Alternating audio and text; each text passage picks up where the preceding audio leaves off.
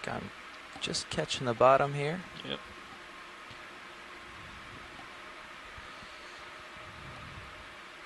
All right, I'm getting a little ahead of you. I'm easing off on my down. Oh, you're doing 4 or 5. Yeah, I'm waiting for it to pick up. It's okay. I'm shy of the You're okay. tattletale. It should correct itself when you come down a little more. Yeah, You're just fighting the tether.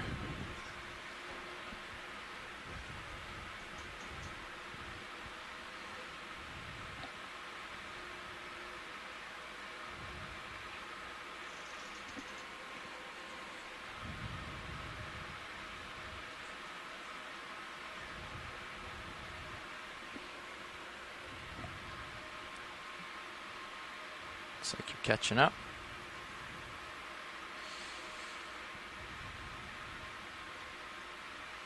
Starting down again.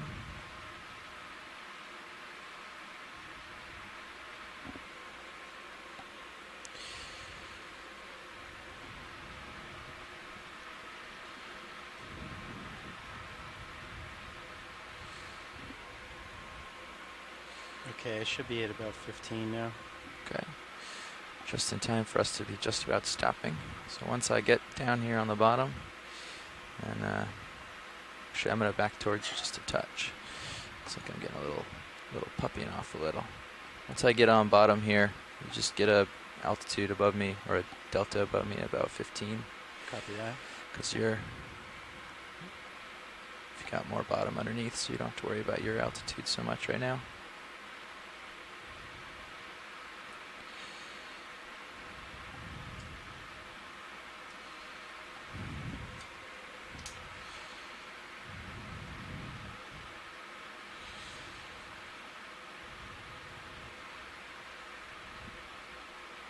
Control room. I'm looking at a 3D reconstruction of the bottom topography here, and I can kind of describe this as an elongate ridge-like feature. And we have settled onto a part of the upper crest line that's actually tucked between two high points. Okay. So the ridge is running almost from the north to the south. And so there's a little bit of a high point of the ridge behind us to our south, and we're going to be heading up towards the north. And so one of the things that we thought is where we settled down, there might be a relatively high current where the water is, the water flow is being squeezed between these two topographic highs. And what we're seeing here on the bottom is very little sediment, indicative that perhaps the currents are washing it away, and a fair amount of what appears to be rubble. And as we were settling, we're already seeing a few different sponges and a coral, possibly an isidid. So as we continue along here, it's a promising start. All right, video. We are it's about, I might have to notch it up or down a couple of notches, but. Bridge, Nat. Again, we're in a well-ventilated area. Hey, about vehicles are on 3.3 the bottom. milligrams per liter And, oxygen. let's make our Just coming bailout in plan on now. Here we have a dandelion siphonophore. This is very interesting. We haven't seen one, I don't East. think, on this leg. Nope. Okay. So this is a colonial Good cnidarian copy, thank you. in the class Hydrozoa. And probably the most familiar thing for you to relate this is a Portuguese man-of-war. The Portuguese man-of-war has a glass float, a polyp that's modified, or a zooid that's modified as a glass float. And they float around the surface, and they dangle below them various feeding polyps and stinging polyps and reproductive polyps. And what you're seeing here, that kind of bubble-like structure right in the center, is the equivalent of the gas float. So that is a single polyp or a single zooid, and it has gas inside it that keeps it sort of popped up in the air, and then, or in the water off the bottom. And then all of the that pinkish and red that you see, those are other polyps that make up this colony. Some of them are feeding polyps, some of them are reproductive polyps, and then they have tentacles that are extending kind of like landing lines to the substrate to kind of hold them in place. So a very interesting animal. So this is Great. That's a good question. I don't remember the gas that's in there. I want to say it's a carbon monoxide, and it's transferred out of the water vascular system that's moving through, but I don't recall. I think Currents we may are strong, have but Steve we can fight Haddock 'em. I think we in should the event continue log, on. and he may be able to answer that question about the sort of gas that these siphonophores produce. Most of the siphonophores that we see are pelagic, so very interesting to see one that's associated with the substrate. Yeah, and they can have the tentacles Yeah, released from the substrate, so they Okay. can move around. So But they are typically which bearing associated are we with the bottom. So it's kind of a 300 a or- mix between a sessile Well, and a let's- pelagic Yeah. animal. Take a second. Carbon monoxide. Yeah, I think The rest Uh, is nitrogen, oxygen, and 285 argon, would probably apparently. be- A lot of current. I'm Atmospheric fighting here. gases Video, that bear diffuse with into me. the gas bladder. Can zoom, but might be a little shaky. Thank you, Yeah. Steve. okay. So So this is probably an Exocoelactus anemone that we've been seeing on a few of these dives, particularly on this Karin Ridge feature. co-pilot, Another unfortunately, Cnidarian. the current blew us to the east here. We were planning on landing about here and then just going straight north, so we didn't have to cut over. It's interesting here. I'm And not come sure up. if that's the But ambient current or if you know, that's there's not much we can do. some thrust So, from the ROV, but you uh, can see the tentacles in the side of the column let's moving on that do anemone. Up the slope. Very so I think often, it seems to me, when we've been looking at these 285 is dives good. over the last week, 290 they is seem good. so rigid. You can't actually Oh. tell that this is a Yeah, it seems gelatinous like I'm animal. Or oscillating here you're around getting between a those good two, indication so- that, Okay. for all intents and purposes, Thanks, video. this is a jellyfish that's attached to the rock. That's one way you can think about the anthozoans. So when pilot's ready, we'll do There's a number of a anatomical differences between the jellyfish and the anthozoans Maybe and a the hydrozoans and the 30-meter octocorals, jump but up there. at a gross Yeah, as level, long as they don't want any it's one way rocks in to this keep in rubble, mind I'm that they're happy all to run. related. They're all cnidarians. Watch these nav. Go ahead, Nav. As you can see, as we came to the bottom, we were blown to the east. So we're going to attempt to make a small jump back to the top of this ridge and then head north. The only question is whether you guys are ready to move on or if you wanted to maybe take a look at samplings. One of these loose rocks down here looks like they're pretty good candidates. I agree with you on that. I think it's a good idea to get a rock while we see some loose ones, and then we will be in a position to get a second one further up the slope. So Okay. if you could make that happen before move, that would be great. Sure, let's hold off on a move then. And pilot looks like he's already settling in for a sample. Copy, thank you. Is there anything right in this view that looks good to you? Do you want me to move around a little? There's lots of loose rocks to pick from. Yeah, I'm looking just ahead in the center of the screen. I see there's a large rock, and behind it to its left, you see a very dark face. It's like the darkest one that's up ahead. So looks like it's a small size. Let me know when it's near the bottom of the screen. Okay, I'm just going to keep pushing here. so it's to the left of center. Still a little ways up, not quite at the bottom of the screen I yet. think I'm Still left of center. starting to stretch. Oh, I think I see what There's you're a talking little brick about. shape. Yep, I think you're heading to it now. This guy here? Yeah, is that too small? Overall, we're getting an idea of that kind of Goldilocks zone of the right amount of current, not too fast, not too slow, that these sponges and corals really do well in. That's a big push. Did you say you wanted to see this sponge? I think we're okay to keep going okay. on. I remember earlier you. you had said something, so I made sure I to was come just back. pointing it out, yeah. Okay, good. Do you see this mound? Is this a base of a sponge or something, or is that living? Or The white, maybe that's a sponge knocked over, but there's another mound yeah, the beyond that. Is base. this just a rock? Maybe just a pillow? is it time now? Yeah, you can. You want to fly? When this refreshes, I don't get all of the back talk, so like I didn't have that. I was just seeing if there were other. I don't mind giving up if you want to fly. Yeah, we had a couple of great questions from a class in Honolulu.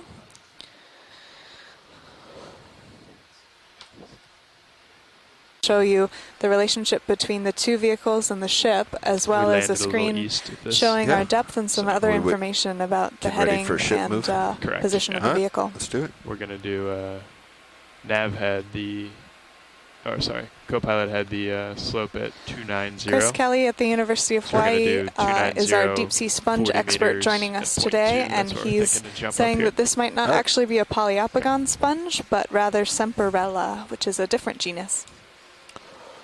And Chris, is that based on the top morphology or something about the way it's growing off of the ground, basically the hold fast there? Bridge nav. Ship move, please. 40 meters, 40 meters, 290 degrees, 0.2. All right, rolling. Let's go in. Good copy, thank you.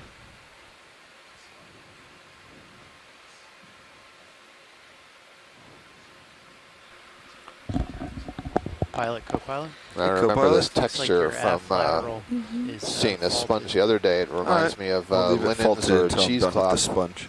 Yeah, you can see the really complicated lattice work forming in here.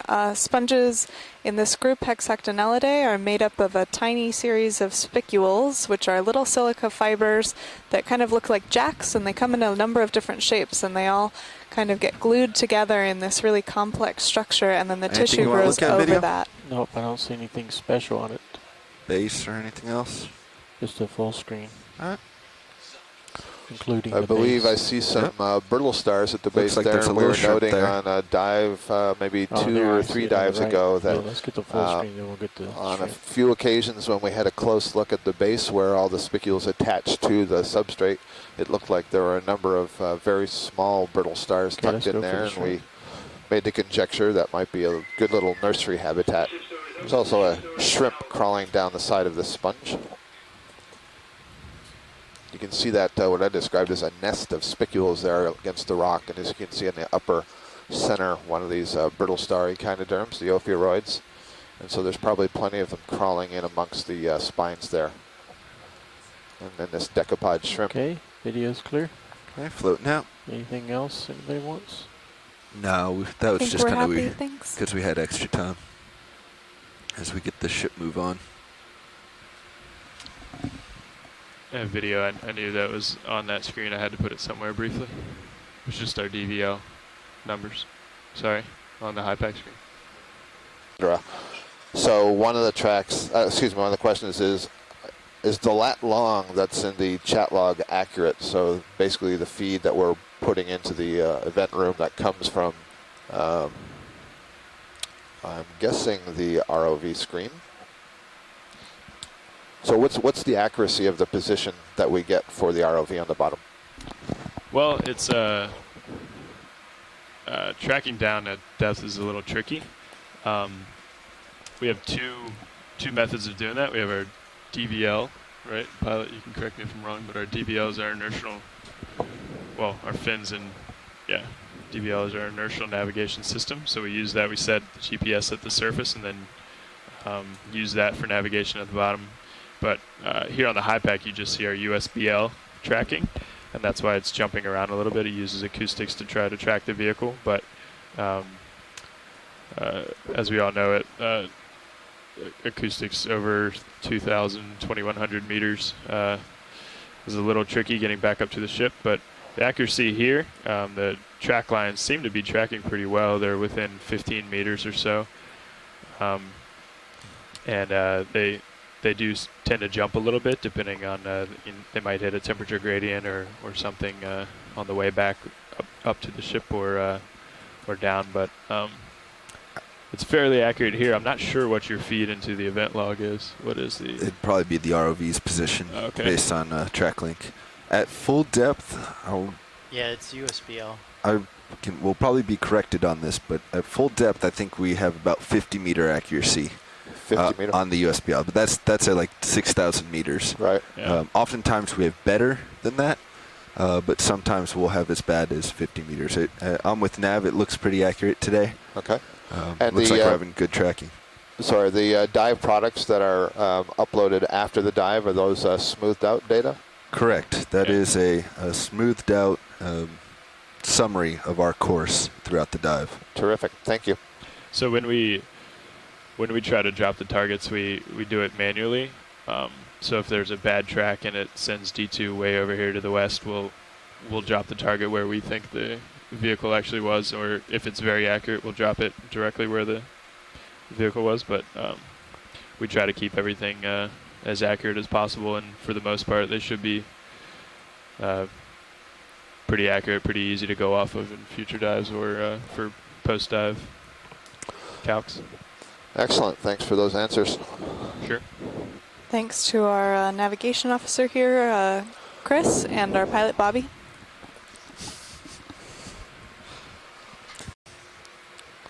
Actually, video, I cannot get OKX to light up. We are Oh, and it looking at a doesn't light view up at here all. of a dead sponge stalk that's been overgrown by another number of organisms. Go ahead and, yeah. Just zoom it in full We have a video and then crab you can, here. work on the I audio. think this is one of these Galatheid crabs that we've been seeing. And a number of hydroid colonies. So these Nice are the job, little video. yellow branch things that you're seeing around the crabs. These are another group of cnidarians, and we've seen a lot of them. If you look closer at these rocks, they kind of blend in, but they are these complicated yellow colonies, a relative of the corals we've been seeing, but in a different group. There's at least one snail on the hydroid, and I'm not sure what these elongated white things are. I wonder if they're limpets, which is another kind of snail. Can't quite tell if there's that also be or worms. A few barnacles. Oh, there's definitely, Yeah. some barnacles as well. There's an amphipod down there. Lots of small stuff in amongst these hydroids. We've been talking about how these dead coral stalks, or in this case the dead sponge stalk, can serve as a really useful habitat for other organisms to settle on. Provides them a little bit of protection to get off the bottom, but also gets them up into the faster flowing current. It's a fairly complex barnacle. I want to say scalpellid. I'm not sure if anybody will help me on that ID, but you can see a sort of a complex arrangement of plates to that barnacle. That's the white thing that you see on the left side of the stalk, and a barnacle is a crustacean related to your shrimps and crabs. There's a nice solitary hydroid. We're looking almost right down on it. You can see a ring of tentacles and then Video co-pilot. that pink sort of frothiness. Hey, later And on, there's maybe some we can more of have a those discussion barnacles. about the lighting. There's one with its legs out. The legs are called cirri, and it will beat those legs into the air into the water. It's so clear. It looks like air, but of course we're underwater. We're under 2.1 kilometers of water. Video, did you say dry lab is This might be something a little bit different. Yeah, this is a polychaete fanworm. You see it's built a I don't tube, have a and you dry- see it has a I see. modified You head changed it, end gotcha. into tentacles. And like many of the organisms you're seeing here, is grasping things out of the water column. So you've now seen right on this sponge stalk a kind of annelid, a kind of crustacean, and a kind of cnidarian, all of which are basically feeding in the same way by extending some part of the body that has these frilly extensions on it to trap food particles. Very nice. And those are in completely different phyla, but have evolved this sort of similar strategy for getting food out of the water. Carl, if you'd like to offer the explanation, I think we're good. Okay. I believe I'm talking on OKEX now. I can hear you clearly. So the vehicles are tracked with a USBL system that uses it sends down a ping, waits for a reply, and then has a hydrophone array to triangulate where the vehicle is. And we calibrate this every couple of years to get basically the exact angle from the ship hull to the vehicle. And that angle can be a little bit off. You can imagine if you calibrated a degree off, then the air over the ground will increase with depth by 1 degree. But as a reference, at this depth, I would say we're within 10 meters of, I guess, the exact position. Great. You can also see this blue line on the HiPAC screen is the ROV, and it bounces around about 10 meters at a time. And that's just due to noise. It could be bubbles in the water or electrical noise. And there was a question on what, maybe at like full 6,000 meters, what the best accuracy we can achieve is. If that's a value from the data sheet or something. yeah, I haven't looked at those numbers lately, but I would say we're about plus or minus 20 meters at 6,000 meters. Perfect. Very impressive. Thank you, Carl. And I'd say Sponge here maybe on the left. 3 or 4 inches This bottom displacement. seems very dark to me, I imagine, because there is so little sediments. It's not reflecting very much. And it also seems much rougher than some of the smoothed over, heavily manganese encrusted. I'm sure this is manganese encrusted, but I don't know if So it's if you're as comfortable, you can encrusted. start to bring your heading around to We keep haven't me a little talked more about that center. manganese crust Ship. today. That's a precipitate that forms over the substrate over time under the water, and it forms this kind Yeah, of the black, the ship is bubbly stopped. crust that can be very You'll thick. continue to drift, of course. And I think there's some very active research I think into it's pretty the clear in your view that rates of deposition, how fast that to crust worry you forms, in the motion or direction as you're well going. as its composition. Yeah, I wasn't sure if I was supposed to keep you on the edge to try and keep you along the direction we're going. Yeah, no, you were exactly right. You want to generally, We are seeing another Keep anemone it in there, in that direction rock going. there. no, But so not too much. You know, there aren't look that pretty many well sessile lined up. organisms quite yet. A couple of as sponges, far as making our motion up the hill, Okay. an anemone or two, co-pilot some still hydroids. is drifting. We've that seen movement similar previously patterns had. on previous dives that the saddles My have been slope has maybe a little bit definitely come lower around abundance, so to we think north. maybe that they're perhaps So a maybe too it moved fast to current flow for sessile organisms that that way, attach to the bottom perhaps? to come grow. back in So we'll front of see if as we continue up D2, the but I think ridge, we the probably head north. abundance changes. But wow, Sorry, look I'll at come this. back Yeah. in front Of course, the Sirius. other thing is this is where head all north. the stuff from the topographic high is going to be Right. tumbling and settling. So we didn't see much sediment there, but we Yes. did see a lot of rubble. Come So down in things front that of are growing off the rock may be Right, I'll swing impacted around as whenever you rubble is falling down the slope. Do This is 50 impressive. at point 2. And we are seeing a lot of glass Yeah. sponges here. These are in the group Hexactinellidae, and we mentioned earlier that we did a dive on this feature at 3,000 meters, a little Bridge bit on now. the other side of the seamount, and also saw very high abundances of sponges. So one of the things we're interested in is whether that's due to the local current environment or if that is a factor of depth. And we saw, I 0 believe, only degrees. 2 corals out of 0.2 an entire dive, 2 All right, bamboo video, corals help of the me, same Karin. species. And there's the anemone. I think that I'm not sure if that's the Good one you copy, noted thank you. before. It's a different Unique. one, It so is, we've okay. seen several of them. We'll go look at this anemone. I'm looking. I heard And I think I see a farreid sponge up ahead, off to the right corner. Ship moving away.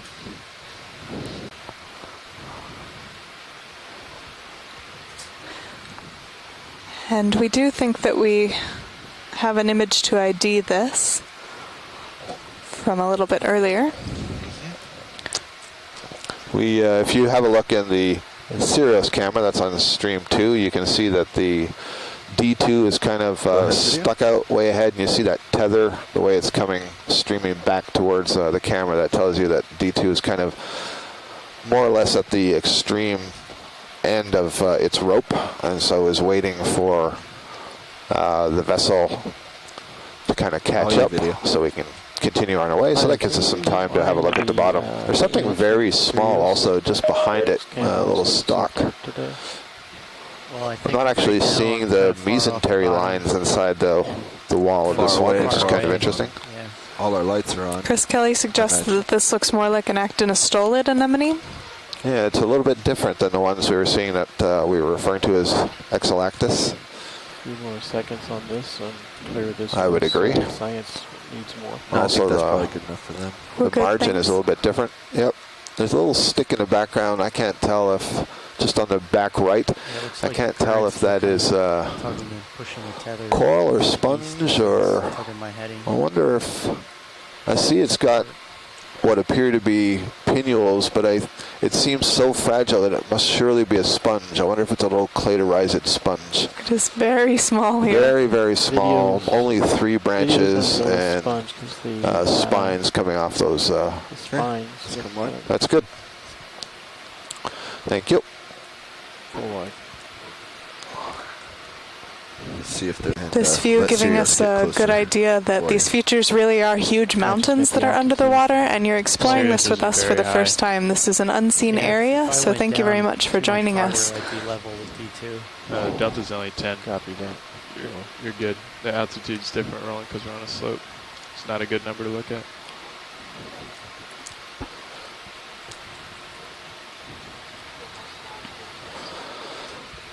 I got you.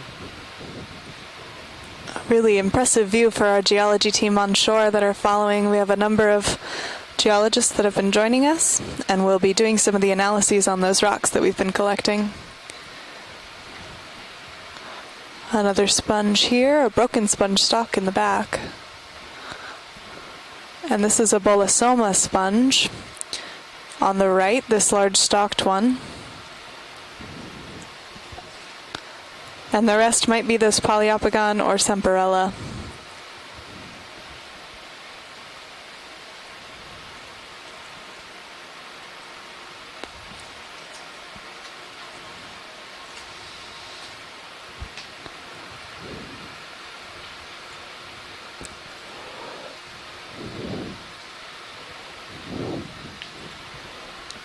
Clearly pillow-shaped rocks here. Very easy, I think, to see the shape of these tubes. Video, what's the white right here by the lasers? Can you snap? Sponge.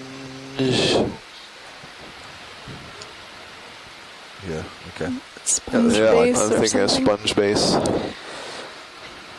And there's a stalk of a sponge. And we see these fairly routinely, these very large stalks that are lying on the bottom that indicate that sponges have been growing here for some time, and some of them have died and left behind the skeleton of the stalk itself. Gonna head up. And I'm guessing that the This area. upper part of the sponge is either Come in, eaten come by by. some organisms or has, because it's lighter weight, Yeah, it has seems like tumbled we're getting further a little down the closer. slope. Yeah, I backed in a bunch so we could get some better lighting. Hey, Scott, these pillows don't look all that manganese crusted. Is that your impression too? I agree with you. I essentially said as much, that they just have this different appearance. They're more rugged looking. The surface is more rugged looking. I imagine there must be some manganese on there, but it sure doesn't look thick and smooth. And I'm also not seeing as much of the vesiculation that we see on some of the others. Yeah, broadside. That sort of bubbling that you viral see again? forming. Yeah. Right. So when we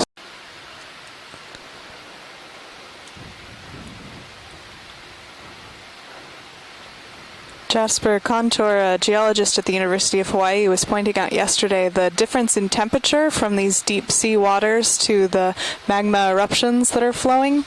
And this can cause a lot of these really Go dramatic ahead. and violent cracking and a lot of the structures that you're seeing here. It's right above the This depth shrimp on is, Sirios side. I think, a Or to nematocarcinid, two one of the sides, ones that we've green been number. seeing.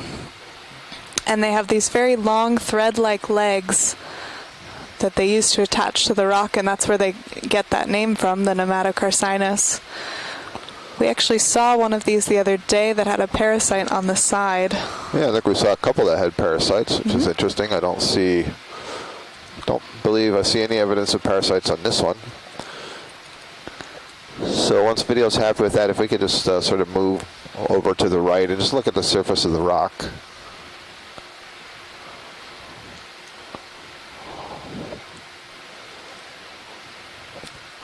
So there's certainly some coating on there. You see it's kind of smoothed out.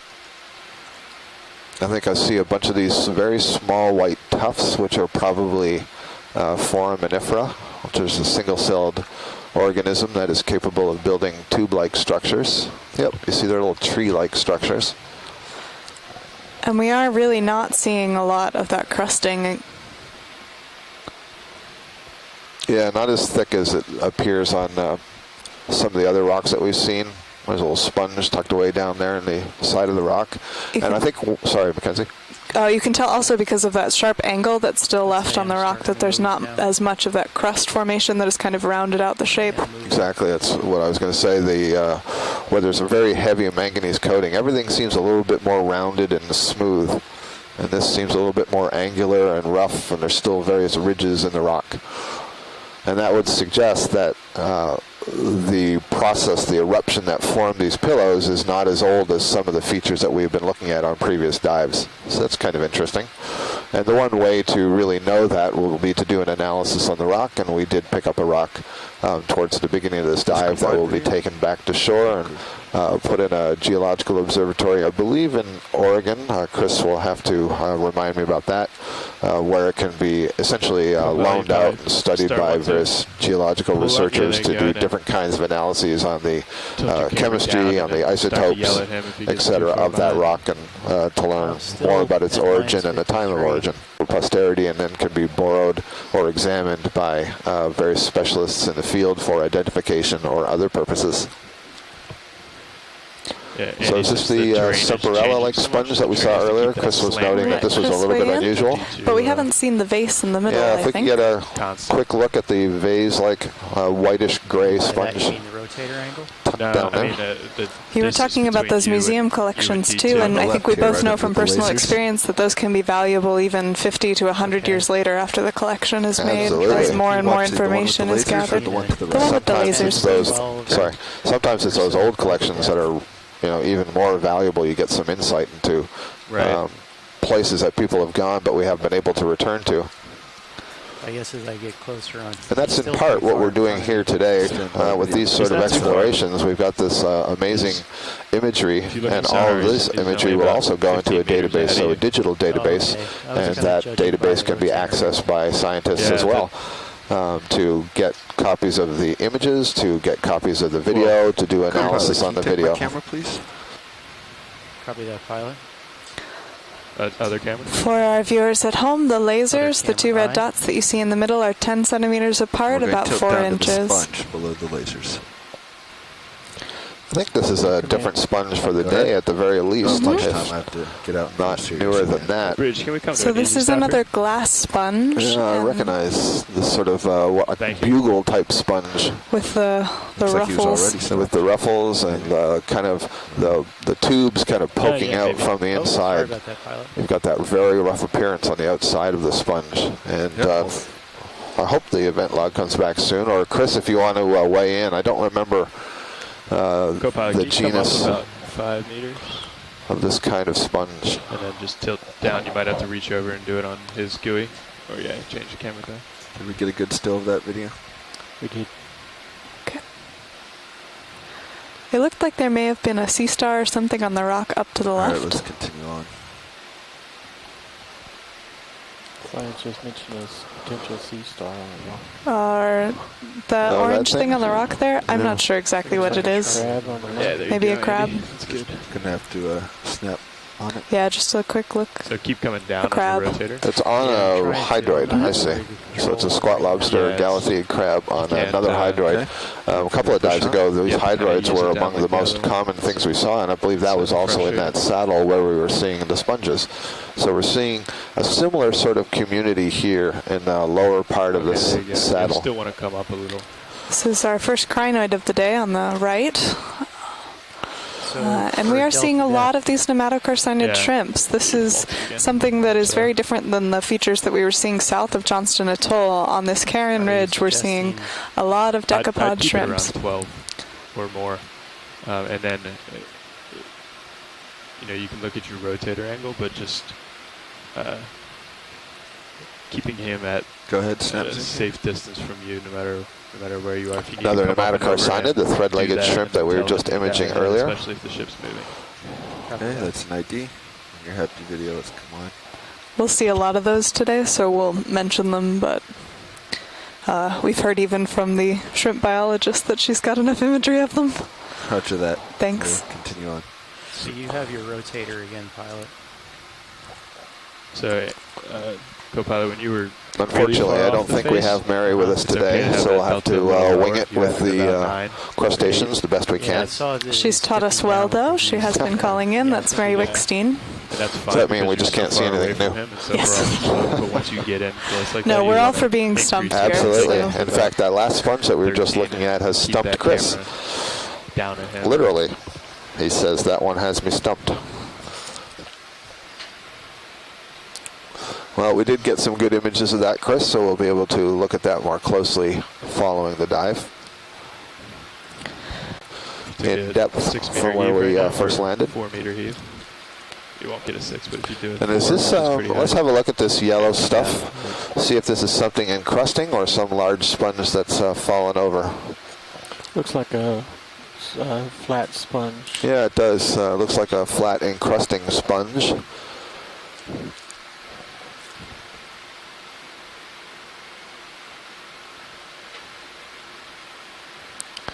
You want me to put Question is it the base of, like these Semperella, these blocky Semperella sponges that we've passed over, and it was just very large? Okay, co-pilot, let's do. Chris Kelly suggests that this might be a live sponge. Okay. Go ahead. No, Let's do check it out. 015. So you can see the spicules that are arising from You don't have to the lose more him prostate to get there, lower but, once he comes up, you yellowish direct him part. in that That doesn't really look like live tissue to me, but general direction. could be hard to tell. I do see some very, very small brittle stars, ophiuroids, tucked away in the Bridge now. in all those needles that you see. Those are siliceous spicules. Mackenzie described them earlier, the silica fibers that are deposited by the sponge, produced by and can we do deposited a by the thing? sponge Please. to make up the framework, the skeleton of the sponge. 50 meters, On shore, we have 50 Amy meters, Bacco Taylor and 015 Chris Kelly degrees, agreeing that this is probably a Feels dead clear base. when science is clear. And a few ophiuroids in there, Thank not you. too many. Ophiuroids are brittle stars, and we'll probably be Well, pointing a lot of those out yeah, today. this is They're Great. very common characters on the deep sea. Thanks, Bob. That was good. Okay, pilot, I'm going to bring my heading to And I see another one of the anemones here on the rock.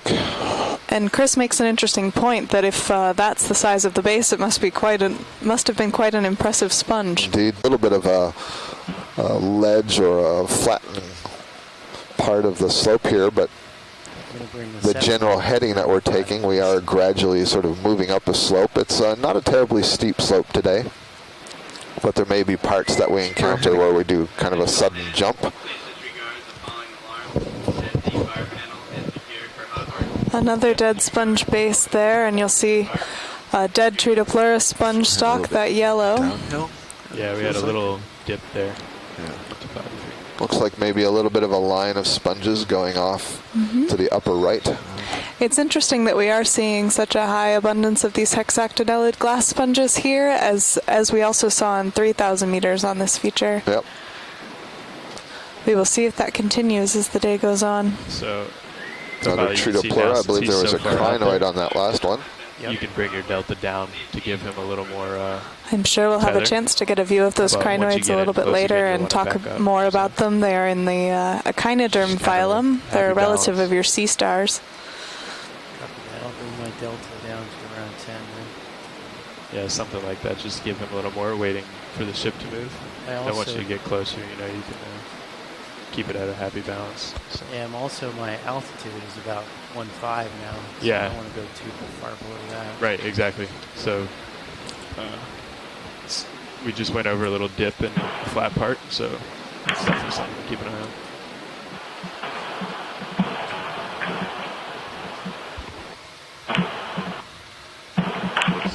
We've left our magnificent boulder field and have moved on to another little patch of rubble.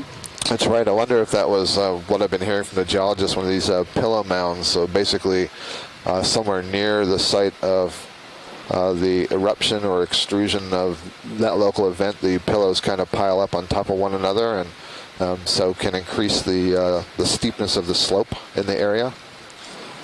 That may have been what that was. Of a local extrusion of magma, we saw those pillows, and maybe it sort of built up that little mound. So it could be that there are these little features that'll interrupt the ridge. Well, as part of that, we're having to go a little bit slower. Understood. Because we came up to that ridge and stopped the ship because Sirius was coming in hot. And now we're on the other side of it and waiting for the ship to get going again.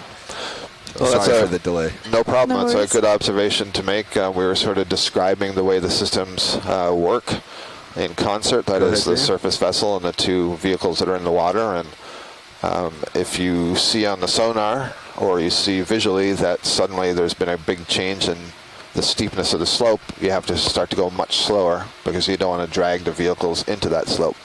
So this one is more transparent than the last one we saw, but Chris will suggest this is Exolactis. We are seeing also that pleated skirt, Chris Yep. described it. So at the base, this kind of differently colored feature that has those striations, those stripes in it. Yep. And you can see the mesenteries through the wall. The mesenteries are the name for the folds of the inner body wall that kind of create a series of curtains that subdivide the gut. So Chris Video agrees, clear, Exosilactis. Great. So what's that little white thing that's at its Maybe not. base? I can't tell if that's like a crustacean or if that's a little sponge. Looks It's a little sponge. Okay, so it's on a little stalk, and it's a little disc at the top of the stalk, and then it's almost, if you looked at it on the face, you could imagine a little sun with rays that are coming off of it. So I think that's a little cladorized sponge, which would suggest that it's a little carnivorous sponge. And I don't know how much bigger that would get, but these very small cladorizids are known that are able to trap very small planktonic animals, and unlike other sponges which filter water through their body and can use the cells to get small organic particles out of the water, those carnivorous sponges basically use Velcro-like hooks to trap plankton, and then the cells actually migrate. The cells will move, reorganize themselves, and grow over whatever they've captured, and then they can secrete enzymes and digest it. And it has to be that sort of digestion because there is no digestive cavity. Sponges don't have a mouth or a stomach, and in fact, it was only in the, I believe, the 80s that the first of these carnivorous sponges were discovered, and that was a real surprise because, you know, the thinking was that's not the way sponges are supposed to eat. The way sponges eat is they generate a current flow, and individual cells take up food particles. So that was quite exciting to find, and the more of these sort of explorations we do in the deep sea, the more we're finding these cladorized sponges and finding some diversity among those sponges. So that's kind of exciting. It raises a good point about being relatively open-minded and asking questions as a scientist and not just taking for granted some of the things that have previously been believed for a long time, because we've seen throughout history many times where kind of the paradigm or the dogma that's been established turns out to be totally wrong. Such a great point, Mackenzie, and it's always worth asking the questions. If you can make the observations and have data to support an alternative viewpoint or an alternative hypothesis, then pursue that and then ask a new set of questions based on these new ideas you have.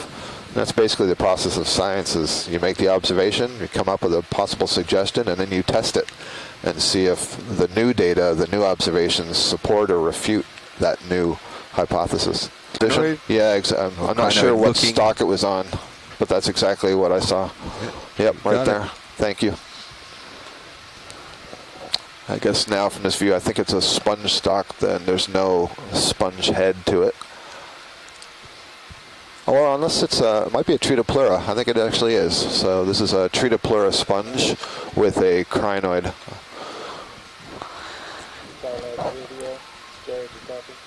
We had mentioned that we'd hope to see crinoids. These have been very common on, I think, almost every feature we've been diving on. They are echinoderms, and they're actually very cool. They're known as feather stars, and they can attach themselves to these stalks via the cirri that you'll see in the back. They have these little arms that can hold on, as well as the arms that stick out in the water. And they are in a group known as the comatulids. These are the unstalked crinoids, and they can actually swim. So we've seen several examples of this kind of dramatic swimming response. There are two here. A response to predation, or if they want to find an area of better food availability, they can get up and leave. You'll see these arms protruding into the water. They are collecting food, and then they've channeled that with a series of tube feet down these tubes in the center of the arm to the mouth that points up in the middle. Whatever you want, Roland. This middle part is called the calyx, which is from the Latin for cup, and it forms that body structure with the mouth. What are you looking for? I see a couple of very small white swellings on the tips of some of the pinnules. I can't quite tell if that means that there's something on the crinoid, or if it is caught something, or it's just some mucus, but I see them in several spots. We have seen a couple of these that had parasitic snails feeding on them, but I don't see that in either of these crinoids here. You can see the segments, the ossicles in those cirri, the little structures that the crinoid is using to attach, and those are very hard structures that make up the crinoid. Because they do have these hard parts, they form a very good fossil record. We can get a very good idea of the previous diversity of these species, and there are about 600 of species of crinoid that are alive today, many of them in the deep sea, but it's believed that there were even more in the past based on that fossil record. It's a nice view of those rings of the ossicles you're just noting, and each one of them articulates. There's a little bit of muscle in there and connective tissue And so they can alter the position, and essentially they fix those steering into position. The connective tissue kind of stiffens up. Video's That's clear. good for science when it's good for video. Thank you. So we'll probably come by a lot more of those crinoids later today. Yeah, they've been pretty common inhabitant down here on these various seamounts and ridges that we've been visiting. As you noted before, lots of species known from the deep sea. And they're very cool, and I think something that a lot of people don't have a general familiarity with because they are more abundant in the deep sea, so a little bit harder to reach. Quite as bad as it. It's still pretty bad. I have to go hard over on the lats. Yeah, I get tugged still. This is perhaps the Semperella, and I'm just using the name that I heard Chris use earlier. And this looks like it's coming out of this large sort of base that we imaged earlier. So this might be a good indication of what's creating that base. Great observation.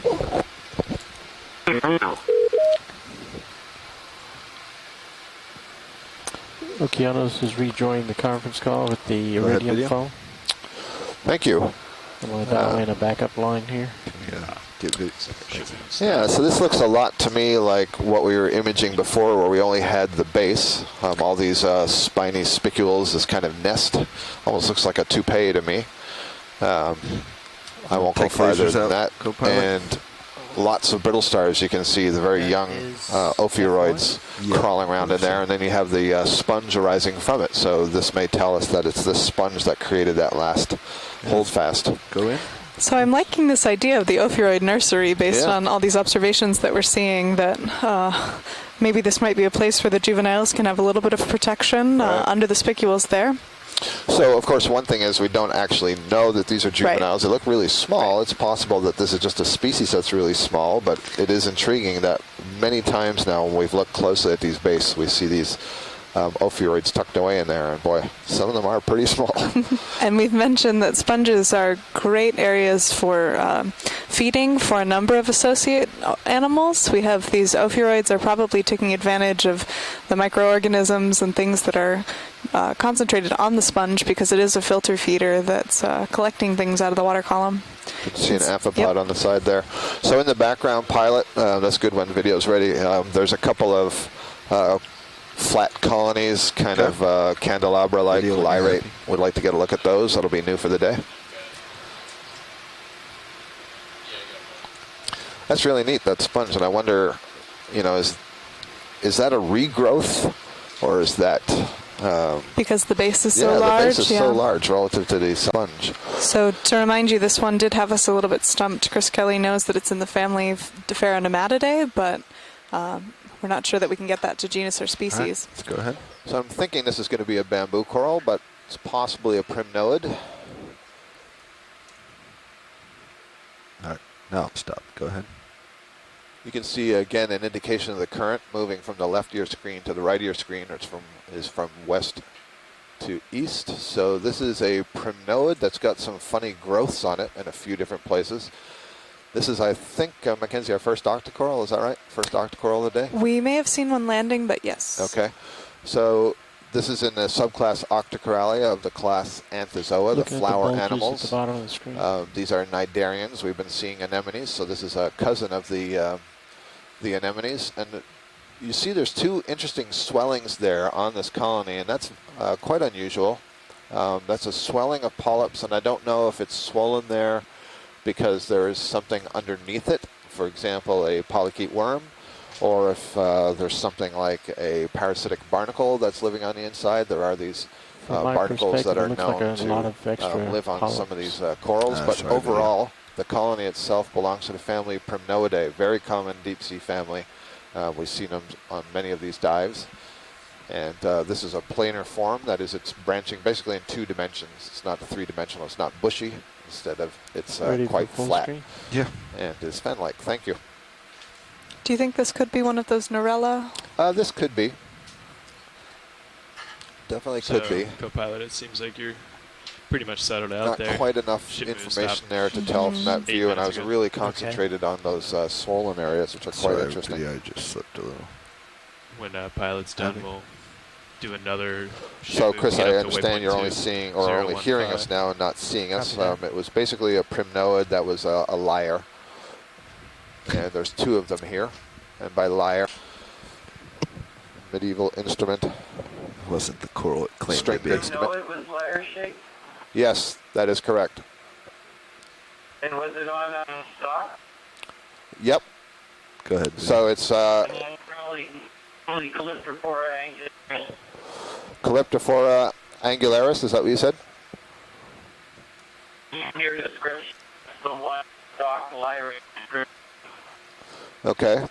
So we're having a look at another one now. It's the same basic thing. It has a stalk, and then after some distance of the stalk, maybe 8 to 9 centimeters, it bifurcates, and then you have the upright branching. Although on this one, it may have been the case also on the other one, there is some dichotomous branching of those branches. Polyps arriving in whorls of 3. Would that dichotomous branching point towards Neurella dichotoma? Or is that a different? That not necessarily. Yeah. That dichotomous branching happens in many different genera. So Chris suggested Calyptrophora for the last one. This one, I'm trying to get a look at those rings on there. The polyps are quite big. They're robust. But, you know, the actual identification is tough from this level, and you really need to look at it under a microscope. And, in fact, Steve Cairns at the Smithsonian, the National Museum of Natural History, who's a world authority in octocorals in general, but the family Primnoidae specifically, said that it's just really difficult to identify these from any sort of video or images, regardless how good they are. You really need to get to the polyp level. Thank you.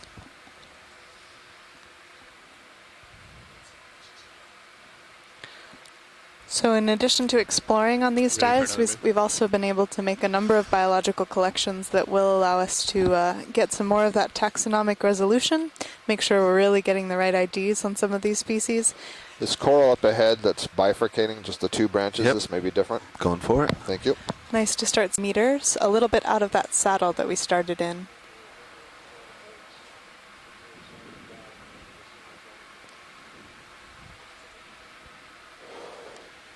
So this one looks a little bit different, and I'm trying to get a good sense. Is that long axis that we see going up to the left, is that the part that Co-pilot, attaches you it want to to the take my base? camera for this one? Or am I being fooled here? By a broken, or by a bare arm. Tilting All down. right, so I'm going to try to see where the holdfast is. So one of the things that Chris just asked there earlier is whether that go video. lyrate form was the branching on a stalk, or did it start branching immediately above the Use it substrate? where I think to this go is on a this one. bamboo Let's coral. just go in the so middle it's right now. definitely We're gonna trying be to find the different. base, I think. It's the first Yeah, step. I see the base there. It's Set that up a bright bit, white tilting dot up. at the Yep. upper center. So this is a bamboo coral. And this is in a different family from the Primnoidae that we just saw, but it is still So an it comes up in octocoral. T's right And there. you can see the skeleton is alternating white with black dots. Those are called nodes made of protein. And part of the pattern of how the skeleton Yeah, branches, I've if the also branches tried are arising iridiums. from the nodes or the I went internodes, to the tells iridium us and was on something for about about 4 the minutes. identification.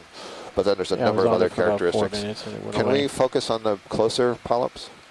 Thank you. I'm just trying to see if there's any needles come up a between little the tentacles. And Look there for those are. polyps just on the So that's tip. good.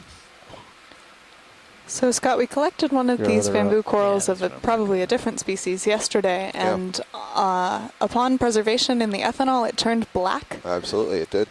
Actually, sorry, Mackenzie, just Go a ahead, second. yeah. Yeah, okay. So I can see on that polyp at the tip some nice spines in between the tentacles. Oh, that's I good. can also see some nice rods in the Video's body gonna- of the polyp. Oh yeah. rack And I focus to can the see back that one.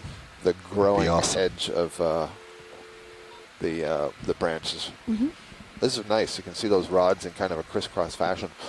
So yeah, thank you. That's good for us. Okay. Mackenzie, you noted that Yeah, but I think that we're specimen had turned black. I saw that myself. And ready you to noticed we continue on. collected 2, and the other one did not turn black. And I that, don't know if you And noticed, both were but, pink on collection. this correct. particular coral had 2 holdfasts. That going off to the left was also a holdfast on the rock that was slanted. No, thank you. I did not notice that.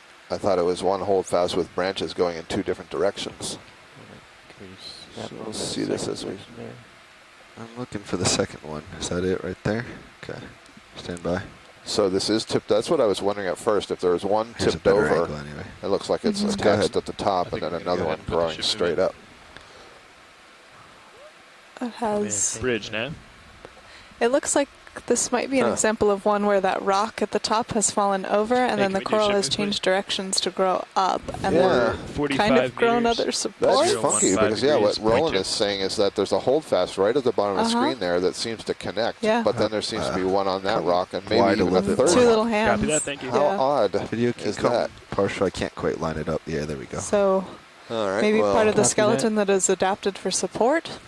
Well, yeah, Wow, yeah, good call, it Roland. may be that the branch And was if we- growing out That's from the going main on those- axis and yeah, then those lone came polyps to a at the point where base. it's touching the rock, and Mhm. maybe the natural sort of response to that is, well, you grow in the form of a holdfast to hang on. There's actually a fourth one. Wow, Here. 1, 2, 3. How strange. Yeah, excellent eye, Roland. That's really cool.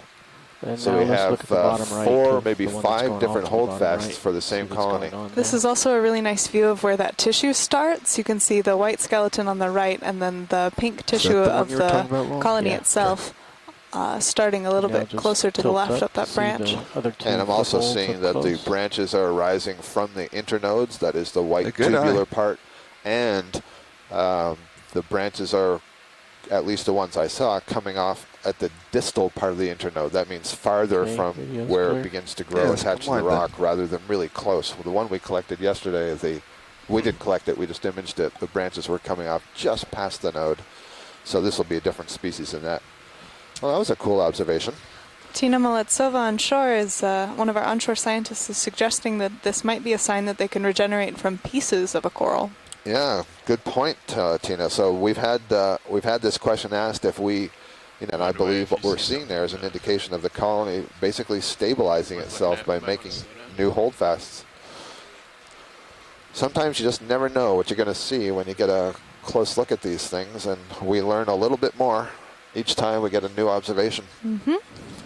So back to your question about the blackened tissue. What's Yeah. very cool about that is I noted, I think when we collected that, this seemed to be similar to what we call the genus Jasonisis. It looked like it might be in the same clade, and that's the same thing that Jasonisis does. When you collect it and preserve it, So there's something about the I just put chemical that ship makeup movement at of the tissue, 0.15. Should we adjust or what I refer to as a tegument. I said that it's a little bit thicker, that seems to Looks like interact this with the ethanol feature here. and turn it black. I'm not quite sure how high this is, though. that? We see this in several different octocorals. But it's not known what it is that's interacting there with the ethanol. Not that I'm aware of. Yeah. Looks like this is coming up to the top. of it. Raising another important point for getting some video and footage of these corals in their natural habitat, because they do look very different sometimes when maybe preserved. And that's true, of course, not just of corals, but of other things that we see down here. But Interesting. it flattens out, I think. So, watch scene. Another example of one of those kind of hills and Mhm. ridges that comes out. Right, exactly. So if any of our geologists on shore would like to make any observations on these mounds that we're seeing, so we've been going up a kind of a gentle slope and sort of a flat area, and then we encounter these relatively large mounds where there are clear indications of Yeah, pillows. we might need to adjust that. I made a suggestion that this may be a mound formed from the pillows, sort of being see anything extruded off from in the one part in the distance. Bridge seafloor. now. But I really have no expertise in that area, so would love to hear. Or whoever was measuring. Let's Yeah, line that it's- up in sonar and see what way that is.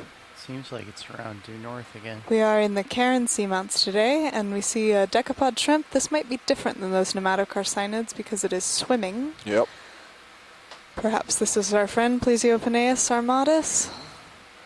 Well, I think that's a good Oh, bet. I thought it was going backwards because the current is so strong it's not moving very far forward. You see those beating pleopods. Decapods have a very interesting swimming stroke that makes them kind of Camera up, easy to camera up. spot. So about And you'll see these 355. long antennules that the shrimp uses to Sorry, sense video. things in My the camera water. wouldn't go up. And I think for Plesiopenaeus and its relatives, one of the things that's so interesting is the way that those pleopods are beating. Yard full Instead wide. of just kind of beating like a paddle Okay. down below the abdomen, they're actually kicking out to the side 355. in a kind of a swimming motion. Sounds good to me. So we So s- they're You much go yeah. in better on them, you swimmers. can. right We now. see species like this all over the deep sea, even down to depths of about 7,700 meters. Tilting down. Trying to tilt more down. And they are Too cool. rough. They are Well, cool, yeah. and you see that it's a tough thing to image when the Okay. ship is Stay swimming, steady. the currents are moving, the ROV is moving, and the camera is Swinging moving. around. Sorry, Yeah, video. I think that's great though. Pilot. It's a good I'm shot. It's all Yeah, tough. good. Kimberly Galvez, one of our geologists from the University I'll of let you Miami, guys line weighing up in before I that call that in. in a very Hey, can we do another ship move, please? We have our first fish of the day, 50 Mackenzie. meters, 50 It's always meters, very exciting. 355 Looks degrees. larger than and Yeah, I know but Bruce 0.2. Mundy has Should been have joining lasers on. us. Only I got him. This is Good deal, Roland, thank our you. video engineer, pointing out that this is a lot larger Think I than some did. of the ones that we've I been can't get him. seeing. You try lasers. Copy that. See a white spot on the back side. They're Don't on know if now. that's just missing Watch your scales or feet. if there's a parasite hitching a ride. We have to be careful about guessing too early, but I do think that this Not is seeing laser guy one there. of the I see. eels. Ship move just started, so feel free to chase. You can see fish. that white You can portion of the spin around skin. and look at it if you want Oftentimes to. they are running into the 100%. rocks and things and are Co-pilot. getting those scales Copy that. sloughed off. We just said co-pilot. I think this is Oh, a I'm more just robust saying, feel free to version of follow some of the him Synaphrobranchids left if that you we've need been to. We just seeing. started These the are ship known as move. cutthroat Copy that. eels because Okay. they do have that No, really don't go that way. large I can't follow that way. gill cavity. Go ahead, video. I'm gonna We'll keep get a trying little to bit get of a him zoom. closer. Yeah. Try and get the dorsal fin here to get an ID. So this is a Synaphrobranchid. Good, you got But the I'm lasers striped across. Not comfortable to take it to Yeah, I can't species. go any It might farther, be. sorry. it. Tilt down. Yeah, we'll get a still from that. That's good. It looks a little bit different than some of the other Synaphrobranchids that we've been seeing with that kind of sloping head. I thought it was a little bit different. I couldn't really see. I know you guys Time to were go, keying a Bob. lot on the dorsal fin. I Yeah. can't really So- see in the Sorry dark. about that, There are- everyone. If you There are hold that two very indicating- common species, Synaphrobranchus brevidorsalis and Synaphrobranchus affinis. Bruce Mundy, is this you? Nah, he's out. I heard some What's up, dial Go in, Video? and Yeah. I know that Jim Masterson was going to call in right around now. Okay. He's at Florida Atlantic.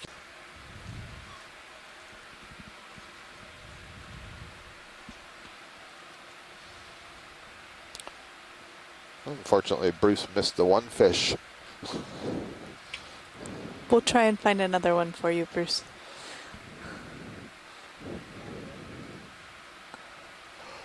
Go ahead, video. So I'm not certain we've seen anything like this today. We have seen something like it in previous dives. We may have seen some of these dead today.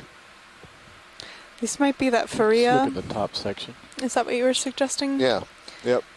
Yeah, so we did see a few dead ones of those. That Faria, maybe similar to Oka erecta, but not, I think, very many healthy ones. So this is good to see that nice white tissue. You can see maybe Little more a up. collection of little worms in the left there. Yeah, I'm not sure. I see what you mean, though. Down the edge. We've talked about the fact that sponges are collecting things from the water column, so they create a great area for getting food for little creatures. There's some, looks like a little molt up on the top right. It's very transparent. Can't quite tell what it is. Some crustacean of some kind. Okay. You want to bring it down. Take it all the way to the base slowly. And although it may not look like it from looking at this sort of interesting stiff structure, this is a living animal. Does feed by generating its own current. It has cells that have flagella that can, when they beat, they initiate a current that causes a negative pressure to suck water in through small specialized openings, and it carries in very small microscopic food particles or bacteria. Those are captured by the cells, and then water is ejected through a different set of openings. Video's clear, So that so entire it's structure that you see is basically plumbed Shadowing with a series of canals on and your tubes vehicle. Is that the that umbilical move water around the source of body. flight? And they're able to, Probably. you know, turn that flow off and on. I don't know. They have Didn't see it. Could be. basically umbilical Maybe is that definitely- football right some there. of the cells can detect some of the chemicals in the water, or if there's clogging going on of those tubes, they will stop the flow. and then put them back together, and they'll reform the sponge. But if you mix cells from different sponges, they won't sort. They will sort out from each other. They won't all join together, which means they have the capacity to recognize cells that come from a different sponge. So this is two more of these primnoid octocorals, and we have a tentative identification of Calyptrophora angularis. Will be good. So this is the one octocoral that we've been seeing most of, and not very many. I think maybe we've seen 6 or 7 so far on the dive. We saw 1 bamboo coral so far. No associates climbing up in the branches there, so we don't see any brittle stars or sea stars feeding. No shrimp.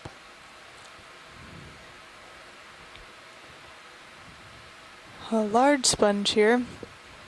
I'm not sure that if that one's behind a rock and is one of the ones that we've seen. 100% yeah, certain. it is. It's kind The of like the base is Semperella. there. Yep, there we go. We'll do a partial Okay, pirouette. yeah, thanks. Yeah, it's funny, the angle that you're on, it looked like it was more of a cube, but now you get onto this angle, it's more like a satellite dish, But we will a try. radar dish. So for a lot of these IDs, we're looking also at the base. The attachment point can be very valuable. Cool. Looking a little bit more familiar now that we've come around to this side. You can really see the intricacies of the structures formed here. There's an absolutely amazing There's diversity actually a hold of here. sponges, That wasn't in a the very deep good sea especially, these pirouette, so- hexactinellid glass sponges that form these very complex architectures and can look very different. You're full line. Yeah. We'll just get a nice view of this pretty looking sponge. Glaciers off. Yeah, I think all we need is probably a... Just going to get a focus. Yep. We have a class on shore at Florida Atlantic University doing a class this semester in ocean exploration, and they've been participating all week in the Exploration Command Center at the reminds me Harbor of Branch Oceanographic Institution, fall affiliated with leaves. FAU. And some of the students there are in particular interested in tracking the image. sponges that we're seeing. It just reminds me of like foliage. Very, very cool I looking think thing. this feature is going to be pilot great your for that flat. project. We did a dive on a ridge a Thank you, little Ron. bit on the same ridge feature here, full but line. deeper, about 3,000 meters, and also saw a very high diversity Put of the lasers sponges. back on. We have at least increased.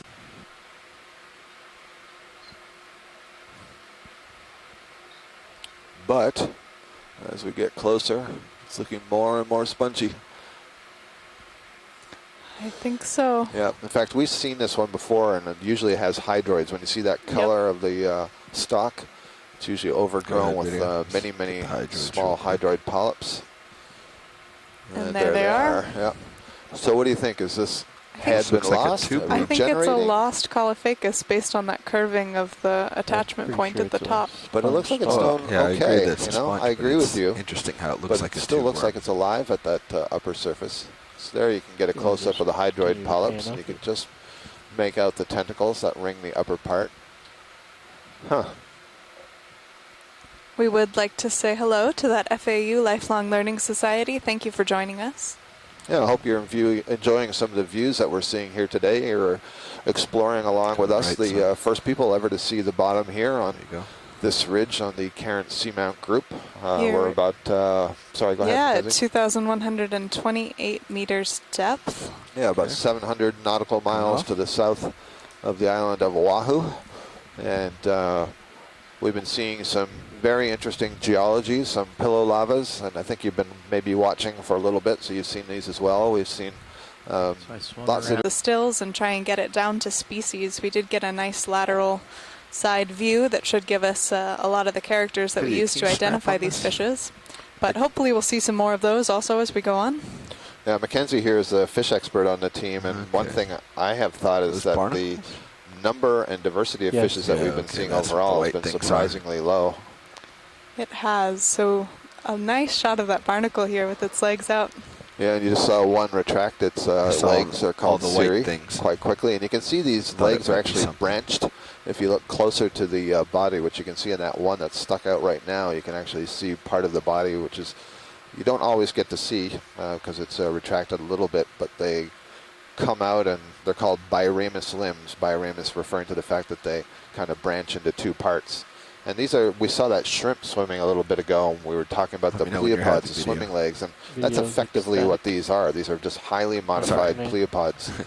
Yeah, very highly modified. Let's get out of here. And we've learned that in the shallow water species, you often see those feeding, but in the deep sea species, they'll hold those legs still for a lot longer, and we think that might be because there's just fewer particles in the water that they're able to collect out, so you have to stay still for longer.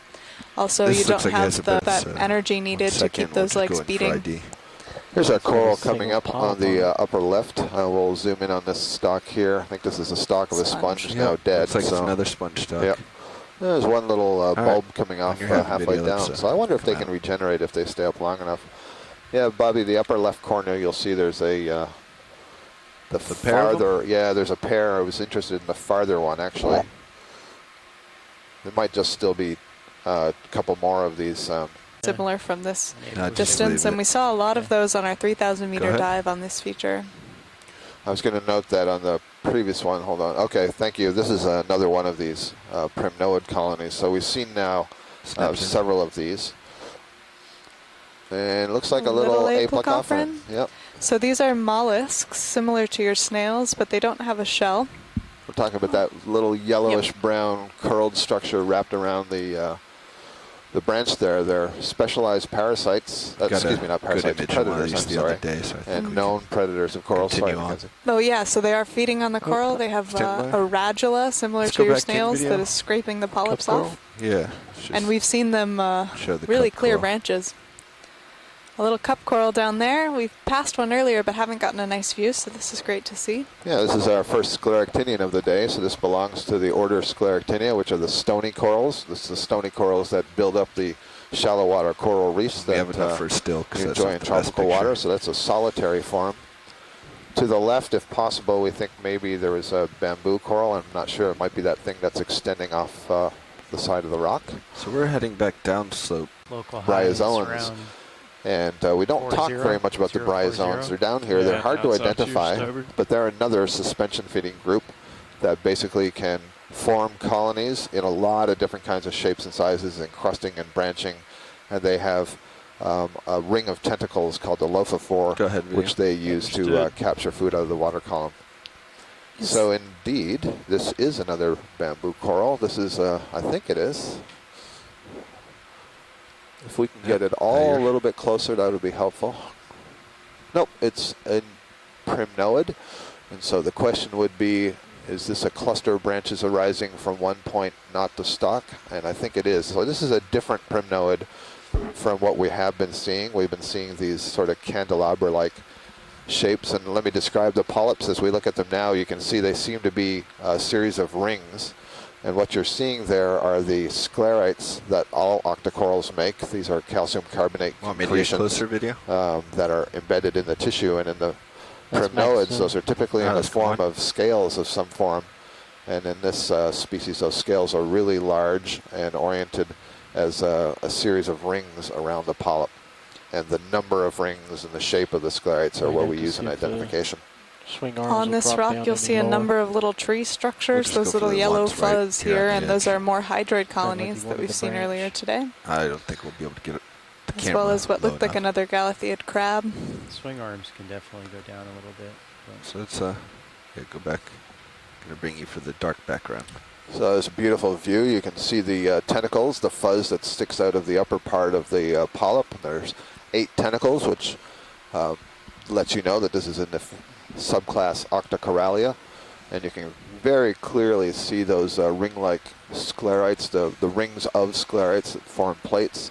Yeah, and it's a great image. And we'll look at the stills, and we may even be able to distinguish if that's a Narella or a Calyptophora just from looking at the shape of the sclerites themselves. Fantastic. It's pretty amazing to think that what you're looking at are polyps that aren't more than maybe 10 to 12 millimeters tall at best.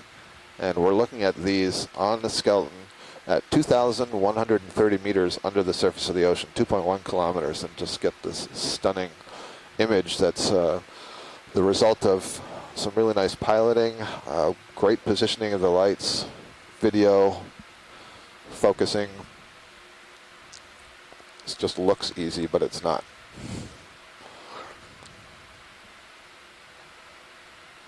You can see the arms of a brittle star tightly wound around those polyps. That brittle star is not feeding on the coral, it's simply using the coral as a way to get up off the bottom to feed from the water column, or perhaps to feed on things that may be trapped in the branches of the coral, but that is not itself a coral predator. Yeah, I don't think we're going to be able to get a camera low enough to look in there to see if it's one point. All right, let's move back uphill. Primnoid coral, I think. There. And this may Go ahead, be Peter. like what we just Talk to me. imaged and different from the lyre, I think. The lyrate We form. looked I should inside probably our stop saying lyre to confuse 040 people. was right, but I think we kind of came up and over that. So I'm noting that the polyps here are being held very much perpendicular to the axis of the colony. This is indeed a in the family Primnoidae. So 015. Yeah, let's do that. And they're, Okay. some of them at least, almost look like Swimming they're left pilot. curled their Bridge tentacle now. ends somewhat upwards, which would mean that it is not Narella. Go ahead, video. Hey, can we do another ship Four move, in the please? whirl. 30 meters, Let's 30 see, meters, I'm seeing at least 015.2. 3, and there I can see 4. So, yep, 4 and 4 down there. So 4 polyps in a whirl, meaning in a ring arising from the Thank you, branch, Bridge. and then you can see the relative spacing between the different whirls. That seems pretty consistent most of the way down. And I'm seeing 1, 2, like 3 rings. And I think that Calyptophora and Paracalyptophora only have 2 rings of those sclerites. So that might suggest that this is actually a Narella. Let's check that out here. Full screen. So 2 rings in Calyptophora, 2 Barnacle. rings in Paracalyptophora, so then probably Narella, which has 3 or 4 rings. Thank you.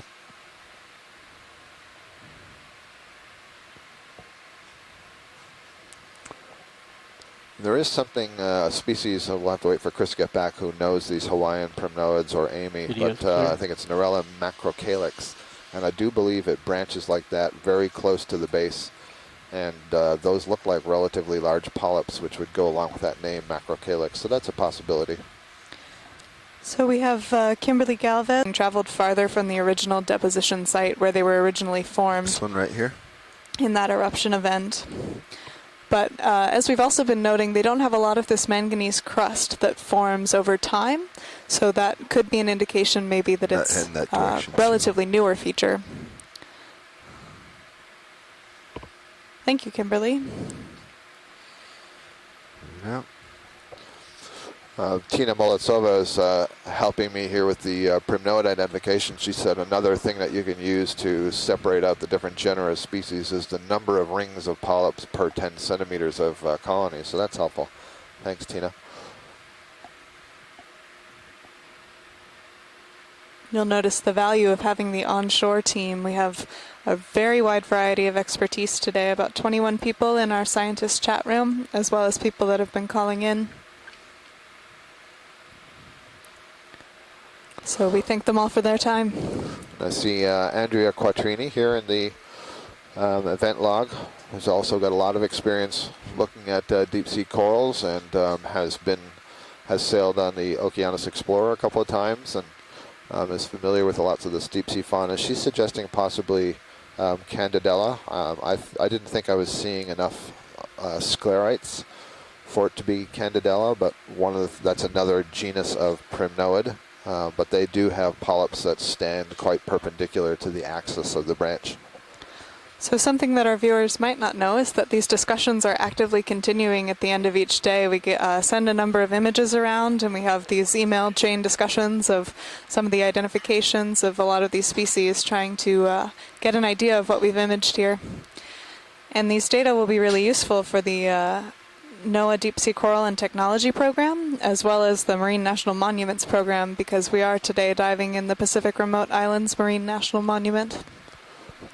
Can we have a quick look at the fan that's at the lower center of the screen, please? That's what we're going for. Thank you. Looks strange to me as well. Yeah, I think there's a stalk behind it and a fan in front, but Go the ahead. fan is, again, a nice kind of lyrate or candelabra-like.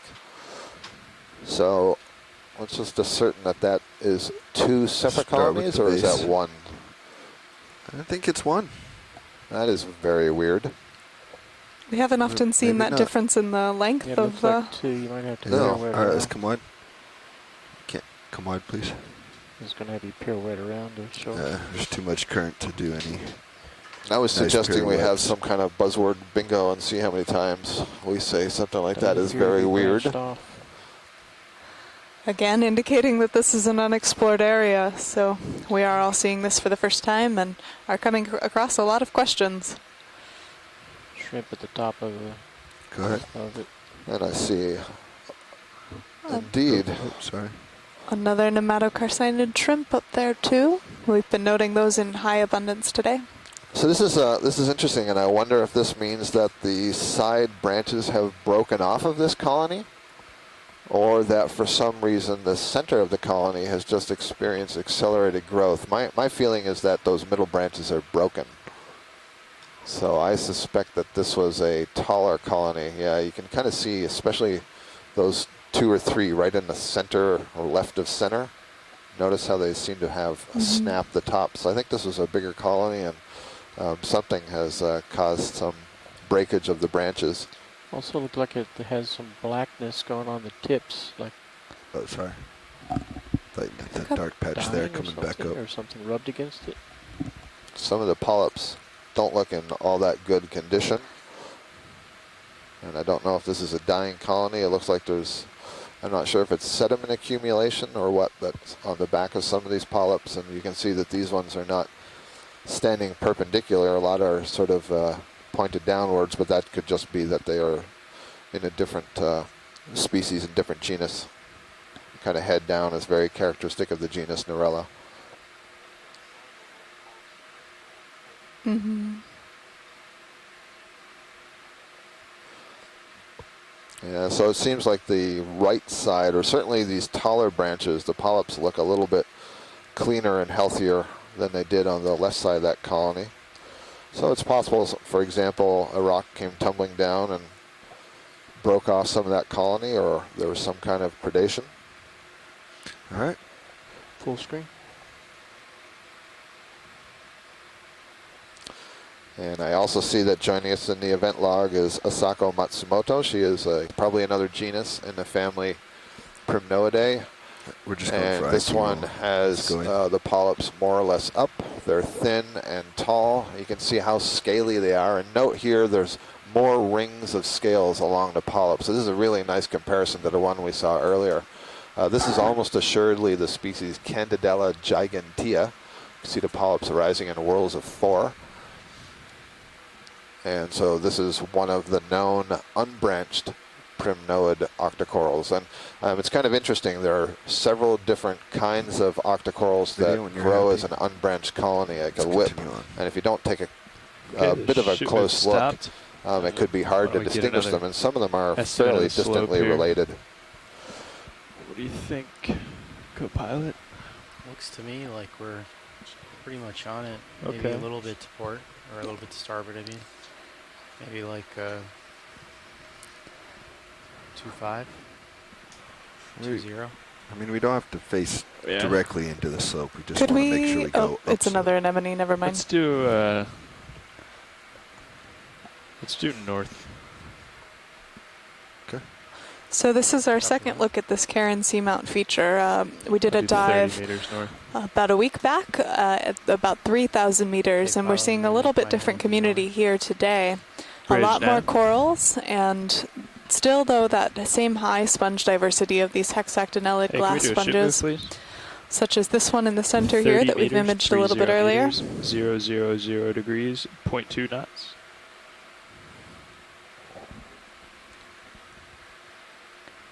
You can see again a lot of Good dead copy, thank you. sponge stalks that have that kind of overgrown microbial biofilm. Things taking advantage of the organic matter left over from the dead sponge. I suspect it'll We're start seeing changing some on this really ridge here dramatic soon. geology here, and I'll remind you that you can check out Stream 2 for the Sirius feed, which is a camera sled that looks down at the D2 Deep Discoverer ROV and can give you an idea of kind of the scale of some of these pillow lavas that we're seeing.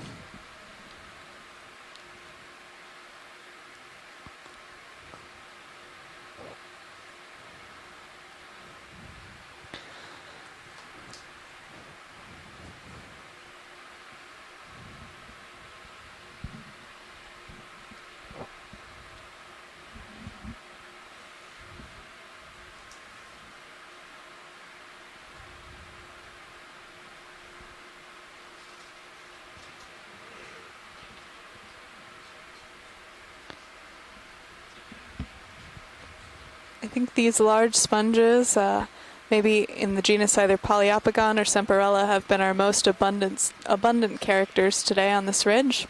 Though we have been seeing a lot of these anemones. And a few corals as well.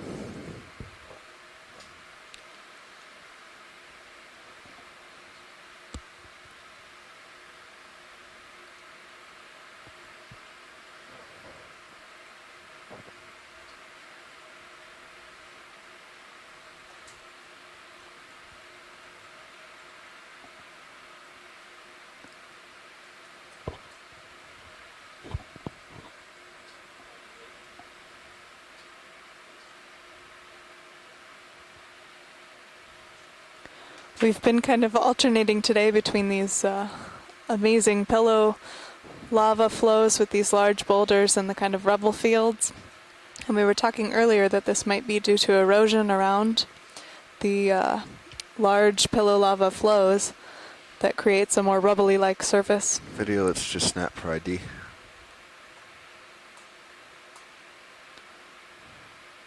So this is another bamboo coral. You can see the black nodes there. These are a protein structure that forms between the calcium carbonate bones. So these are in the family I think we can move Isididae, on. the bamboo corals. Greenish yellow stuff on the left. Yeah, there's kind of a mat here. We've been seeing some dead sponge bases, but this is a little bit more spread out, so we'll see what it is as we zoom in. You're Not a talking lot of about in this sedimentation pocket? today. Yeah, Yeah. the layered area of the rock.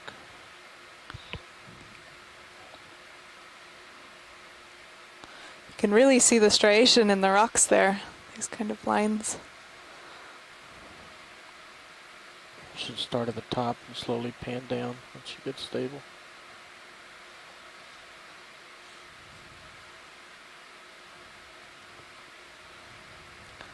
Not a lot of sediment on today's dive. This is advantageous if you're something like a coral or a sponge that attaches to these rocks. Sorry, stand by. I think you can do it from a flying perspective. I want to try to get some light on it for you. Because you can see the... These look like really nice rocks. If you see a size that fits in the basket, I think that would be very nice. Okay. Go ahead. Thanks, Jasper. Did you see the one we collected earlier as well? Start a little higher. No, I did not. Okay. So we were able to get one from a depth of 2,168 meters. We've come up about 60 meters from Just the there. top. So it would be a question of whether you want one here or you want us to wait a little bit higher up on the ridge. There's a slow pan all the way But down. this isn't that steep of a ridge, so we're only getting as high as about 2044 today. Sorry about that jumping. That's good Yeah, I enough. was looking at the topography in Stream 3, and it looks like we're sort of heading up onto a little step in the topography. Uh-huh. So it's fairly, at least from what I'm seeing, it looks like most of the rocks we're seeing here should be more or less in place. Not a whole lot of places they could have been coming from. Yeah. Okay. So We can try and we find have one. a pretty good idea where they would be from.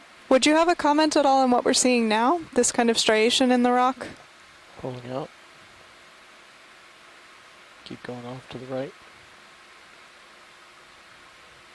Continue past these rocks. Let me stare at it a little I bit. can't. I'm Fair all the way enough. down. That's all I can give you. We're getting a really nice view here. Let's get to see the ripples next to that round rock on the right.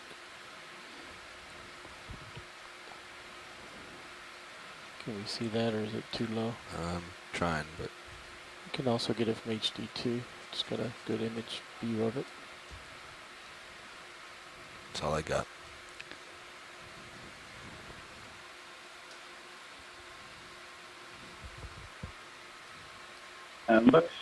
Looks like that would be a feature from outflowing lava. Kind of looks a little bit like just sort of a stretchy, stretched out glass surface as Looks it's like the ship forming. is coming to a stop. So it could have been a pretty liquidy outflow, making a chemical flow there. The yellow color, I'm not sure. If it was above water, the yellow would probably be sulfur, but since it's underwater, I don't know if there's something growing on it instead. Yeah, thanks, Jasper. So that was Jasper Contour at the University of Hawaii, one of our onshore geologists, who has, Pilot, I think you heard, requested that if we see a good rock in this area, we'd like to have a look.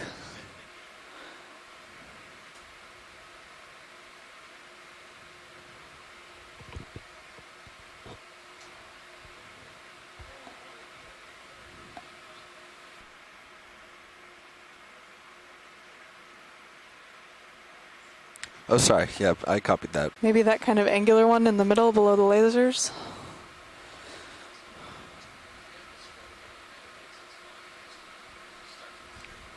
So, you faulted again. Co-pilot says the ship has stopped and he's thinking about I'm taking a still sample. trying to see the laser dot. They're right center, RV2. so You can follow him around. the rock's pretty well center right now, the Let's go one in that partial. may be loose. We're zooming in now. As I continue You to can see drift. what does look like, Yeah, I see him. yeah, a dead These guys are sponge talking. base behind. A lot of this kind of white has maybe been a Yeah, microbial just follow, biofilm. Keep him in the center. And we're thinking maybe that in the more protected Since the ship has areas, stopped, the it's perfectly fine to biofilm, do now. which is a Will do. collection of microbes, doesn't get washed away by the current. Just What do keeping you an think, eye on your Jasper? altitude and delta 2. And your sonar especially. That one might not be loose. Yeah, It's if hard to tell. if the one the lasers are on or the one above it is loose, that'd Okay. be a nice Oh. piece. Okay. We will check to see. Let's come wide. Let's see if I can push my toe in a little bit better. I particularly, as a video engineer, particularly like that one that was up in the those striations that we saw. Thought that might be a nice one.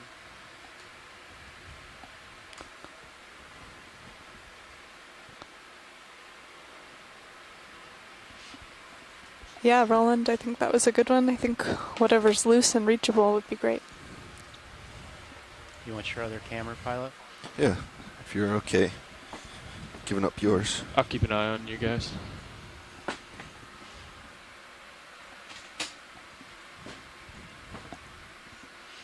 We spun up on hydraulics. Negative. Alright, enabling HPU. Shore side, you might note a little additional clarity in streams 1 and 2. We just bumped Okay, up the hydraulics coming on. resolution bandwidth on streams 1 and 2. Okay, should be spun out. All right. Arm is live. Our arm is on.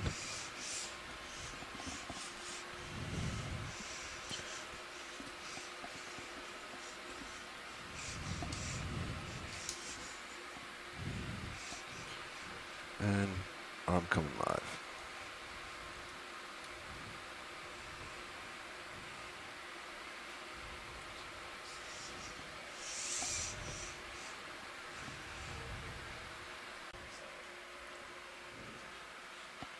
It normally shouldn't be that bright this close into the vehicle.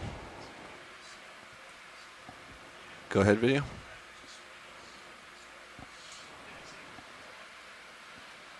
Holding here. So interesting white fuzz on the rock there. I imagine that's a bunch of forams. And then here we have an asteroid sea star. This is an echinoderm in the class Asteroidia. All the way down. I have to back up. You are? Yeah. You see it's got some heavy spination coming up laterally off the arms. I can't quite see the same number of spines on the upper surface. All right. Let's try this again. Zooming in. Get a close-up on the ends of the arm. And so there certainly are some raised Maybe the one on structures the there. left, if you, So you can see these move that spines way have a just a lot bit. of subspines on the crown of each of these structures. I don't believe that this is a goniasterid. This is a different kind of sea star. Not one I'm familiar with. And let's see what's coming through from shore.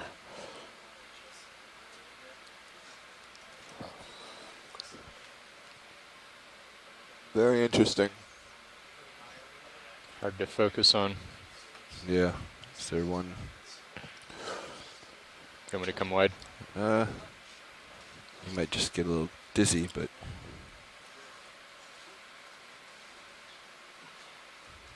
a little darker background for you. It's not quite the legs you're looking for. Zoom out a bit. Yeah, Okay, full there we frame. go. Have you done? Chris Ma. I was trying to wait as long as I could. Go ahead, Not Chris. sure. Give us a description. Yes. I'm hearing a So request this, I to believe, move in on the right is arm. the genus right arm? Lophaster, Yeah. Lophaster. This is actually a Clippers celasterid, one of the thinking few, that maybe there's some damage on not the one of end. the few, but Right. a 5-rayed celasterid. Do it quickly. So in shallower waters, celasterids are things like what's called sun stars. Oh, really? Usually predators on other echinoderms. Sure. Sure. Lophaster is also a predator. All right, I co-pilot, believe, what'd you find out but about my it's upper swing arm? not as well known, I was so told it we were isn't going clear to adjust after this exactly image of what it this. feeds Yeah. on. But you can But at least this look is, up I there. think, actually a record the for the mini-Zeus. Hawaiian region because okay. I don't recollect that there is a species of Lophaster described from this area. Excellent. They're known from tropics, in the deep sea tropics, from the Philippines and from Japan. But at this depth especially, it's unusual to find this animal. So it's a novel observation at the very least. Chris, is there anything particularly interesting about those spines? They look really different to me. Well, those are what's called, at least in the descriptive parlance, axilla. And for some animals, they're used to protect the gills, the papilla, from being buried in sediment. But in this case, they may simply be defensive. It's not entirely clear. And a lot of times we don't know. Even we've observed the structures on these animals for literally decades, but we really don't understand what they're for. Right, you don't have the We use behavioral them observation. to help, describe and sort of identify these animals. Upper But swing arms? is there an adaptive function? It's not always clear. Sure. And In other celasterids, they are they probably serve to protect the gills somehow, but it's never really been sort of shown one way or the other. But they are very prominent in this animal, so it's unclear exactly if they serve any kind of specific function. But, right. But it's a very nice shot, as always. I always compliment the videographers for their fine work in this instance, and I guess we can watch it a little more and see if it does anything, but but it'd be interesting. Like I said, it's a novel observation for this area. Great. Thanks for calling in with that, Chris. Much appreciated. The D2 ROV. Welcome, Dave. Hi, Scott. We're just getting oriented here. It's kind of fun to hear the East Coast say have a good night when we just Yeah, we're just had a having our cup of lunch. coffee, Yeah. just had lunch, and we can't go Betty by for a while. Well, we Let's got get a quick more zoom here. exploration to do. Zoom in. I'm just waiting for Holding here. Sirius to get caught up a little bit more. Okay. So we're having a view of one of these anemones as we let the ship get into position to move us forward. And we've seen a couple of these anemones today that we think maybe we're looking at a couple of different species. It's a little bit hard to tell. One was more transparent than the other. And I'm not entirely certain if there's something a little bit funny about the way the tentacles are arranged there on the top, or it's just our particular angle. I wonder if he just had a meal and those are on their way back into position, right? Yeah. So they have musculature associated with their cells. They're not separate muscle cells. It's actually muscle fibers in the bases of the cells that make up the outer coating, the epidermal cells, so to speak, and the internal cells. And so they can Drift contract away, over that oral Yeah. disc and pull the tentacles in towards the mouth. Full wide. Thank you, Dan. So we're at a depth of 2,108 meters. And I believe we got onto the bottom at about 2177 or so. And we have been making our way along a ridge crest that is extending more or less south to north. And we have a strong current, at least when we measured it earlier this morning, that's passing from the west to the east. And when we did a little drift test, the estimate was it was moving at 0.48 knots, which is really quite a rapid current. And then we've been moving up along this ridge crest, and the slope hasn't been too dramatic. We don't expect a huge elevation change today. Maybe about 130 meters or so in total. How do you feel about We've gone about half of that. 340? But we do think that with the water flow that is moving from east to west or west to east, that it's a good place to expect to see little suspension feeders like sponges and corals that are obtaining their nutrients from the water column. We've passed areas that look kind of like this, very rubbly, with some sediments like tucked a in. ship move, 40 meters. And then we pass some other areas where we have some 340, change in topography that are 0.2 knots. a mound that is, a few to 10 meters tall that looks like it's a piled up mound of pillow lavas. So we've been alternating between those two sorts of terrain. Axbridge. Sponges seem to be the more abundant organism that we see today. There's this large Semperella-like sponge. That's this radar dish-like sponge you see on the left. We've seen several of those. Farther down to the left, you see something that kind of looks like a backbone or a spine. That's a Phareid sponge. And then we've seen some stock sponges, Bolosoma-type sponges. And we did see one unusual vase-like sponge. And by unusual, what I mean is Chris Kelly, who's at the Hawaii Undersea Research Lab, who's quite familiar with many of the sponges and corals that have been seen around the Hawaiian area over the last 20 years or so, because he's been, he's a biology, I believe, I want to be careful, I misspoke on what his title was, but let's just say he's runs the biology for the Hawaii Undersea Research Program, which has submersibles and ROVs that go out and have done many dives in the area, not as deep as we are now, and they haven't come this far south, but around the Hawaiian Islands he's familiar. And so we saw a sponge that he said was unusual in that he hasn't seen that morphology out here anywhere before. We have seen some coral colonies, especially in the family Primnoidae. We've seen, I think now 3 different species of primnoid corals, a couple of fan-shaped ones, and then one unbranched form. And we have seen a few bamboo corals as well. But the coral abundance and diversity has been a little bit low. Oh, we also did see a cup coral. And then we've seen many individual sea anemones, such as the one that we were just imaging. The second one that's went off to the upper left corner is another one of those Lefroyellas. Okay, we'll check it out in just a second, Chris. Vase-type sponge off to the left, I believe. I think it's coming near center now. Yeah, I'm not sure if this is what he meant. This looks to me like Tritopleura, but you can have a close look. Let's zoom in here and zooming in. See if no, it's still to the left. Yeah, that's what I think. Yep, that's a dead Tritopleura. All right, come on back out. Zooming out. Just keep turning to the left. Will do.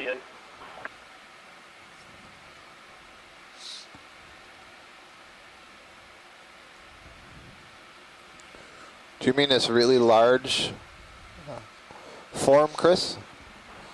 Yeah, no, and that's a mistake. That's a polyopogon, or Okay. I think that's what it is, ferronematid. But yeah, thank you. I thought it was a vase initially.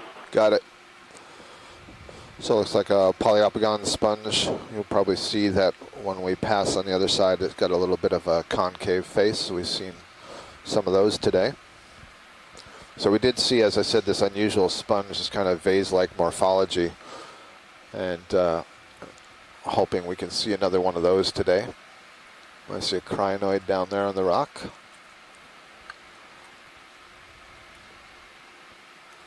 Sure enough, that you can see on this side, it's kind of a concave face, kind of looks a little bit like a radar dish. So we've seen several of these today. Thanks, Dave.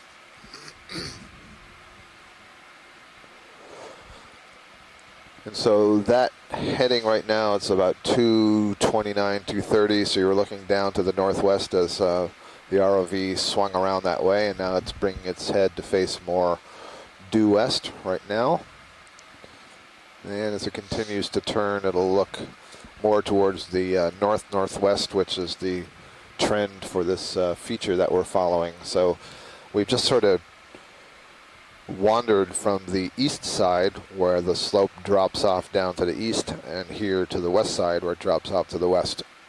Excuse me. So we're kind of on the crest line, if you will, of this ridge-like feature. Yeah, it could be a really old Polyphagus. Okay. Stand by. Good copy, thanks. Thank you.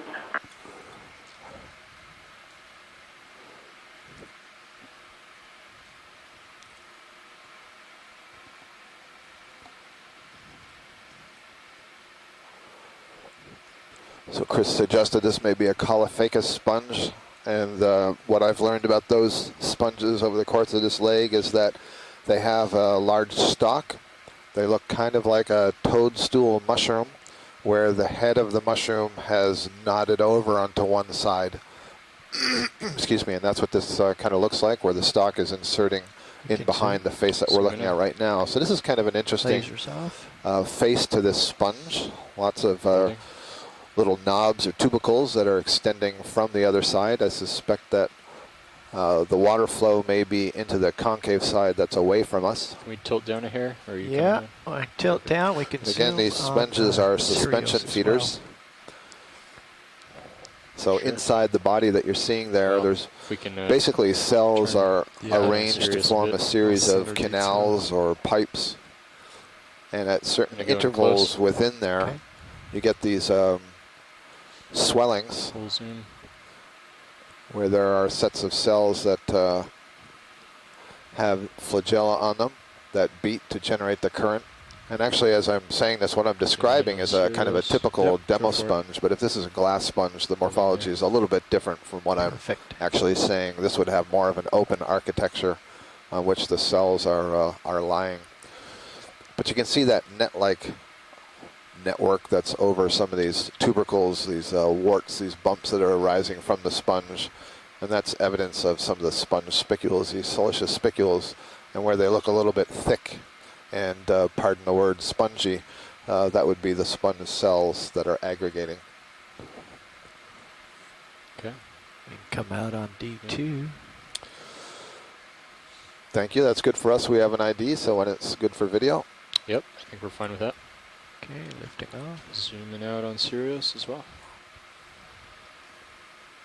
Full Nicely wide. done, Sean. Thank you. Thank you.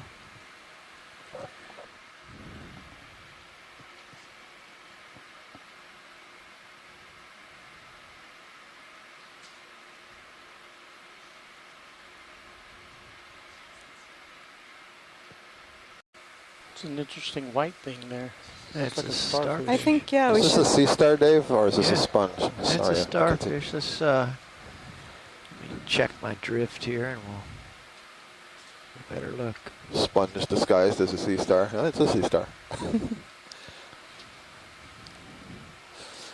It's quite a bit different Good than view of the the center- previous ones we've been center seeing. Is this similar at all to?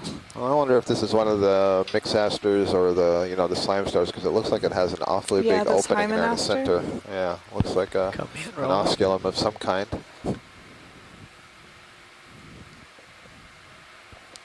Okay, let me scoot up a little bit so we're not obstructed here. We haven't seen very many echinoderms today. We've seen a few crinoids, and then I think this is our second sea star. Yes, I know Chris is watching, You and said this that is one's gonna be certainly blocked. different, and I'm Yeah. guessing that's an osculum, so I don't remember if it was a Against the rock pteraster. There, I mean, there's several different ones. Chris Kelly's But, Give you a full chiming wide. in with No, no, no, Pteraster no, no. Oh, good, reticulatus. okay. Remain calm. I don't know where those names come from within me, but Here we are, Roland. Go for it.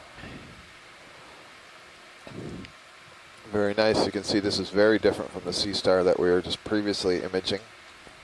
It seems to have a much softer texture,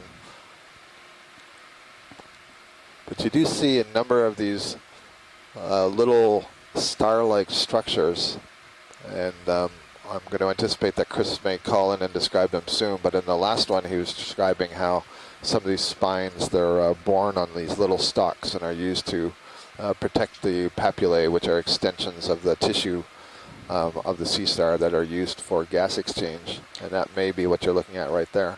So does this also have that sort of false covering, I think, like the slime stars? yeah, I think so. I think this may be a slime star, so I'm hoping that Chris is able to call in.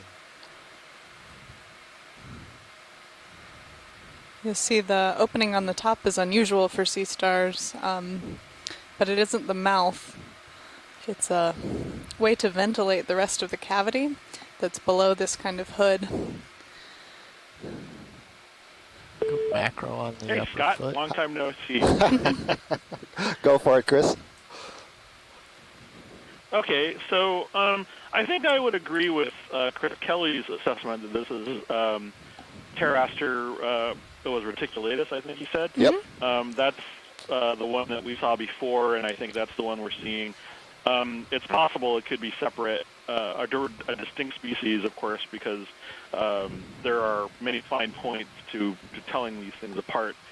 But that fringe around the edge and a lot of these other things superficially seem to be, good identifying characteristics. So I think that's reasonable. So what you're seeing when you do the really tight zooms, as you'd mentioned earlier, there are spines on the surface, and so Pteraster is similar to a lot of the other pterasterids, such as Hymenaster, in that what you're seeing is kind of this bizarre surface is kind of a false surface. It's like a circus tent positioned over the animal's actual body surface. Central opening, that's called osculum, and that is where water circulates in and out. And all the things that you're seeing are that they look like little papillae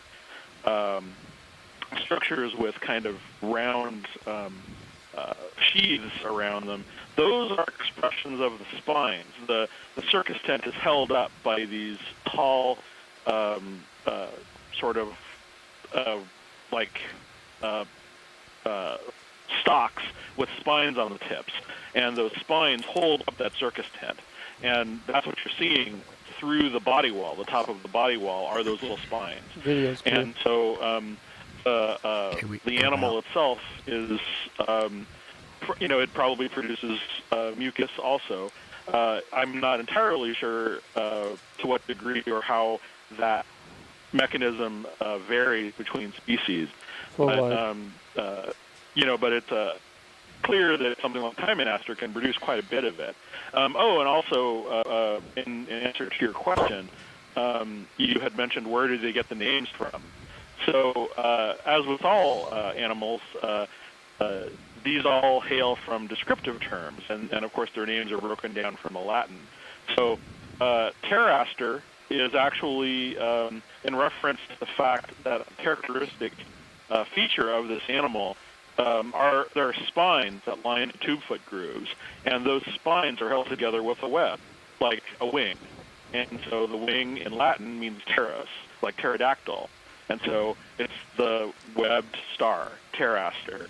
And then reticulatus refers probably to the skeleton at some point, or possibly that webbing around the edge, which reticulatus refers to sort of webbing, reticulate in just the normal English. So the name literally means reticulated web star. And there you have it.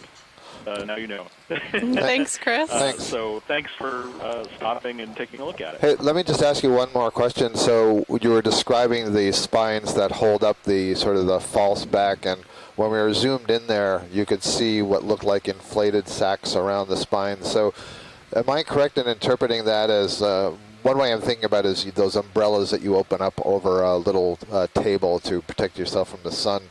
Do you think that those were lower? Can those be raised more? I got the sense that that wasn't really inflated very much.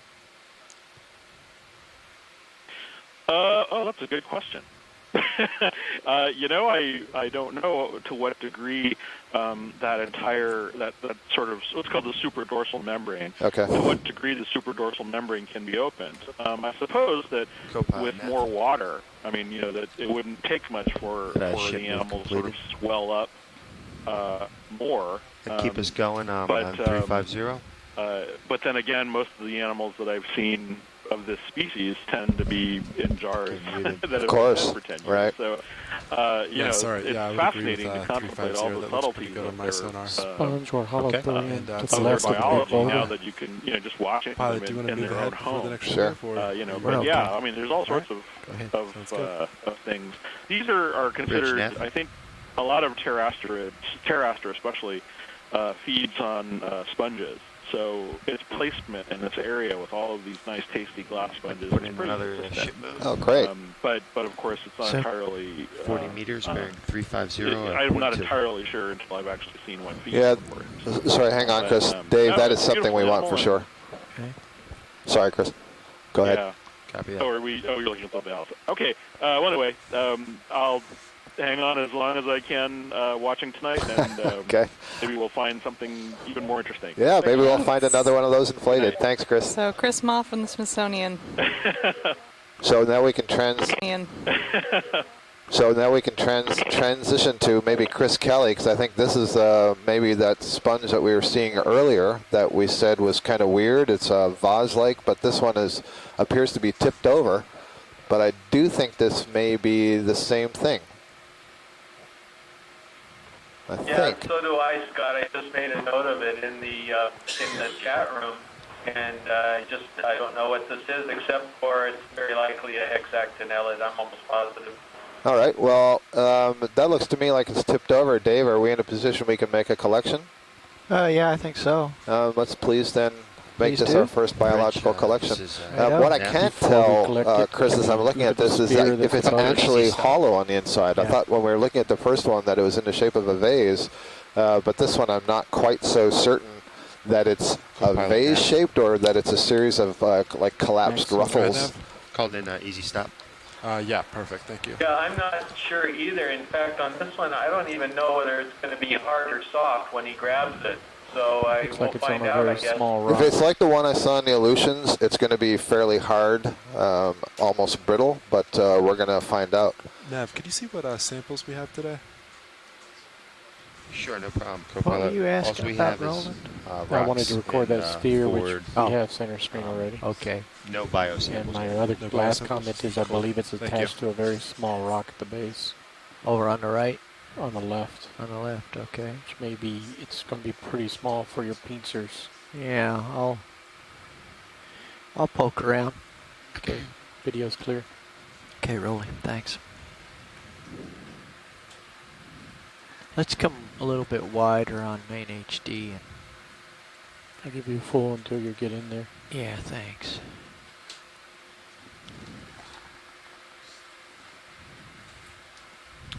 What do we got in the boxes, guys? Nothing in the bio boxes. Okay. This will be a port inner. just because that's easy. As we're sitting here, I'm also wondering if that's a different sponge that we see on the upper right. I can't tell, and I can't even tell if it's alive. It is more of a dome kind of than we've seen. Yeah, it's almost like a shelf fungus is the way it looks from this distance. So it's becoming a theme for today's dive, this diversity of these hexactinellid glass sponges. I thought it was really interesting. I'm glad Chris added it there at the end that Pteroster was a sponge predator. Yes, what's the proper it position makes for that? perfect They sense take the lower for ones and they just bring the them sort of up. community Okay. dynamics. It's what you would expect with a lot of sponges. You would expect to see some other animal here taking advantage of that concentration Actually, of we don't organic need to material. move them. You're okay? Yeah. All right. Okay. The question is, will I be able to see down into the port That's- box when it's open? That's what you can't do with the lights in their current position. Let me, let's get HD2 up on your screen there, Sean, and see what we see. Pardon me, Dave, just before you collected, I'm not Sure. sure if you heard, we aren't certain if this is going to be hard and brittle or soft. I have a feeling it's going to be kind of hard. Okay. I'll try scooping before squeezing. Yep. Do you want me to bring the drawer out? Yeah, bring the Test? drawer out. Let's just see, because it looks pretty good from here.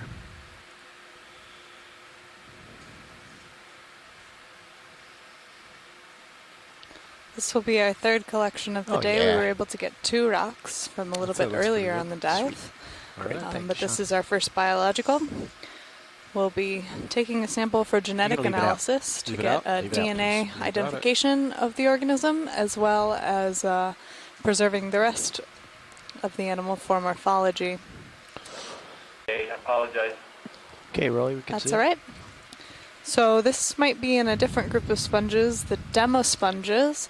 We've been looking mostly at the hexactinellids today. So Chris, we may have you right back on the line to tell us about this one.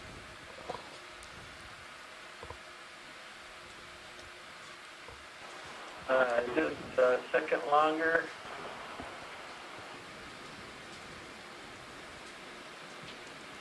Chris, can you get a little closer to your Video is mic? kind of pixelating here, but it's hard to say yet. Okay, I do think this is a demosponge in the genus Poecilastra.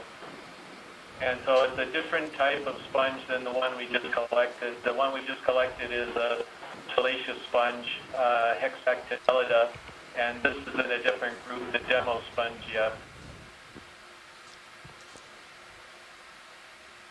Look at the white object upper left on the sponge. Yeah.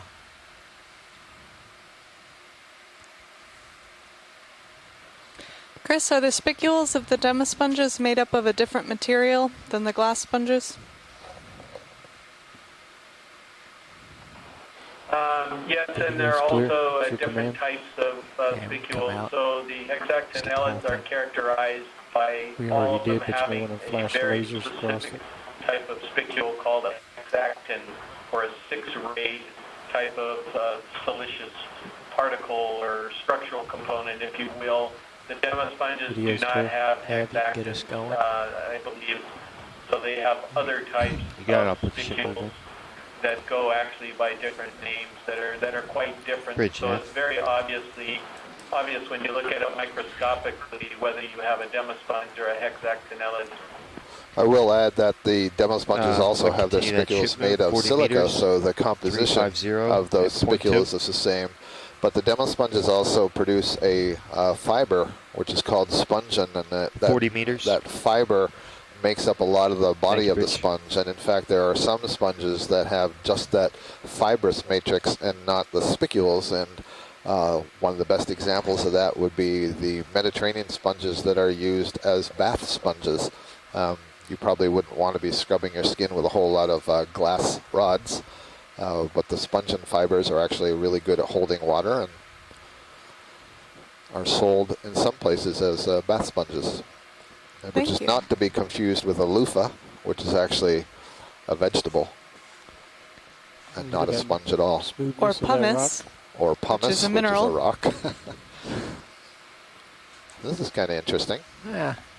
This is for our geologist friends Our here. geology friends. I think there's a little bio on the top edge. Yeah, I'm wondering why does it look polished? Yeah. My evolutionary recognition is kicking in, and I see a face looking at me. Let's zoom here, Roland, if you would, please. Something is rubbing off the biology here. Just wonder if this is a Well, it sure whale is, scratching post or it's unable to establish itself. or a high current area. Let's see. We see a lot of current going by here. That's interesting. You can see the pitting. And you can see a really good example of this crust formation. So we have the manganese crust probably forming, and then areas where you don't get that crust or where that crust is broken off. Well, I don't think I've seen anything this smooth. This whole leg. We have our geologists and our There's a collection biologists for you, on Dave. shore both impressed with this feature. Now let's come out a little bit now, Roland. And Jasper, if you're out there, can you explain to us why this might be so smooth as compared to some of the other rock surfaces that we've been looking at? You're full wide. Thanks, Roland. So some of the little Could we pockets lower in this the really windows back smooth down after the sample? parts of this rock The look like they pyrospherics had have the not been touched. texture of Do them manganese adjusted crystal at all? still. This could be just a Well, very we were drawing different down, texture of but we're near a manganese. rock, so you I have and Dave a work hard it time out. believing this would Okay. be volcanic Okay, glass so yeah, you're right. if the ages we have are Dave, are you comfortable with representative. the position of the slabs? Lower yeah. ones? Then the Yeah, they're fine. youngest rocks in this area are tens of millions of years, and at that point the seawater would have altered the glass. So my guess is that this is not volcanic glass, but at the same time maybe we're just wrong with the ages. As I said, some of the little Pull back for you here. jabs taken out of the smooth surface look like they had texture of manganese crust in them. So my guess is it's manganese, but I could be wrong. Yeah, it's just pointing out that they're a really diverse group and their construction, but one of the main characteristics is they don't have the triaxonal spicule, which is the hexactin. They have, two or one axon spicules. The other thing I wanted to point out is that they make up about 85% of all living species of sponges, and there are apparently at least 500 valid genera of demosponges Wow. in the world. That's incredible. And it's fascinating to think, Chris, given all that diversity, that my sense is that the hexactinellids are more abundant down here in the deep sea. Maybe I'm wrong, and that's a false impression. What do you think? You're absolutely correct. And in fact, I pretty much ignored demosponges for a number of years because we just never came in contact with any of them down here. We were just seeing tons of hexactinellids. And then we actually started looking closer a few years ago, and we're starting to see more and more of these demosponges. But maybe we have 10 undescribed demosponges here in Hawaii now, but we have probably about 45 to 50 undescribed species of hexactinellids. Wow, great. So that was the voice of Chris Kelly from the Hawaii Undersea Research Laboratory. So I believe this is another one of the large polyopogon sponges. It's a pretty good sized one. Really interesting mounded feature arising off the bottom. So correct me if I'm wrong, Scott, but that Chrysogorgia was the first of the day? You are correct. Yep, the first one I think in that family, the Chrysogorgiidae, which now means we've seen representatives of the three major families of deep sea octocoral: the bamboo corals, the Isididae, the Primnoidae, and now the Chrysogorgiidae.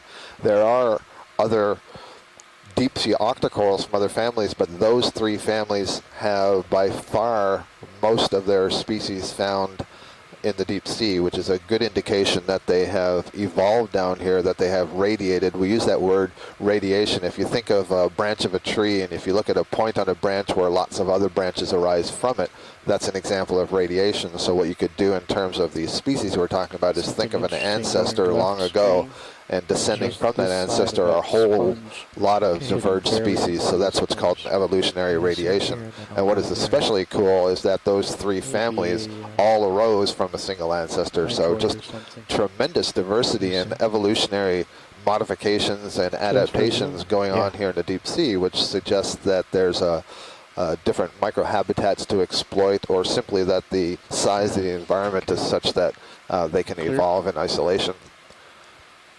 So we're getting a close-up of this sponge, and I wonder, is this Faread, or is this like what we just collected? I'm not so sure, not so sure. Just working my way in here.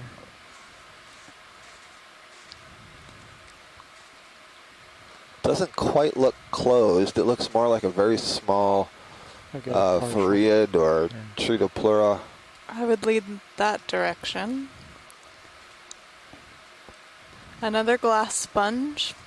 Like Chris was mentioning, these are more common in the deep sea than those demisponges.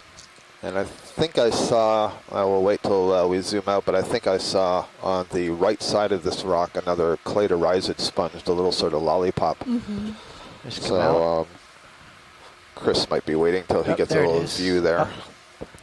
Back in. Wait a minute, I'm swinging in the current here. Let me get a... That's the same one I saw in the upper left. Okay, let's get this one. And there's a star also on the left. So I'm wondering if this is going to have the ray of spines, spicules all around the outside. It does. And there it is. Yes, I called this a little lollipop sponge before. I don't know, maybe I should call it a sun sponge. It's got those projecting come out rays. For a second row and I'm teetering So this is our carnivorous sponge. Well, that's maybe. Well, now please continue. So these are predatory.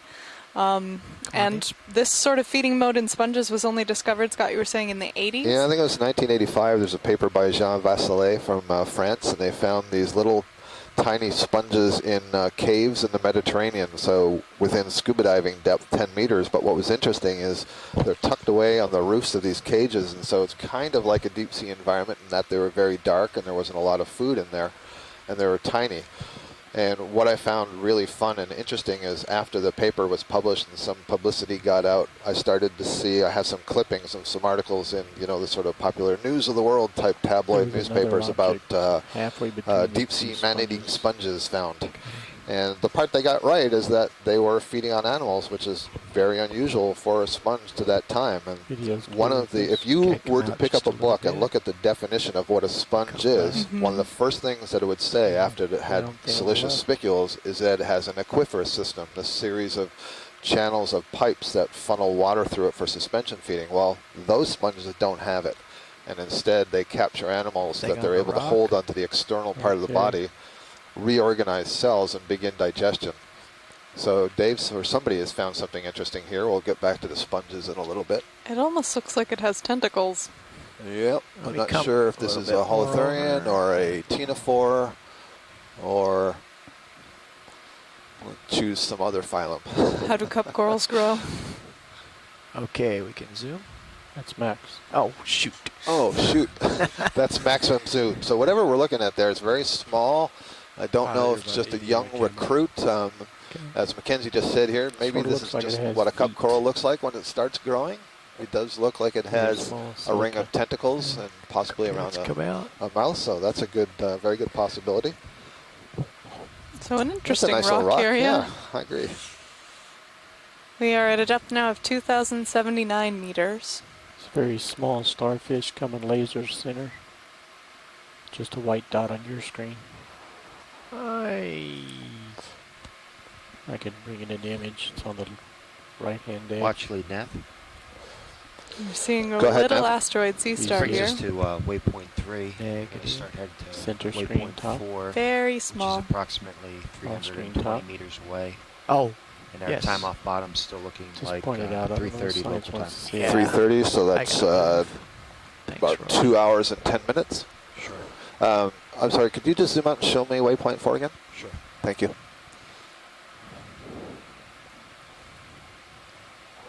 Oh, great. Okay. Perfect. Yeah, we can head right towards that. Thank you. Sure. And I'm sorry, Nick, did you tell me how long you thought it would take to get there if we didn't stop? If we didn't stop, it'd take about 50 minutes. 50, copy that. Thank you. Sure.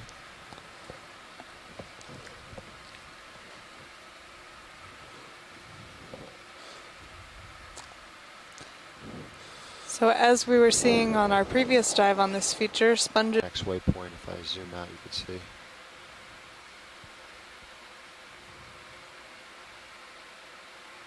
Okay. Yeah, I think that's good. One more move and then we can adjust. Pilot, are you ready for another ship move? Sure.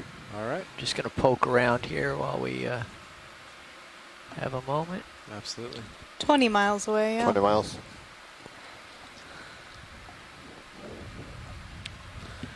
Again, looking at the eastern drop-off here.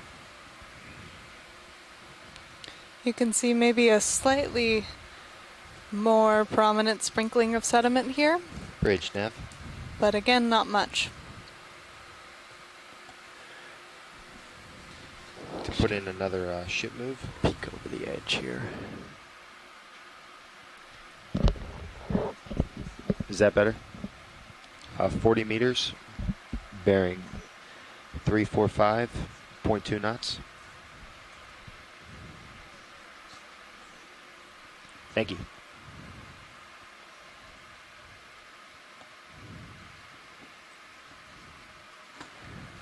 So that's the east side. Go look at the west side. East side's steep and abrupt. West side's a little less abrupt, boulder strewn. We're seeing more of these stocked Caliphacus sponges, again, that we saw on the ridge feature on this same like two different seamount at kinds. 3,000 meters. Oftentimes we're interested in teasing apart the different factors that structure where a community lives. So this gives us an indication that it might not be only depth that is determining where the animals can settle here on this feature. Yeah, I'm really surprised by this, Mackenzie. When we did that deeper dive at 3,200 meters, and you know, we saw all these sponges and only 2 corals. I thought for certain if we were able to get up onto a shallower ridge on the same feature, we would see lots more corals, and yet that hasn't really played out.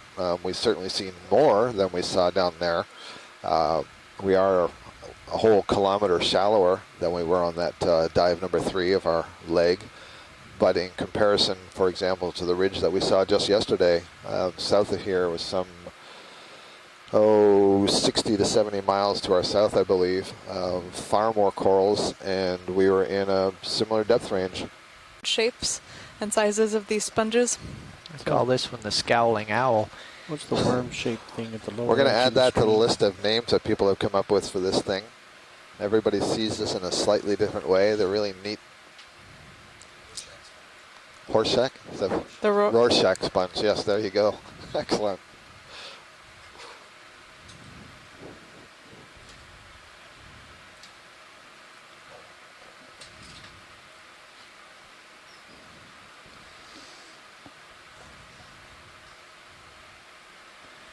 Could we get a closer look at the seafloor to see if this color is sediment or... Yeah, it has a... My first impression was disturbed somehow. Yeah. Kind of at the end of my tether, but I will... Okay. It's got that sulfury color that we saw in the striations before. Mm-hmm. Yeah, get my skid down right here and we can go macro.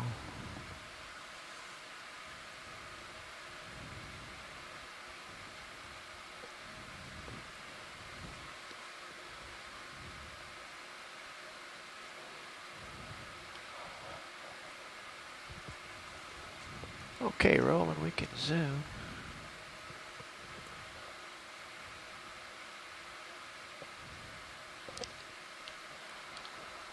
So this looks to me a little bit more like a microbial mat. This also looks like the face of one of the rocks that we collected earlier that I thought perhaps was, I got worried that it was coralline, and we did all the little experiments to show that no, in fact it was not. It's max. So you get layer upon layer of these little single-celled microbes that grow, and sometimes they concentrate in these things called microbial mats. And we think that that might be what we're seeing here, growing on the surface of this rock.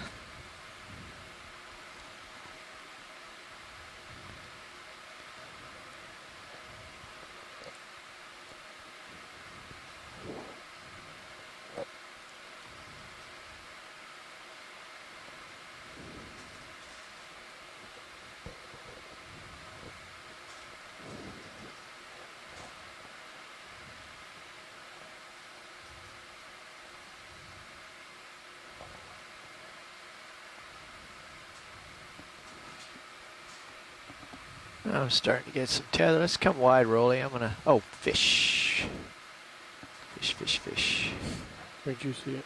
There is a fish here. there. Oh, Is that cool. a chimera? Well, it had a Nope. sort of Contrictian It's look, got but two gross, one on either side of its head. I think it's maybe Yeah. a macroid with a nice bud. Yeah, I think so. Gives I was him a fooled little by its bit. underside. That's Mhm. good. So this is a macroid. This might be Coryphaenoides longiphilis, based on those long extending pelvic fins that we're seeing sticking straight out. And this one has 2 or maybe 3 isopod parasites. At the very least 2. So these are rat tails or grenadier. And we've seen a few of these. You can see how fast the current is Oh, wow. here, because this is really a fast fish. He's just drifting. Let's see if I can head him off here. So these macroids play an important role in the ecosystem because they are scavenging for other carrion or things that have fallen, but Yeah. also feeding on little crustaceans and little fishes that live in the area. They're thought to be a really important tie between the pelagic realm, where they swim up and eat different squids and things from the water column. This is covered in parasites. Yeah, so it's also got copepod parasites. I think that's what you're seeing on the left side there. They're highly modified copepods with the head buried into the body, and essentially you're seeing mostly egg masses extended from the body. So these parasites on fishes are an area of interest for a lot of us, but we don't really know very much about the effects that they're having on the fish. We see them sort of anecdotally, but don't get a lot of chances to really study the effects. So it's an interesting observation. I've never seen one with quite that many different parasites on it. Les Watling was noting to me in an email the other day that it seemed like there was more predation on different angle. Yes, it is. I'm just down here to give it a nudge. Maybe Yep. one more move. Yeah, I just wasn't Down sure on the ground. if I was And turned then, around. We can stretch out and see if it changes. Sounds good.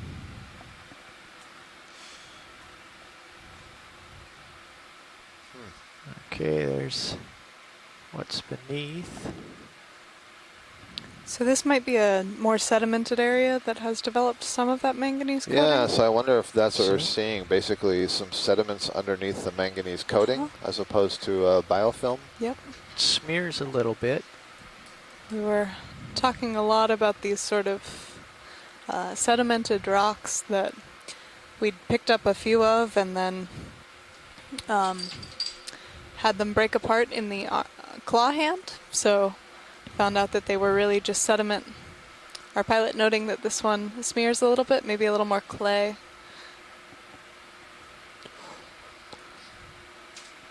Kimberly Galvez Just a is little suggesting bit. this may be a pelagic smear. ooze, and pelagic ooze would be a term referring to sediments that are formed from shells that have sunk from the water column.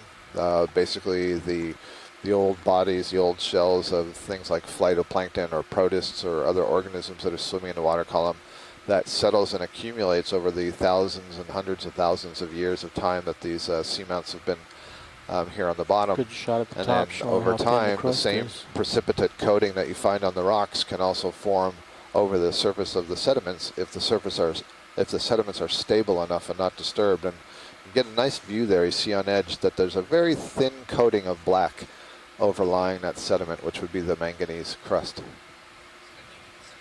It's just falling apart now that I've disturbed it. You can see how silty, how fine the sediments are beneath this thin layer of manganese crust as they kind of wasp away.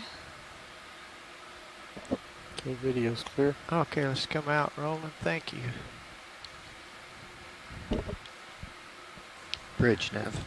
It's kind of interesting when you get a view like that where the ROV is dislodged some of the bottom, because you might think that this is just a really hard, rocky pavement, and yet that shows that some of these layers are really thin and are underlain by sediments. Thank you. So if you're walking in this, I'm trying to think of, you know, in the winter when you get a bit of a rain or a freezing rain over the snow and you have that kind of hard, crunchy layer above the snow. That's kind of like what you're seeing there with the hard layer being the manganese coating above the soft sediment.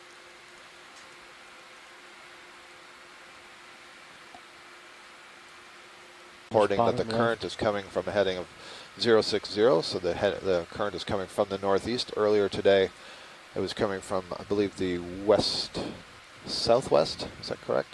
Don't remember if it was due west or if it was from the southwest, but it was certainly in general west to east. But maybe I was remembering a different dive. No, today it was it was backwards to what me. we're used to. At least that was a report.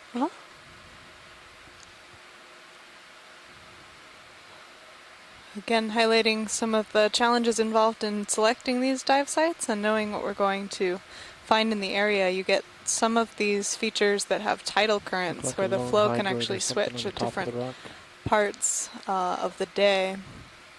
It's an interesting observation from Les Watling in the chat room, and he says that when we did that little test where we were mixing up the bottom and breaking through the crust, and you saw the sediments kind of wafting up in a cloud into the water, that those sediment grains were very, very, very fine. They're very small. And if this was a pelagic ooze, you would expect that the sediment grains would be a lot bigger and basically skeletons of phytoplankton and other zooplankton, mostly protists. The fact that it's so fine suggests either that they have highly degraded, either while they were sinking to the bottom or since they've been on the bottom, or that it is in fact not a pelagic ooze, but maybe it's wind-blown fine-grained sediments that form clays. And so essentially the winds in the atmosphere can carry particles very far offshore, and the smaller the particles are, the farther they can travel. And the farther offshore you get, the less influence there is of continental runoff, and you find sediments dominated by very fine grains and clays. And Mackenzie, I assume that you're very familiar with this, having worked in abyssal plains and so on, and hadal zones where you get a lot of that sort of sediment. And we are pretty far offshore here. Yeah. Yeah, there's not continental influence in the sense that it's running off of rivers, that's for sure. But you do still get deposition from the water column and other sedimentation. Sure, you can easily see sands from Africa that are deposited out in the middle of the Atlantic and farther. Yeah, Simon. Flew over a little shrimp there. Again, struggling to keep up with this current that's pretty fast.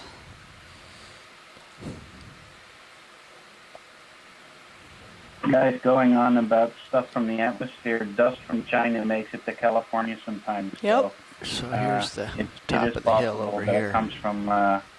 Asia. Great, thank you, Jasper.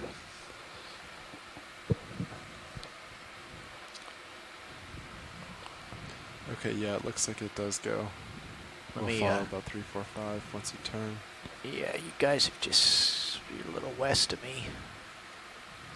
A very different terrain here than we were seeing on those pillow basalts. Yes, the current come across the.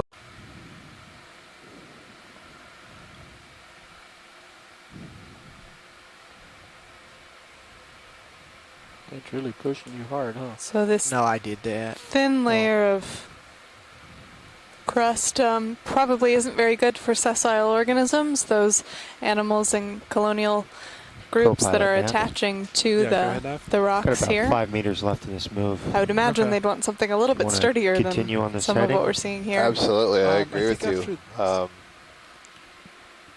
You can get a foothold when you're small on a small rock, but then if you start to grow up off the bottom and catch the currents, you're going to be knocked over pretty rapidly. Very small. So this does not seem conducive to large colonies, sponges, and so on. So the pilot has done another scratch test here, showing that this sediment field with this thin manganese crust layer really does extend pretty far. Flats? Okay, great. Les Watling also pointing out that this is not a good coral habitat.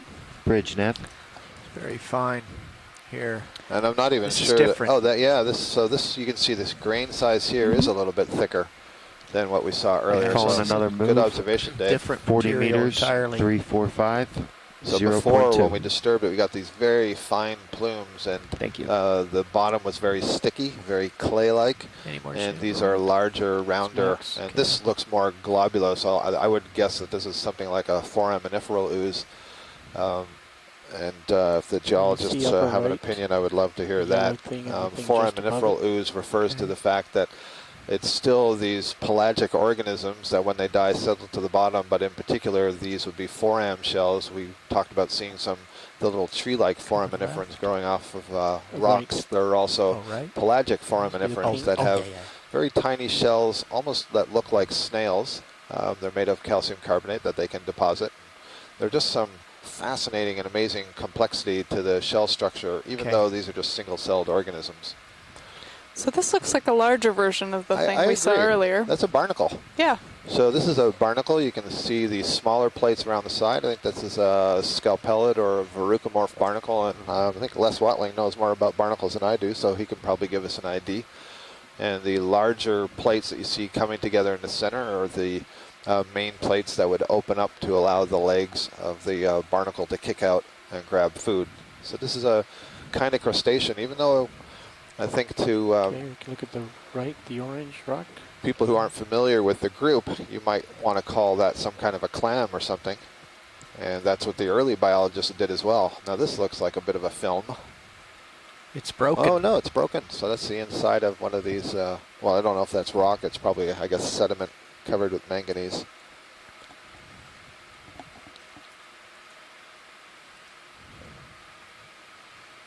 Okay, video's clear. All kinds of interesting little stuff. This white stuff here, let me get way down here, Roland, so we can really macro it. But it seems to be very rounded, almost polished, as if it...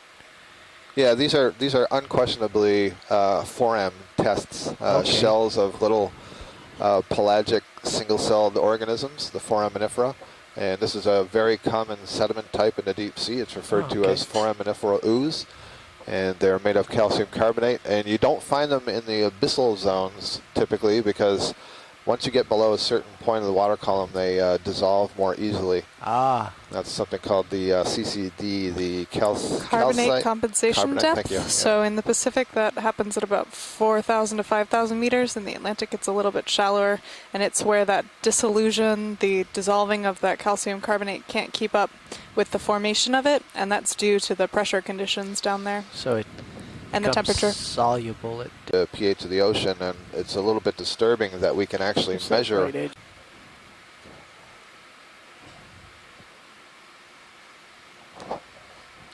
These look like a lot of the cattail-like sponges. And they do. So I don't we've think been we've seen calling them those today, huh? monoraphis, Yep. and we haven't seen them today, so that's interesting. And then suddenly here we are in a patch of several of them. Quick zoom. This is actually something similar to what we saw on our 3,000 meter dive. We saw a kind of little field of these collected Oh, is that sponges. where we saw it? And we collected one there? Mm-hmm. Okay. That's good, thanks. I didn't realize it was that long ago. I'm completely losing track. We are on dive 11 now. And they're loving it. They're right up top here in the current. Yeah. All bent over. So we had a hypothesis the other day that where the current was really sweeping over the bottom, you would find this low-growing stuff, and then ones that, like that, had kind of a flexible stalk so that they could maybe move back and forth if there was a tidal movement, and wouldn't be easily broken if they're very rigid and there's a fast current.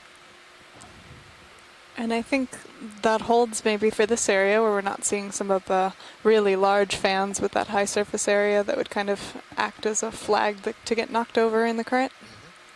This view that you're seeing now is looking north, and a moment ago there a little bit to the east, and that's kind of looking over the edge of this axis of this ridge that we're following along, and so this is the part that goes down off to the east-northeast. But in general, the whole system, that is the surface ship and the Sirius, are moving towards the generally in the northwesterly direction. So you can see a little bit more exposed sediment here. Right, so this is off the top of the axis, off the top of the crest line, and so you would think that the sediments could get swept off the top and deposited further down on the slope, and maybe that's what we're seeing. It's also maybe a low point between a couple of high points also along the crest line. Yeah, I think we just went into a little dip right there. So lots of those monoraphis short stick-like or cattail-like sponges, and a couple of taller stalks of, I guess, maybe a bolosoma that has lost its head or lost the body.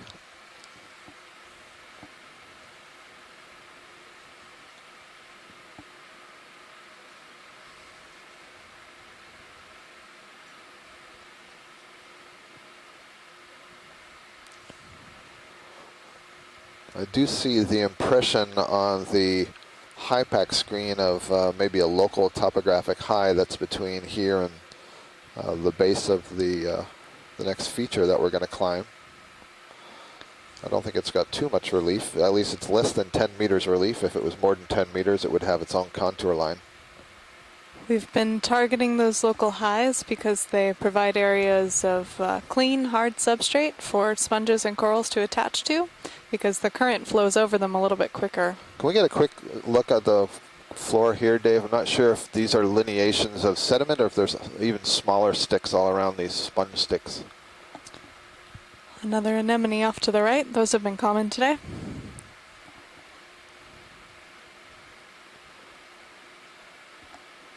Yeah, I think it's just let's get a zoom. Maybe a trick of the eye. Polished rock on the right. I was looking just to the right where those two stick-like sponges were. Okay, let's Thank you. just ooch over.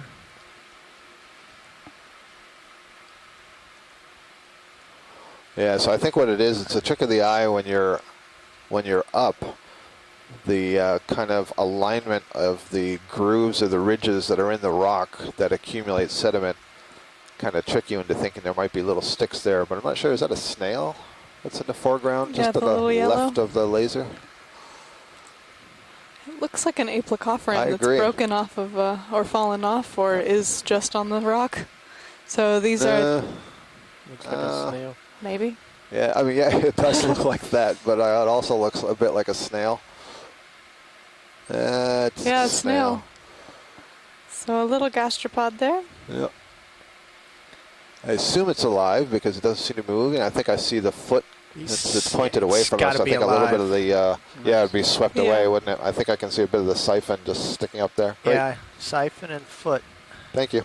So we Wide. talked about that carbonate compensation depth. So things like snails, the shell gets thinner and thinner as you go deeper, and by the time you get to some of these gastropod snails that live in the hadal zone, depth 6,000 to 11,000 meters, the shell is almost like paper. So it still maintains that structure, but it's just very, very thin and very fragile.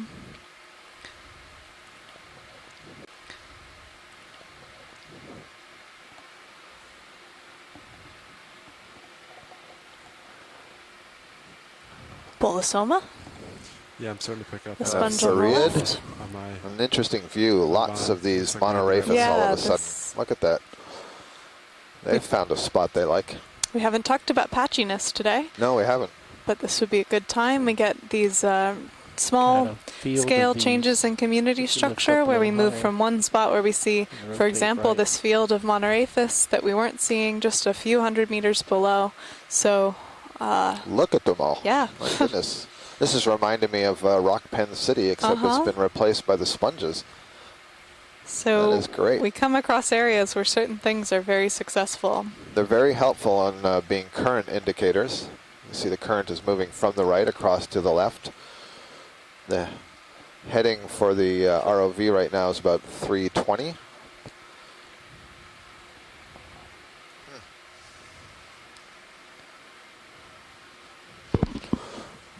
So answering the question of why there's this patchiness is the difficult part. There are many possible explanations, and one is that you know, some sponges get into an area. It's a successful area for feeding. When they reproduce, their offspring basically settle in the same area. As long as there's not too many individuals that you start to get competition, and then it's a less favorable habitat. But here you see there's plenty of space on the rock. Apparently enough particles floating by that all of them can feed. So very successful area. So it might be that this is an example of localized recruitment. But another is that you have very even broad scale dispersal of the larvae, but only the ones that land in the right place are the ones that are able to grow. So it may be that this is a particularly good place to grow, even though in other places the larvae had settled. That's part of the challenge of deep sea ecology, is answering those sorts of questions. And we have the same kinds of questions in shallow water, and those environments are a little bit more amenable to study.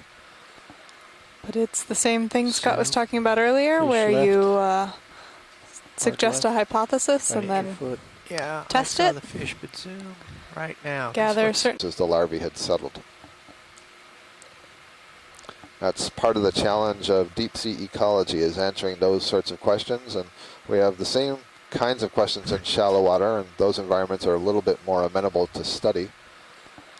But it's the same thing Scott was talking about earlier, where you suggest a hypothesis and then test it. The fish, but zoom right now. Gather a certain amount of evidence. Stuff there. Oh, No. Broken coral or bamboo stalks. Why are It they? looks like an accumulation of sponge stalks down there in the in between the rock. You can see that, you know, given the current flow, these are going to accumulate in areas where they're protected from the flow. So there's obviously been lots of sponges growing in this area in the past, and there's some evidence that the population size is, of those has been decent around here. We're not seeing too many of them. I think those were mostly Fareid types, maybe some Treatopleuroid types. That ship move just completed. Continue on, same heading. Please, yeah. Broadcasting the transect, some of the science team will be going back over. Small fish. It is a small fish. Long fins. You going to do the ID, Scott? This is a macrurid, which is, let's see, the long fin. I don't know that you had an ID for it, did you? For this little one? Yeah. We do have an ID Is this for the this one you little one. all guys are all excited about? Yep. Oh, man. So this is a genus known as Kumba. Oh, Kumba, right. And right that's there. an acronym kind of jumbled up for the Marine Biological Association of the United Kingdom. And this particular species, it's Kumba habitata, and we had a consult with some of the experts, and they let us know that it's only known from the holotype, from the one individual that it was described from, and the holotype was collected by the albatross in the 1890s, so it's never been seen alive, hasn't been seen since the holotype until this expedition. So we've gotten some really nice footage of these so far on these cruises, and it's a very exciting find. Mackenzie, I would like you to promise me that if you find a new species in this genus, that you give it the species name Ya. Kumbaya. Excellent. You know, I can make that promise. Sure. Promise you the world. This genus is seen very rarely. It's kind of one of the ones that's footnote in the textbooks. So it's very exciting, I think, for those of us that have some experience working with these macrurid fishes to come across this genus. Yeah, it's really neat, because I think that's the 4th or 5th observation, isn't it? Oh, yeah, and then they were also seen in the Northwest Hawaiian Islands, up in that Papahana-Mokuakea Marine National Monument. Cool. Thanks, pilot. Great view. Maybe prefer the high spots, as Dave was noting before. Oh, yeah, look at that off in the distance. Look at them all. So as I was saying before, the fish showed up and brought all the excitement. We'll be going through the video and analyzing a little bit more, in a little bit more detail, about the numbers of organisms seen and annotating which species are seen. Note here that they all seem to be growing on more of the smooth pavement instead of the rubbly collapse pavement. Yeah, I on think either a good side. example of that need for a hard and stable attachment point for these to really do well. just an incredible abundance. And I'm getting the sense, you know, when we saw these before, I wondered if these were just small versions and if they might grow into something big and different. But, you know, they all seem to be about the same size every place we've seen them. So this is probably, I guess they're up, maybe not upper size limit, but some of them you see are long. The ideal size, yeah. Ideal size, yeah. An opheroid on it. So we were so shocked by this small little field that we saw on the 3,000 meter dive that was about a meter, and so it's great to see that they are in higher abundances here. Absolutely. We're at a depth now of 2,077 meters. Our scientists on shore are impressed as well. Yeah, Chris, later you're going to be in hog heaven counting all of these sponges. Perhaps looks like getting there's an estimate. one brittle star on the right side on one of these monoraphis, but most of them don't appear to have anything on them. That's just mean to say that. Sorry. We can zoom. Chris will perhaps enlist the help of a graduate student in counting. So these are hydroids on the rock. That's also what we saw the other day when we saw a field of these sponges. And I see an amphipod on a few amphipods on that one small hydroid colony on the right side. Yeah, so this is the size amphipod we're used to seeing. We saw a much larger one a little bit earlier. Yep. But of course they get up to 20 centimeters, or even I think a little bit larger, 28 centimeters. The species Alicella gigantea, the supergiant amphipod. Pretty Lives small in trenches. foothold on these sponges to be holding in such a current. That's a good point, Roland, that the current is very strong, and I think a good indication of the strength of that holdfast. We've talked about bio-inspiration and looking to nature to solve certain problems, and I think this biological adhesives, these glues that are used to attach the sponges and corals to these rocks, are very interesting because they are an effective glue that works underwater, which is something that we've had trouble coming up with. You're reading Bruce's comment. Sorry. I'm just reading a comment here in the event log, which is excellent, from Bruce Monday at the ECC at the ECC at the IRC. That's the Inouye Research Center, which is the NOAA facility on Ford Island in Honolulu. And Bruce is a fish biologist there who's been helping us throughout the expedition. And in hearing the suggestion I made to Mackenzie about naming the another species in the genus Kumba, I said, name it Ya for Kumbaya. He notes that there's an entomologist at the Bishop Museum who's fond of those sorts of names, and there's a genus of flies, Pieza, Pisa. So he's named one of the species Rhea, and another one Pi, and another one, what's that, Cake? So Pizzeria, Pizza Pie, and Pizza Cake. Excellent group of flies. So you can have a bit of fun with the naming of species. I like to name this mound Rolling Rock. And of course they do often get named after people. Les Watling thinks he saw a cumation on the hydroid. I apologize, Les, I was reading about the names and I didn't see the cumation. I think we've seen one cumation so far, so it would be interesting to point that out if we see another one. These are also crustaceans, and this is probably a munid of some kind, munida. So is that one sponge forked, or is there something else going on right there, right above the crab? We'll go see. There's another one growing off. There's always got to be one in a bunch that's got to be different. Another ship move. 40 meters, bearing 320, 0.2 knots. Thank you. We were talking about these names. This Galatheid crab here takes that name from the Danish expedition Galathea that collected some very valuable information on deep sea biology in the 1950s.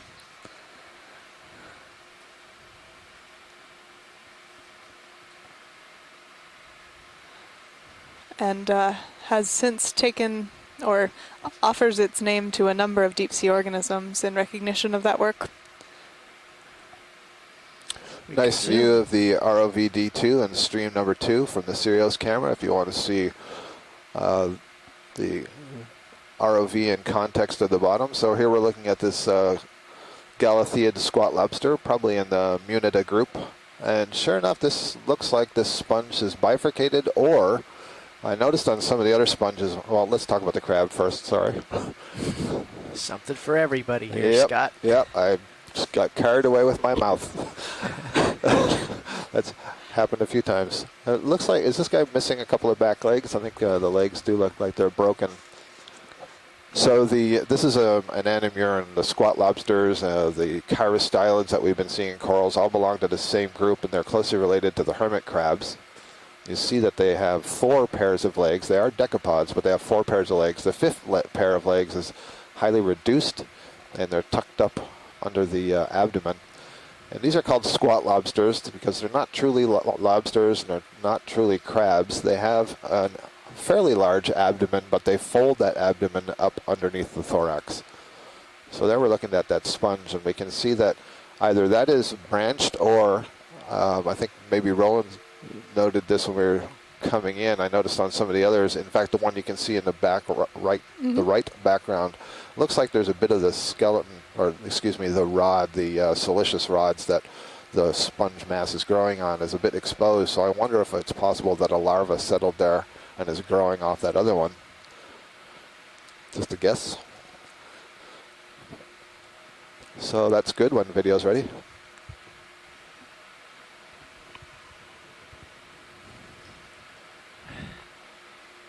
Boy. A day like this and I forgot my kite. Yeah. Again, still your hydro kite.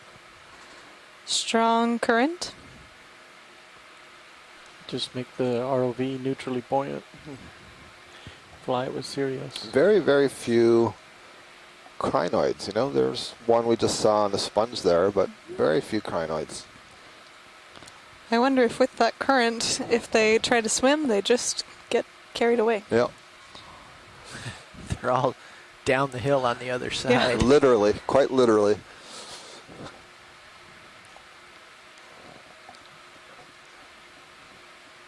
I did tell the story a couple of dives ago of these corals that were found in the fjords off British Columbia, and you could think of the mouth of the fjord very much like this ridge that we're traveling across, and that the currents are moving across this narrow part of the ridge, and we have the steep sides on both sides. And those corals were growing on loose rock, and the current, once the coral got big enough, the current would knock it over, and then it would continue to grow, such that it was almost like a rake putting branches up, and then the current would drag it down the slope. There's a couple of crinoids. And that may be partly why we're not seeing large corals grow in this area. Here are some crinoids. And ophiuroids, I think, both. So both echinoderms. Oh no, those are crabs, aren't they? Those 2 crabs lower down on the stalk? Really? I don't know yet, but they seem to be holding their arms. Yeah, interesting. So we've got a dead sponge stalk here, and it's being taken advantage of, this perch, by at least 2 crinoids up on the top, maybe a few more, and then these might be crabs. We'll see as we come in. They look like they're holding their cheliceds out like a crab does. Okay, zoom. I think I see 3 crinoids up at the top. And go ahead, watch lead. We are approximately 170 meters. Find the hydroids and the crab.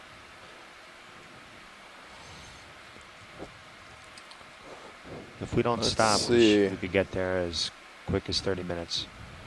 So this is, I can't tell what's at the top of the hydroids. They look like snails. These might be the cumations. Yeah, they do look like little bivalves, don't they? They look like gastropods. Oh, you think? Okay, I see. So maybe we're looking at gastropods. We're looking at the top of the shell down. And then on the, so I guess both sides we see hydrozoans. So there's one of these squat lobsters. This is a different one. I don't believe we've seen this particular crab or squat lobster or galatheid, lots of different names for it, at any point during the dive. So let's get a good image of this one.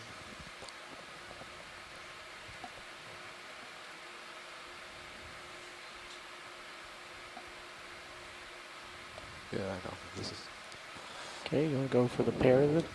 Yeah. 2-shot.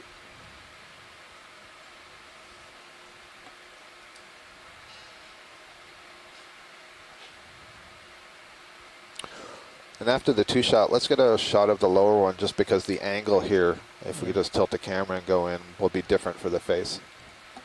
You can see a very prominent spine coming off the, just above the eyes. This one seems to have smaller spikes on its back as compared to the one that's just above it. Yeah, I'm not sure. There may be some sex-related difference or age-related difference in the amount of spination and the size of the spines. You can notice this sort of flicking behavior that we've seen on several of these crabs where they're kind of tasting the water to get an idea of different chemical cues that might point them towards food or other biological imperatives. Thanks for that. And can we rotate to the right to see that other thing that's on that sponge?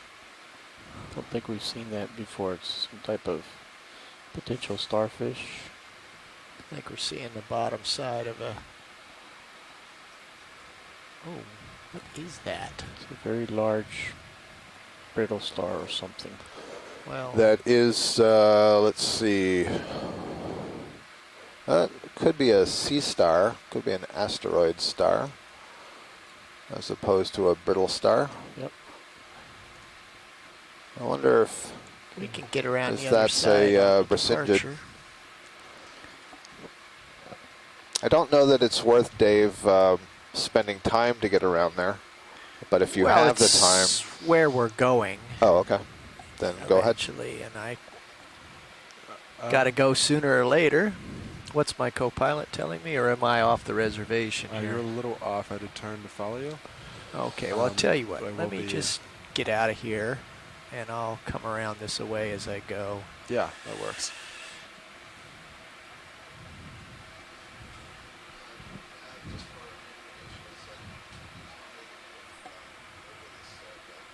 Waypoint 4.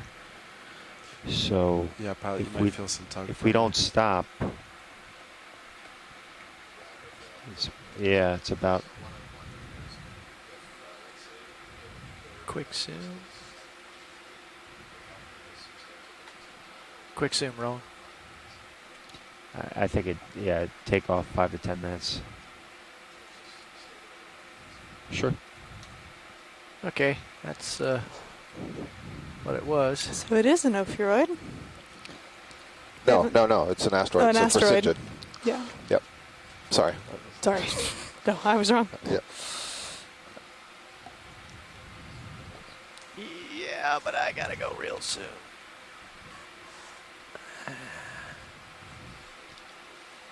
All right. Co-pilot Nav. Go ahead, Nav. Ship move has completed. Yeah, so pilot's going to take off right now, so you can probably get the... Probably continue. Yeah, you can keep us going. Okay. You got it. Yeah, I saw that a lot of those arms on that Bracingid were shorter than some of the Bridge others. nav. They can get damaged and then regenerate.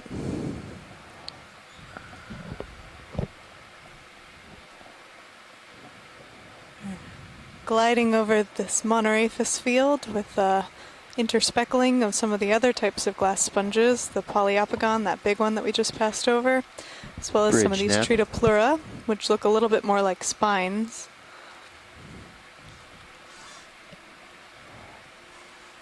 We're at a depth now of 2,072 meters.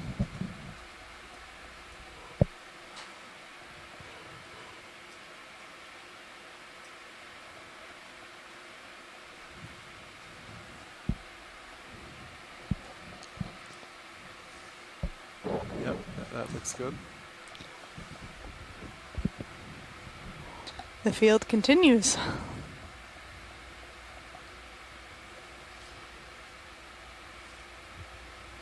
Bridge nav.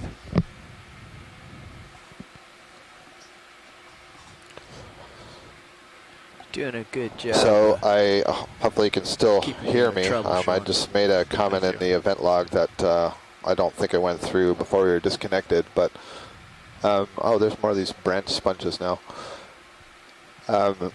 I was just checking with Nav and the pilot, and we could increase the Bridge, speed to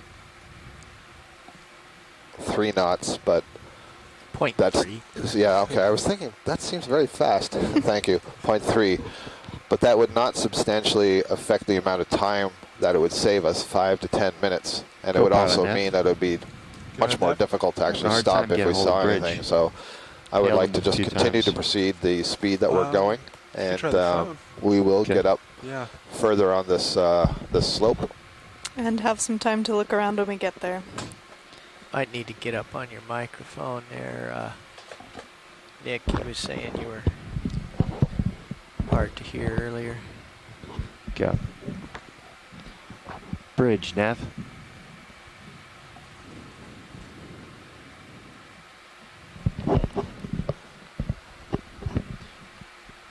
Hey, Bridge, like to put in another ship move. 40 meters, bearing 320, 0.2 knots. Thanks, Bridge. Nick, were we going to go at 0.3 knots?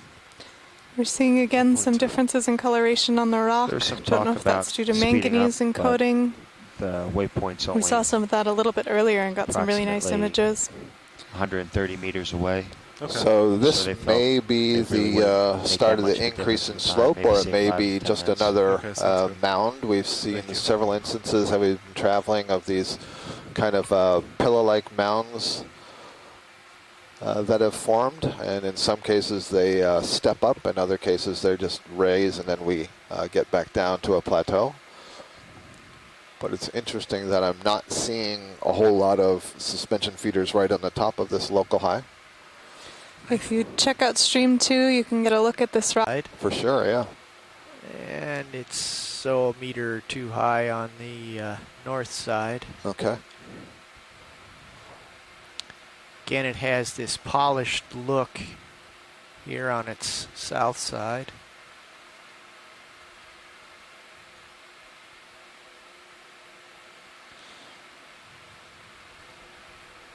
Co-pilot Nav. Go ahead, Nav. See a crinoid tucked in there.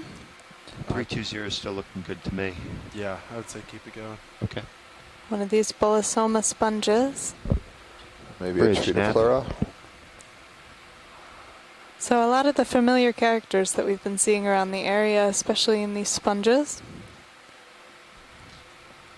Hey, Bridge, like another ship move, 40 meters, bearing 320 at 0.2 knots. These two Caulophacus that we got to see. Great.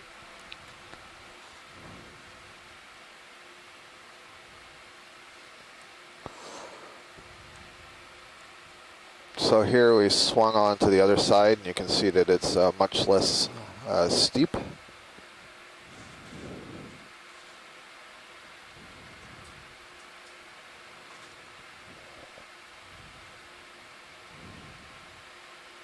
So this is perhaps might be of what she was interested in. There appears to be a joint or a... Yep. I don't know if it's right to call that a dike or what, but looks like something oozed in there sometime after. Right. And then maybe collapsed. I wonder if there was a little bit of a tube there, and you're seeing the rubble from the tube that has collapsed inside of it. And Mackenzie and I talked about this a few times. You can see that water can be funneled through that narrower opening, and there's a bunch of sponges down in there to take advantage of that flow. She says thank you and that it's very interesting. There could be many different theories as to how that formed. So I think that will be a point of discussion for our geology team on shore. Thank you, Dave. And here's... Nice view of that. So we haven't seen these little branch sponges today. Is that what these are? It is. Yes, we didn't see any below, huh? I don't think so. Okay. Here's the interesting thing. Every time we see these, we see them in a row. Yep. They really like the certain current flow, I think, and they all line up along the rock. But how do they propagate perpendicular to the current? The ship store is now open. The ship store is now open. They look like birds So on a you wire. mean the individual sponge units, Dave? Yeah. Yeah, so I'm going to just throw out an idea that if a larva lands behind the other one and begins to grow, its flow is going to be blocked, and so there's going to be much less food available for it, so it just won't be successful and grow, whereas if it lands beside it and grows, then it does successful. So I imagine over time that's what produces these lines of them. I think it's a great point that you raised, Scott, that we're not seeing the result of where the larvae landed, but the result of the larvae that were successful. Right. So only the most favorable environments. And that's something in ecology referred to as settlement versus recruitment, whereas settlement is the initial probing of the larvae, who makes a choice and settles to the bottom, but recruitment means does it actually survive and grow long enough to reproduce and therefore become I guess a functioning member of the population in terms of its longevity. It is strange to think about larvae making a choice, but I think that that's an accurate description with the number of cues that can be involved in larval settlement with current flow or timing, or there are a number of different things that larvae can cue off of. There's something pink, it must be a Chrysogorgia tucked down there just off the center, bottom center of the screen.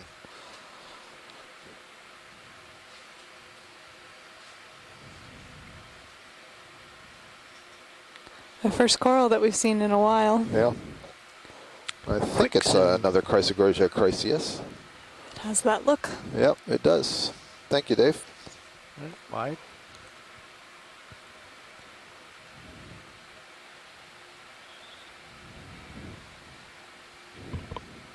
Are we now at 0.3?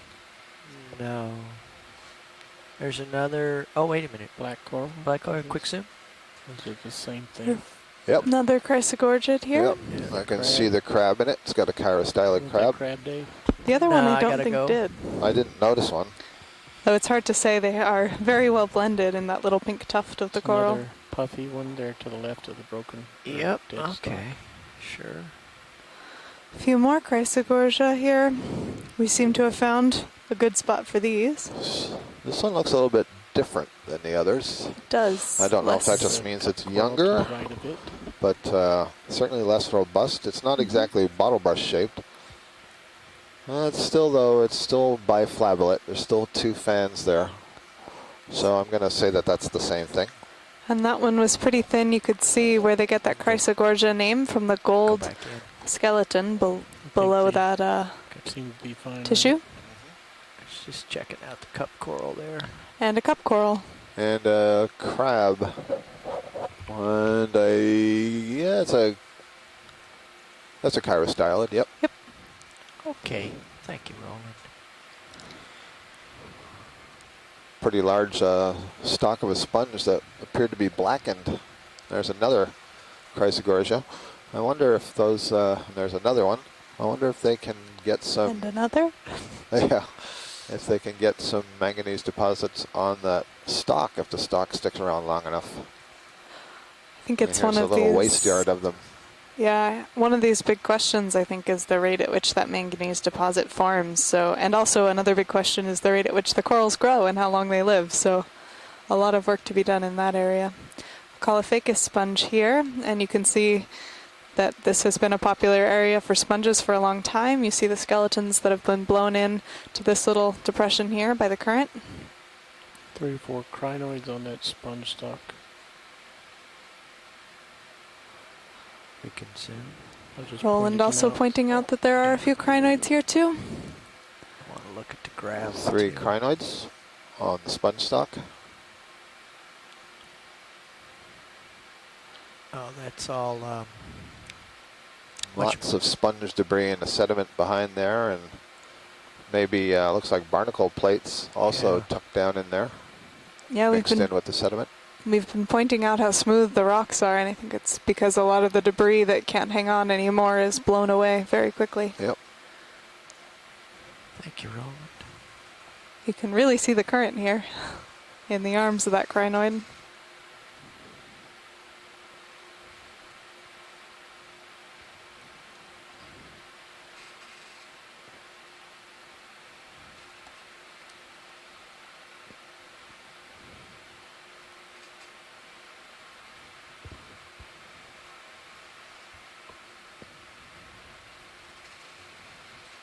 record, yeah, none of those. Bridge nav. So those are not the octocorals. They're in a group known as the Antipitherians, and they have a very different polyp structure.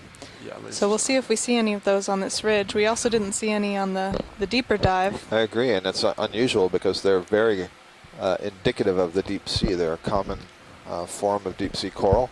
We've been seeing lots of bathypathes over Bridge many of nav. the dives. They're very common worldwide.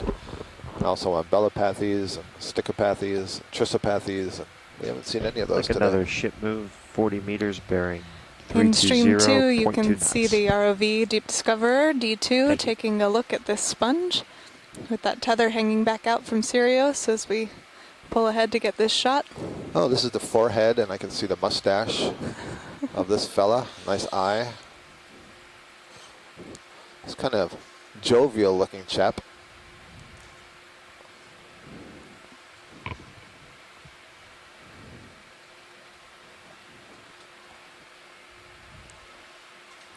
And again, if you look in that Sirius view, you can see that D2 is kind of out at the end of its tether, and so we're still waiting for the ship and the Sirius camera sled to catch up.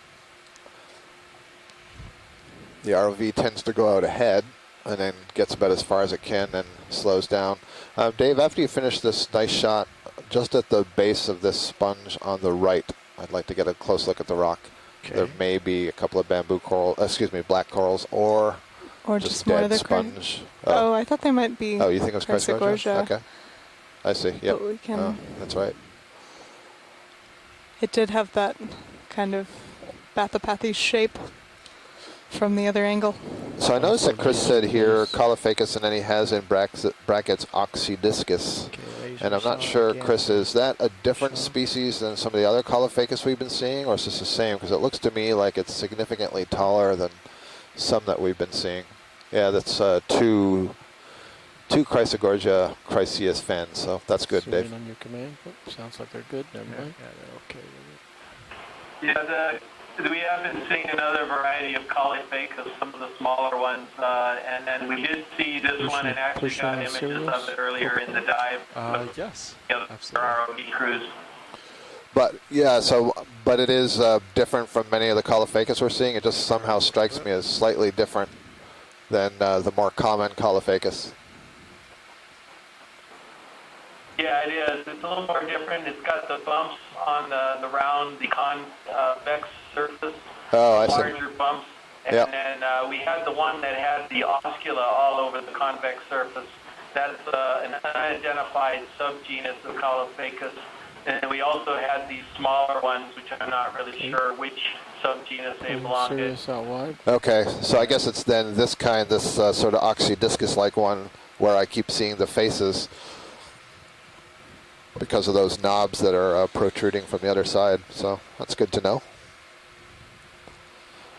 Yeah, that's right. And then we've actually collected the species, and as I think I mentioned on an earlier dive, Henry's working on this particular group right now in Vancouver. I am on my screen. Excellent. And Chris has noted before that there have been many collections of the hexacorals and some of the demosponges where previously there were only, I think he said there were no demosponges known and maybe one hexacoral known. Now there's, I think there was something like up to 50 species, isn't that what he said, that are essentially under description? Of the hexactinellids. Yeah. So lots of discovery of new or previously unknown biodiversity. I tugged you again, didn't We have to be careful when we're saying new. What of course we mean by new is that it was previously unknown to science. We don't have names for it. But of course these things have been living down here for a very long period of time. Have you finally found me a cliff, Dave?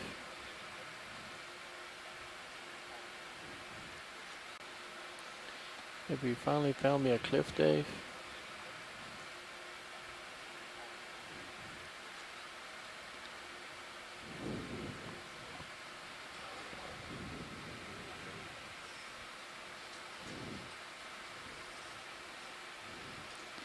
We have a thank you from Bruce Mundy on shore at one of our exploration command centers, who over the past few dives has had 300 students come through in about 12 sessions in 6 days. And he says thank you, and that the students have learned a lot about deep sea biology, and that they were very bright and might well be the next generation of marine scientists. So they'd like to thank everyone on the ship. Yeah, I can see your light path. From the video and pilot team, we'd like to thank them for participating with us.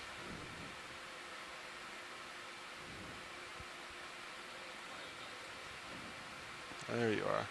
Okay, I'm coming. Relief here, and I think that the relief is basically this mound with the various pillows and things that we've been seeing. That stock sponge on the left.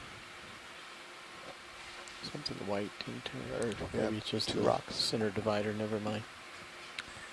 Today we've been able to make a few collections. In addition to making our observations, we were able to get 2 geological samples, 2 rocks from this feature, which will help give us an idea of the age of this seamount here in Karin Ridge.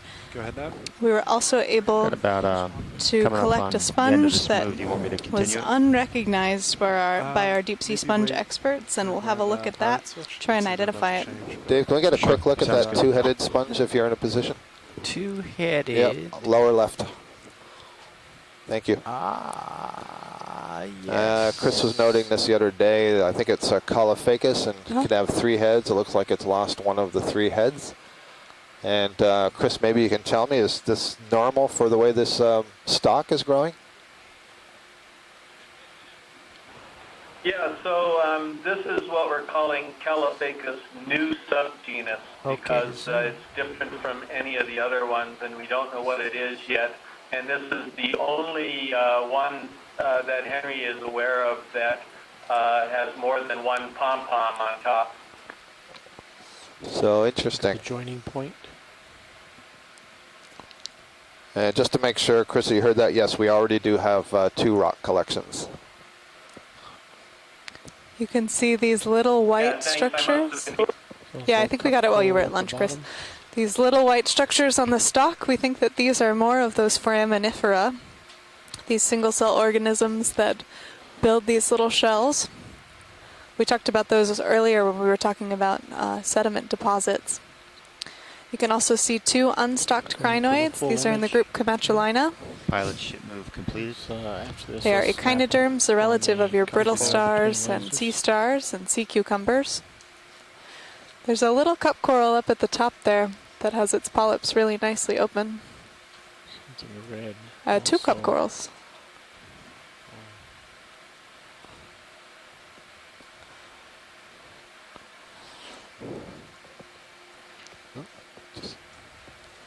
That's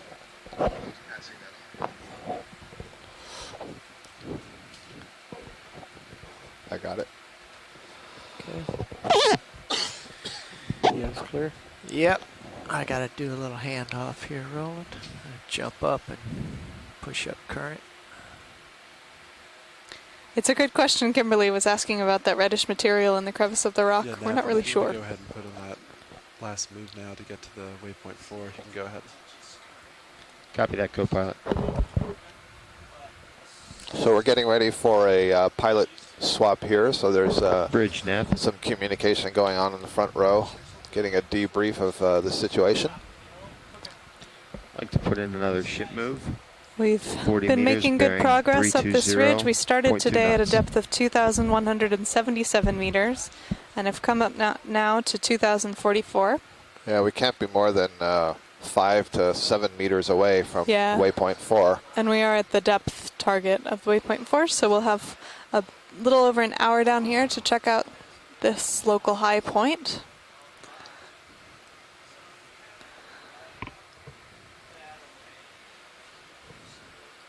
We've seen high diversities and densities of these hexactinellid glass sponges today. I think those have been the most characteristic of the dive. This is similar to what we saw about 8 nautical miles away on our 3rd dive of this expedition. Sean, I'm just giving Dave a break for a where second. Oh, yeah. We saw a similar group of sponges at 3,000 meters. Perfect.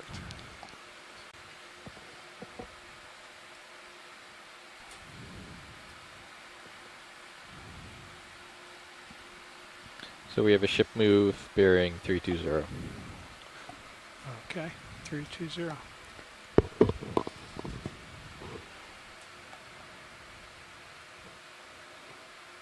So we're seeing more of these branch sponges.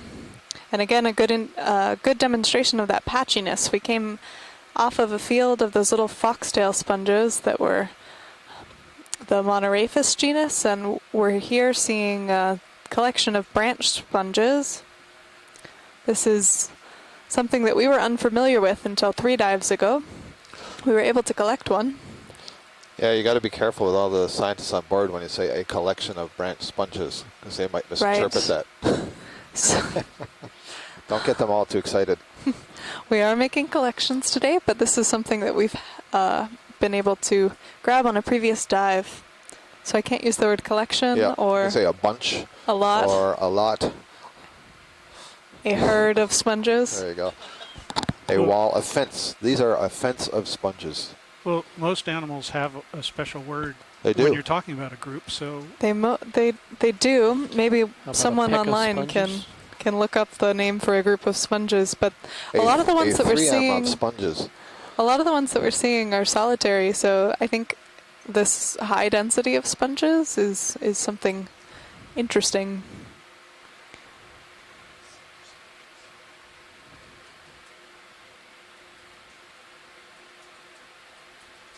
And also note that there's just a few scattering of those, for better name, cattail sponges.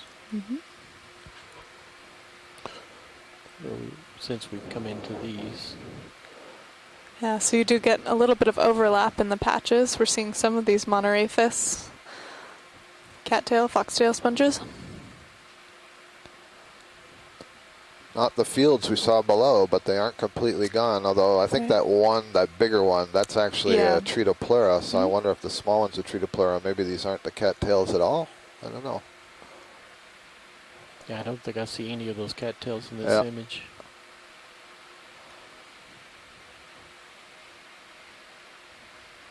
But that is great view. That just looks like you're looking off of a mountain. In a snowstorm. Roland pointing out this view that it's like we're looking off in the distance at a mountain, and of course we are. It's just that this mountain is 1.5 miles underwater.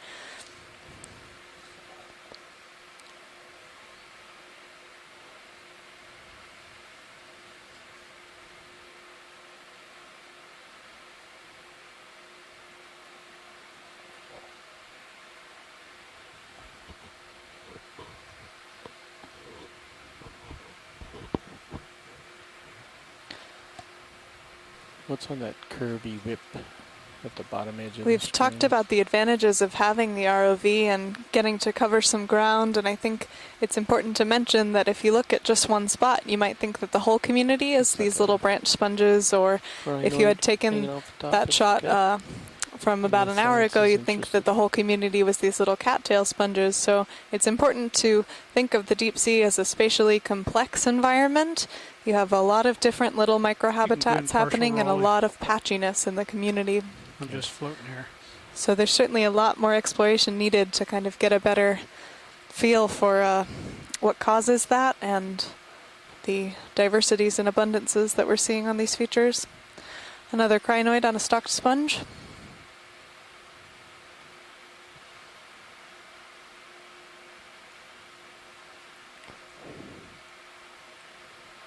Thanks, Roland.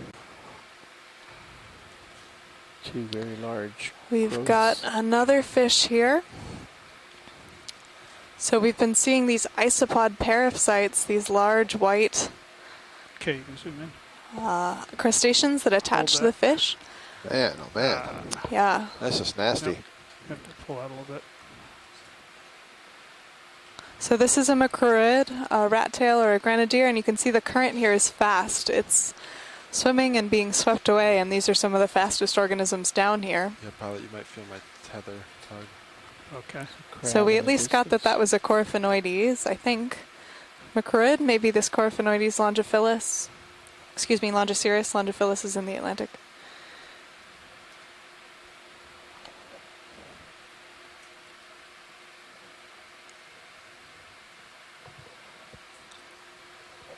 Okay, Rolly, let's try again. I mentioned earlier that these are an important connection between the pelagic realm up in the water column and the benthos down here on the ground, because they are feeding on small organisms that live up higher. And I actually think that this is that kumba that we've seen. We haven't. Yeah, so we haven't seen one of these with the isopod parasites. You can try snapping it. The Kumba hevitata. Gotta just get it centered. And we're getting that by the white patches on the head and the lack of scales that we're seeing on the head. This is a really great view. These are two isopod crustaceans that are on the head. The old group Flavolifera, which is a very large group, contained a lot of subgroups. And Mary suggested yesterday this might be the family Aeginidae. We've been seeing a lot of parasites down here. I agree, Scott, with that obversation you were making earlier. He's lining up perfectly for the taxonomic shot Just from the zoom the lateral corner. side. That's great. So we're able to get a really nice shot of those fin rays. I'll have to look and see if Kumba does have those long, extended pelvic rays off the bottom. This might be another Coryphaenoides longiphilis that's just much smaller. You have to admire the isopods. They are nicely hydrodynamically streamed. It's that little thing floating in the water. Not by accident. They also have some really good claws to hang on there. And they do seem to have a favorable attachment point near the head. He's floating your speed. That's interesting. I think it's a It's mosquito. a little squid, isn't it?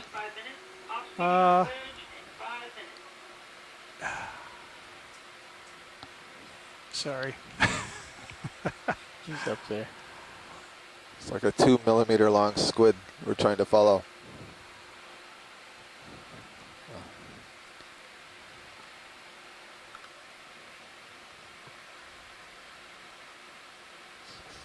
Inside. I do not believe anymore that it's a squid. Almost looks like a little anemone dislodged from substrate. Which totally goes against all the polyp and medusa things that we've been telling you this whole cruise. Which way do I need to turn here, Sean? So you need to turn to get back in front of me clockwise. Turn right. Turn starboard. Yes. We again are seeing these long cracks. And That bolosoma sponge, the one that looks like You want to come back it's been described as so many different things. There's a big fan behind it. I'd like to check that out. I don't think that's a sponge. Seanster here, and Josh will keep him out of trouble. Jump back in a little while. Hi, Jeff. Sorry, I don't know if you heard that. No, I didn't. Sorry. Okay, There was so another conversation up here. almost right in the center, just Yep. below the lasers, those Yes. big fans. I'd like to have a look at those, please. The fans, okay. All right, pilot, I'm going to turn towards you a little. Okay, thanks. Yeah, the ship is stationary, Sean. Okay, thanks, Nav. So let's see. This is looking to the southwest, huh? If you have the ability in this current to sit down relatively close to that guy. These look like very large bamboo coral colonies, and this is what we thought we might see at the top of this feature, so it's satisfying to see something large in the coral world. Okay. Watch lead, I'm going to have to come back to that because I'm at Copy the that. end of my tether. I understand. I can see that Just in Sirius. lost contact here. Get back. So don't worry on shore. Stay calm. Stay relaxed. We will get back to those large fans once we are able to get into position. And I can tell you that there is nothing else higher than where we are in the immediate vicinity. We would have to go down slope and You continue can come down a little bit. some way Pretty along the high ridge. up. That's what I'm doing. No, I mean, down. Sean can come down. Yeah, I didn't realize the delta Z changed so much. I'm on my way down. Just So watch it your looks tether, like there's a that's all. number of smaller coral colonies also on this side of the feature. And I wonder if this is saying something about the direction of the current. So earlier today we were talking about the current coming from west to east or north, southwest to northeast. And we're now looking to the southwest off the top of this feature, so Sean, if it you may keep your be heading a little bit that to current starboard, that comes from the southwest and is then actually you can drop swooping down a up little this bit more. side of the Oh, feature, you're- whereas you we have actually been can't climbing actually along the where you ridge. are. We came up on Yeah, the southeast side, Is there so a it ship may have move been going? that if we had come up on What's the that? Is there a ship going? southwest Oh, or okay. west side, So we they might want have me got to a get different over here by impression. these corals. And I also want to point out one of the big differences between Can you move yesterday and Sean today is yesterday west we about 30 climbed meters, a clear about 20 meters? cone from a ridge, whereas 50 today west, we're just 270? I think so, climbing a local Or, topographic sorry, high 2, on a 4, ridge. It's what am I it's not a pointing? distinct 240. cone. Have them come 240. Although yesterday, as soon as we landed on the ridge, we were seeing lots of corals, and so that whole ridge, that whole feature was completely different from today, where it's been Bridge, by far Nav. sponge dominated. I'd like to request ship move 30 meters, bearing 240.2 knots. So I see at least 4 of these large fans, Thank and you. then several, many smaller ones around it. And my initial guess is that all of them are bamboo corals, but we'll find out in just a minute.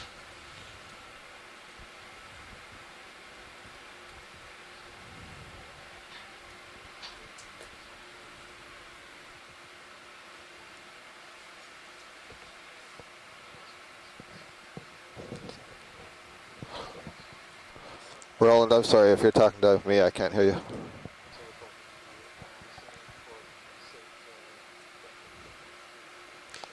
Yeah, pilot, I just lost Sure. you. I don't think I can rotate a lot with the distance. Got it. between us We've right got a lot of time up here, so we can do that.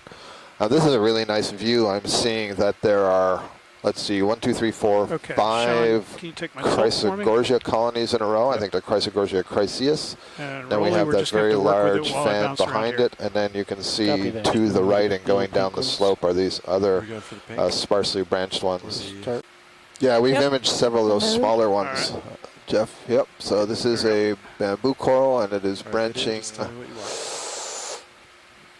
Well, it's so close to the Internodal. node, yeah. So it's There's- interesting. Yeah, I can there's see on the big internodal. branches back there, it's definitely internodal, but you see some of the foreground smaller ones, it's really close, but it's definitely internodal. And that Go full screen. could make it a 70. keratoisis.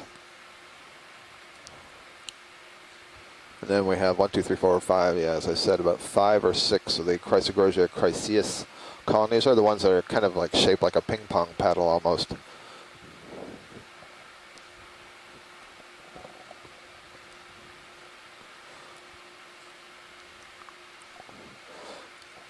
And then Jeff, when you're ready, you let me know, but there are some really scraggly branched things just off to your right. You won't have to really move much. Okay. Oh, there's a little Iridogorgia colony, I think, or is it Okay, the let's tilt down a bit, Chrysogorgia?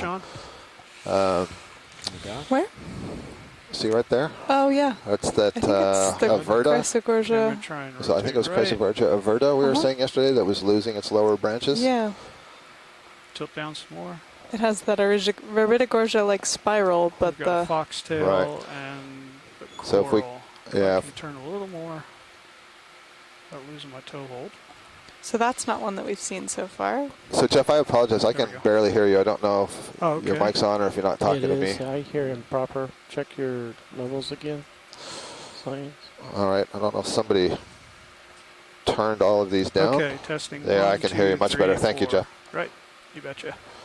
Somebody must have changed all the settings from yesterday. Yeah, So each you- night that the survey comes on, they set it up for them. Copy that, Roland. Thanks. So this is a Chrysogorgia. It has a squat lobster in it, and one of the ways you can tell it apart from Iridogorgia, you just made a good comment there on Mackenzie that it looked kind of spiral. As you see that it's actually zigzag, and so the zigzag is Chrysogorgia. The smooth spiral is Iridogorgia. Thank you, Jeff. Yep. I think just now, continuing to So the you right, should be getting a little there'll bit be of tether some more pretty soon. Sirius is scraggly starting to head your way. colonies. Okay, full wide, please, Rolly. Go a little Okay. more to the right. Yep, there we go. There's 2 or 3 of them.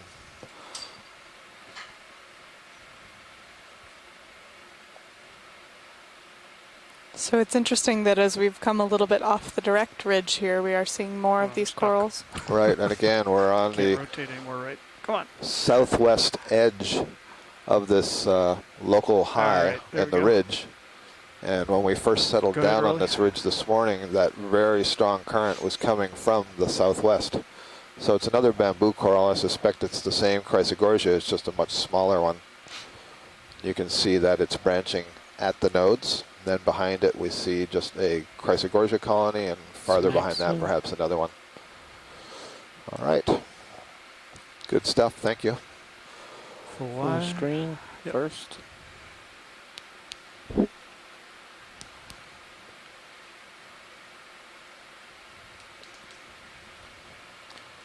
Okay, going full wide.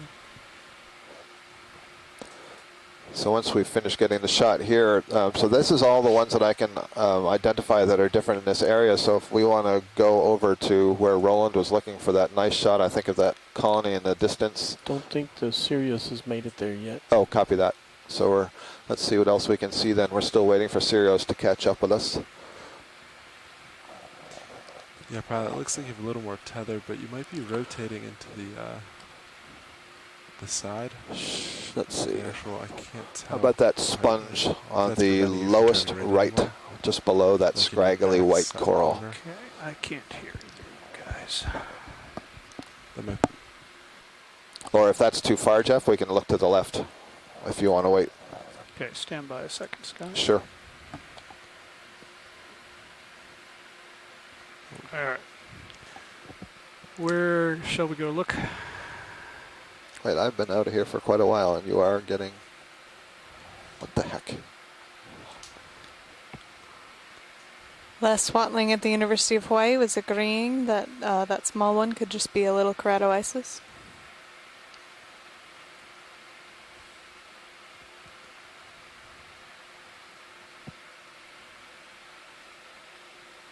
So Sean, with this cliff here, we got to keep an eye on the swing arms. Okay. Should I make any adjustments right now, or just wait until? If you're concerned about him getting the too colony close we to were the just wall, looking at? Yes, straight ahead. The one straight then ahead, you yeah. might want to adjust. And I it. think Okay. they're after that one keep that's an eye down here out. on the right. But it doesn't take much. It takes just a tap to damage Took my it. eyes off for a second, so I wasn't sure. The lower swoop of that branch looked more like a... But these primella. cameras right here are the best too. So I have no idea why I was Other than kicked your out of the main event log HD. there. Okay. So Jeff, once we get into position, there's one that's So weird. off-screen bottom. Which one do you... It's off-screen bottom. We don't see it in the image right now. It was the one that was to the far right while we were looking at the other one that was uphill. So where am I supposed to be going right now? Backwards. Or hard turn right. So we don't want to look at these, is that right? That science is not indicating interest. Okay. We do, Jeff. There's just a bigger one down off to the right. Okay. Thanks. That meets all the science and video needs. Yeah, sorry, Roland, I thought you were asking me to go towards a specific one. It's right underneath you now, it was Jeff. the one on the So bottom don't right. come down. That one? So, No. Nope. Okay. Backing up. See it in Sirius. Scott, is that a different one down there? yeah, we'll get there in just a second, Chris. We're still waiting for Sirius to catch up with us, so we can't really go too far in that direction. So we're just trying to get some imaging of the closer ones while we're waiting. So it's Got it, roger that. into the face of I should note that, you know, where we just found this group of corals is not in the direction that we were headed. It's down the southwest side. We were headed to the northwest, so we've had to like you don't have enough tether change the heading of the vessel. So it's taking us a little bit more time.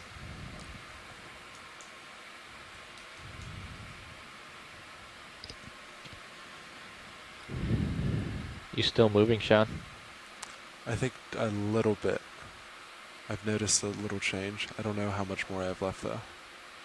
So these are some impressively large keratoisis colonies, which suggests that they're really quite old. There's a very small Chrysogorgia tucked under the branches of this one. I'm seeing a bit of reddish color here, and I know that Les is watching and listening, and I'm wondering if this is one of the D-clade, maybe Ecnomyces-like, which does have this red coloration with it. The one difference to the one that I'm thinking of, at least from the North Atlantic, is that this is very, very planar. Okay. And the one I'm thinking of, Ectomyces, is a little bit more three-dimensional than this. That's what I can do. Okay, that was not the beauty shot I was looking for. Okay. But we'll give science what they need. Well, if we can get a quick zoom just to look at the polyps, it may be better if we could see it flat on, either from, you know, if you were to move to your left, if that's possible. If you need to wait, that's fine Another too. ship move. I can't really 30 do that, meters, bearing primarily because of the 240 current blowing at straight into 0.2 the knots. core. Understood. I'm just not comfortable being directly upwind of the coral. Sure. So right now, let's see. That would mean that the, I'm trying to figure out the orientation because I'm looking upside down. I have a hard time doing that. You're looking to the south, and the Sean, current can is you hold coming up, please? over your shoulder from the left, correct? Well, when I sat down, it was coming out of the northeast. So, Northeast. Okay. Yeah, go figure, right? Yeah. But yeah, Well, northeast is what it had been when Dave was here and we were climbing this slope. But this morning when we got here, it was from the southwest. Okay. But yeah, you can see it blowing from left to right. Yep. So it is blowing out of the northeast. That's your command. Go ahead, Rod.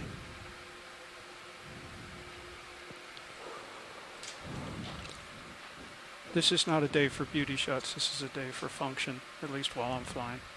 So one of the things that I'm seeing about these polyps, I just suggested get some insight from Les and Abby, who's also at the CCC. I wondered if this might be Ectomyces, but you saw in that zoom in, those polyps are relatively small with respect to the size of the skeleton, and they were not squat. That is, their tentacles were retracted, but they were still very clearly small tubes arising from the branch. The genus Ectomyces, one of the things that defines it is that the polyps can Go to your lower squish down and they swing form arms. almost little conical volcano mounds. Okay. And that's not what was Rolling full happening wide. there, so I don't think that's Ectomyces. You don't need a lot of pressure. Where to next, Scott?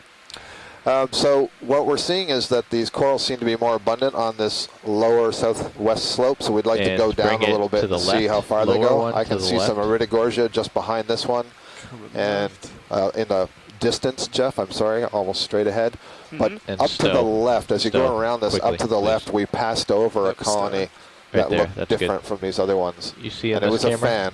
Yeah, that's the one I was looking at. Yeah, it doesn't need to be fully stowed, but Um, it's got to be up there. What about the upper swing arm? Upper is fine right now. So I need you to come down a good bit, Sean. You're up 25 meters above me. Yeah, sorry. He's only 15 above the Yeah, I'm ground starting to right now. move out a little bit though. Okay. So I put in another 30-meter shift move your direction. Yeah, Scott, it's not easy for us to go downhill. Understood. I completely understand. So we can look downhill. How? Well, so this is the problem. We have come to the top of this feature, and now the interesting things are lower off the feature. So I understand that that's going to take some work to get down, but I think we're willing to make the time because I didn't see that there was anything on the feature that was anything other than sponges. Okay. Thank you. Then I will work my way downhill and. Copy that. I understand it's going to be a slow process. Yeah. Okay. Cool.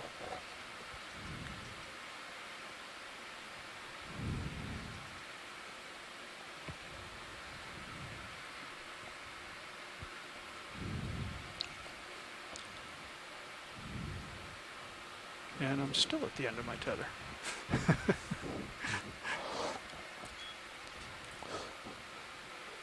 Well, in this case, and Jeff, I'm just talking to get your insight here. So if we go down and you sort of look back up slope, can we then go up slope a little bit back to where we were? Sure. Okay, cool. Sure. So I think that would work well. If we really want to do that, then we need to move Sirius well off the. Okay. We need to move Sirius, what, 50 meters or something like that, get it past me, and then we'll reline up to come up slope again. Yeah, so exactly. What if we move off so that we're, you know, I'm looking at the contour line. I don't know, that looks maybe 10 or 15 meters away from where we were, settle back down and then work back up to the top. What do you think of that? Yeah. I mean, you guys, I don't know. You have to tell me. Yeah, we can keep moving in this direction. Come off more. Okay, so what I'll do is I will turn around, face the slope, and while my face is into the slope, you move Sirius straight over top of me to the other side, and then Sirius turns around, and then we work up slope. Yep. Okay. Because right now I'm looking at my tether cam and I'm seeing the slope behind me, and it's just not a good feeling. Bridge, RV Neff.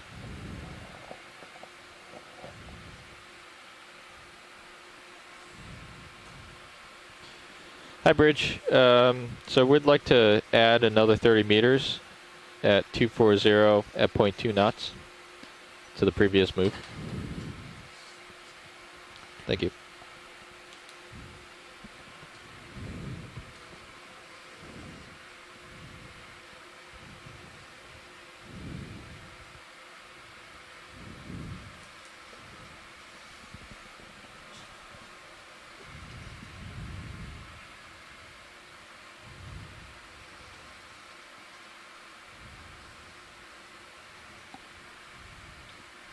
So Sean, you can partially deploy that lower port swing arm. Okay. Just bring it out like 20 degrees.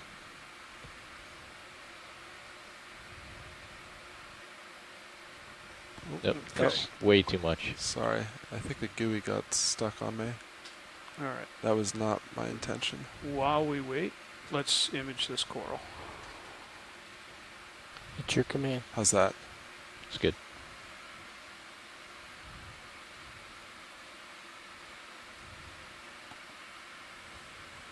And then do the same on the starboard side. You can really see the Bring difference it in sizes outboard, between so these to the right. chrysogorgids, the smaller pink ones, and this large branching bamboo in the center. Yeah, based on what Looks I've like it's all seen the of way to these the right, and then chrysogorgia stow over it the last partially. several dives, is they don't seem to get much larger than this, so I don't think that this is an age issue. Yeah, that's good. Okay. It's just one of those things, you know. Elephants are larger than moles. And we saw this a little bit upslope, that this was actually an advantage for these chrysogorgid colonies, maybe because they are not creating quite as much of a foil to Sean, get caught if in you'll that take current. The tilt, and Rolly, you can zoom at will. Copy that. I have tilt. Something yellow interesting. there in the upper Crinoid right. and two maybe apocopherans, or nope, center. anemones.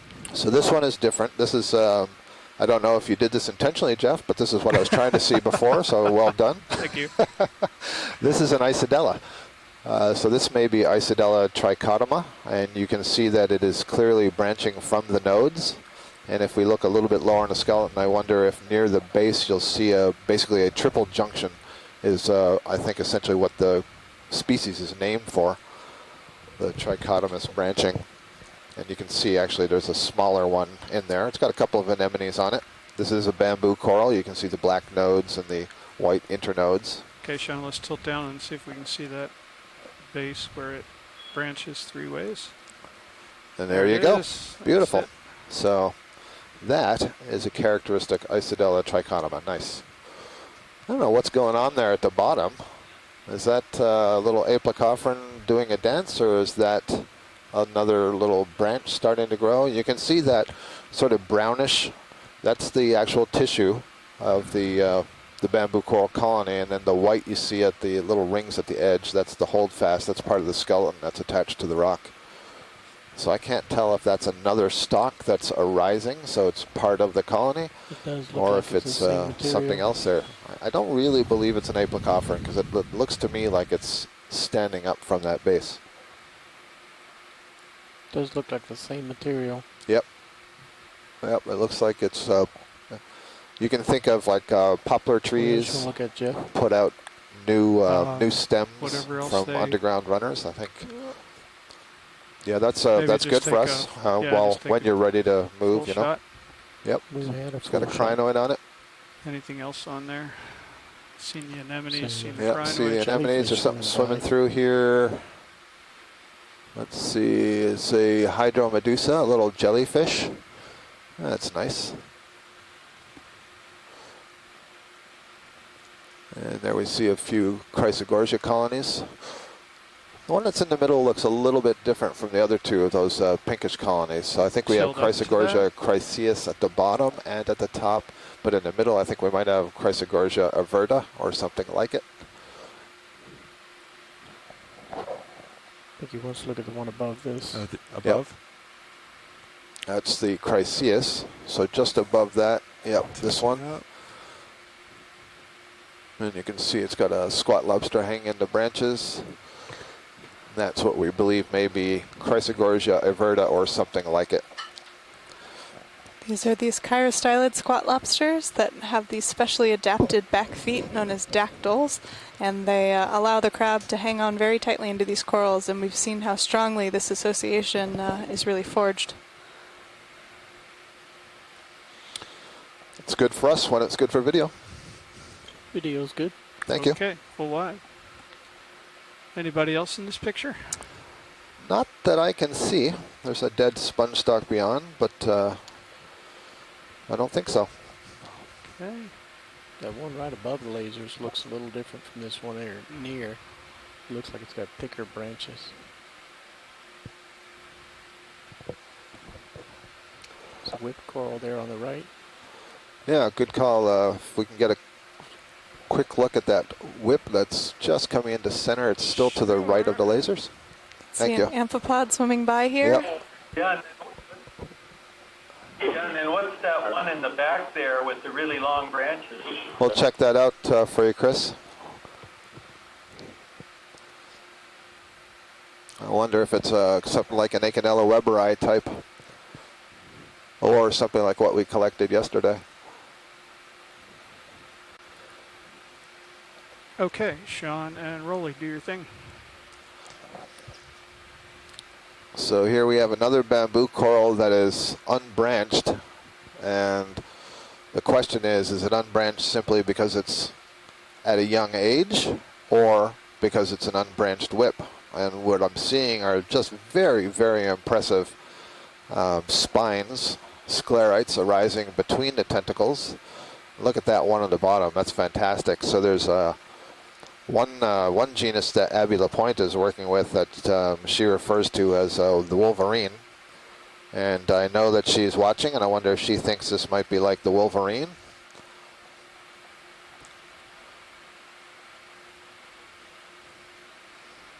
Magger again to comment. Don't be shy, Abby. Get on the line and tell us what you think. Going for full screen.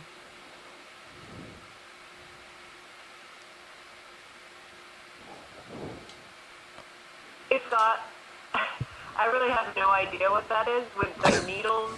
That's even better. Needles going all the way down into the base. I haven't seen anything like that. So I don't know. Your guess is as good as mine. Wow, and is that what Les is saying next to you? Yeah, my guess is it could be a true lepidopsis. I don't know. Can we get a zoom back in on that, please? So our viewers, you're getting to witness a discussion here between several of the leading deep sea coral experts trying to figure out what this particular species is. All right, so what we're seeing is that you got these really intense spines that are sticking up between the polyps, and then, excuse me, between the tentacles. And then you can see below that there are additional rods and maybe needles that run down the length of the polyp. And those are the sorts of characteristics we look at to identify this. So, all right, another bamboo mystery. Would this be something worth? Yeah, I mean that would be worth it, but I need to have more input from shore. Three at the left there to see the red tip. We've made a collection of one sponge today. Rotate, I'm stuck on this rock. And have about half an hour of bottom time. Okay. Science, you can see on the top one, you can also see those spines. Certainly. Did you want to consider this one, or did you want to look at that kind of strange one in the back and maybe come back to this one, or is this one unusual enough to just go ahead and grab this? Well, it's certainly unusual. So let me pose that it's hard enough maneuvering around here with the currents and the position on the slope that I'm going to ask our pilot, Jeff, but I have a feeling that he's not going to think this is a too popular suggestion. But, Jeff, you see that one that's scraggly and tall in the upper right? There's a question about having a look at that, and the question is, well, if we don't like that, can we come back and get this? What do you think? I'll do my best, sure. Okay. All right, pilot, let's go have a look at that one then. Thank you to the ROV team. They're operating under high current situations today. You go ahead and rotate. All right. And as always, giving us the shots and samples that we're asking for, so thank you. We do have interest in this. Yeah, I think there's plenty of interest in collecting this stuff. Why don't we just collect this, Jeff? Because I think you're in a good position. We'll collect this and then we'll go look at the other. You're going to have to, I think it's too far out. Out of range for me, Scott, but I'm going to pick up and this now, see if I can get it. You like the other one too, there isn't any reason why we couldn't grab a piece of that too. Okay, stand by, Shore. I need to get some input from the tilt down pilot. just a little bit, Sean. Just a bit. Just maybe till you can see the skids.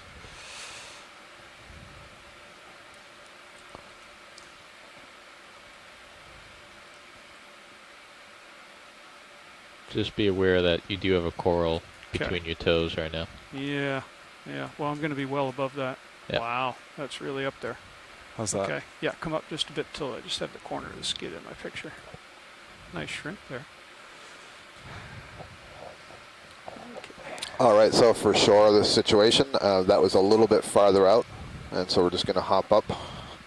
Not just. There's no just down here, but we're going to move the vehicle a little bit closer. This is our target. That is our target. All right.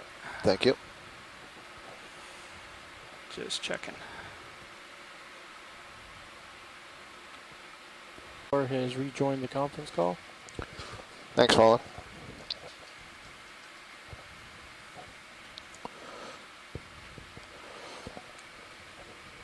Hello, Shoreside. I'm not sure exactly when we lost the call. We have maneuvered back after that trying collection. And I think this is the colony that we were seeing at a distance, kind of leggy. It looked like there were long branches that were all originating from a point fairly low on the colony. So this looks like it. Okay, Sean, you got the It tilt. does appear to be another bamboo coral. All right. And it is an internodal brancher. Tilting down a little. Again, those nodes are the black sections that form, you'll see them along the skeleton, joints. and they're a protein structure, while the calcium carbonate skeleton forms in the middle. Oh, that's me. Hang on. Okay, pulling full wide. Lost my grip. You can see, Stable I think, again. a lot more manganese coming up a encrusting little. here. Tilting down. So this is not exactly a planar skeleton. You can see that branches are coming out in multi-dimensions to give it it's a sparse bush is what I'll call it right now. There's another name for that I gotta look up. I could call it. Let's see, the polyps themselves. There are intertentacular needles, but they're fairly short. You can see they're nothing like the sort of Wolverine-ish spines that we just saw on that last one. But there are needles or rods there, and then we can see a number of rods that are crisscrossing along the lower part of the body. There's a great view. Yeah, you can see lots of them packed in there. So that's fairly dense. The tissue itself is moderately thick, but we can see that sort of orangey tube that you see going down the inside of the polyp. That's the pharynx leading into the gastrovascular space, basically the stomach. And so it's transparent, so that's suggesting that there aren't a great deal of scales in addition to those rods that are in there. And I'm not seeing any IDs in the chat room. Are you guys at the ECC back online, and are you discussing and observing this one? Pulling to the near ground. It's being discussed. Thank you. Just see tilt down video. Nope, I said I'm pulling to the near ground. Oh, okay. We did see an example earlier of these many rod-like Josh. structures within the polyp. Yes. Could you Sure. So joylock these for me? rods are a fairly common feature of the Isididae. The subfamily is the Keratoisidae. And it's more about the relative orientation of them That's good. in relation to the the scales and the needles, and that's where it gets a little bit hard. And what's also interesting is, you know, seeing these great videos, we're much more used to looking at preserved material, so sometimes you have to work on, you know, imagining what this looks like once the polyp is contracted a bit and it's preserved. Les Watling at the University of Hawaii weighing in with this is close, but probably not ecnomysis. Right, and so one of the ways that we would describe... Go ahead.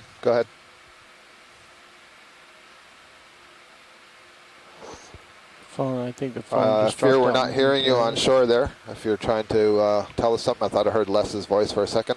A little more tilt up. Coming up. Any more? Center on the top of that single branch. That's good. Yeah, unfortunately, Les, pretty nicely is the movement of the distribution of the rods up the backside or the rachis of the tentacle. But I would say the way the sclerites are arranged in the polyp body suggests that that this is something that maybe we haven't quite seen before. I think that's exactly what Jeff was hoping you'd say. You betcha. Let me try again. Let me redeem myself. Sure. So you want a piece of this? Sure. All right. Let's go for full screen. I want you to feel redemption if that's what you are feeling. I don't think you need it. No. That was challenging, and the currents were not your friend. No. Okay. As we get this full screen for about 10 seconds, so I'm going to switch out video. Okay. For our viewers, those lasers are about 10 centimeters apart, about 4 inches. I'll just turn them off for the beauty shot. And we are taking a few samples today. We've been able to get some rocks that will give us an idea of the age of the feature. Able to get 2 of those rocks, and then this will be our third biolog, 77 meters all the way up this ridge here, and then back down the other side of the ridge to check out some of the corals. We saw a huge diversity of glass sponges today, and ended on a high point with this coral collection here. A high point and a high point? And a high a point. Topographic And a high slightly point lower. And a collections high point. Yes, indeed. Yeah, I think that one's very slow and sticky. As well We as might a have to great just- image of this coral community here. Something that we've been targeting on these cruises. Is it that the one that's sticky? Well, we've adjusted them. Oh, okay. Yeah. Never mind. Really good now. All right. So I believe you have to. So as we prepare to come off the bottom, I want to let you guys know that tomorrow, for those on shore, we're going to have a post-dive call, let's say at 1/4 to the hour, 45 minutes after the hour. Heading the so opposite about 14 minutes from now. of Sirius, and then push ahead. Okay, just reading a just comment watch your from tether. shore. So I want you to Should I go know up a little that we'll No, discuss stay tomorrow's where you are. dive in just under 15 minutes, but for the public and everybody else listening out there, our plan is to have our deepest dive of the leg. We will be going down to approximately, I think it's 4,200 meters on an abyssal ridge. 4,300. Yep. Yeah, so about double the depth that we've been diving at these last couple of dives. What camera do you see 4.3 right now, kilometers. Sean? That's 2.5 miles deep.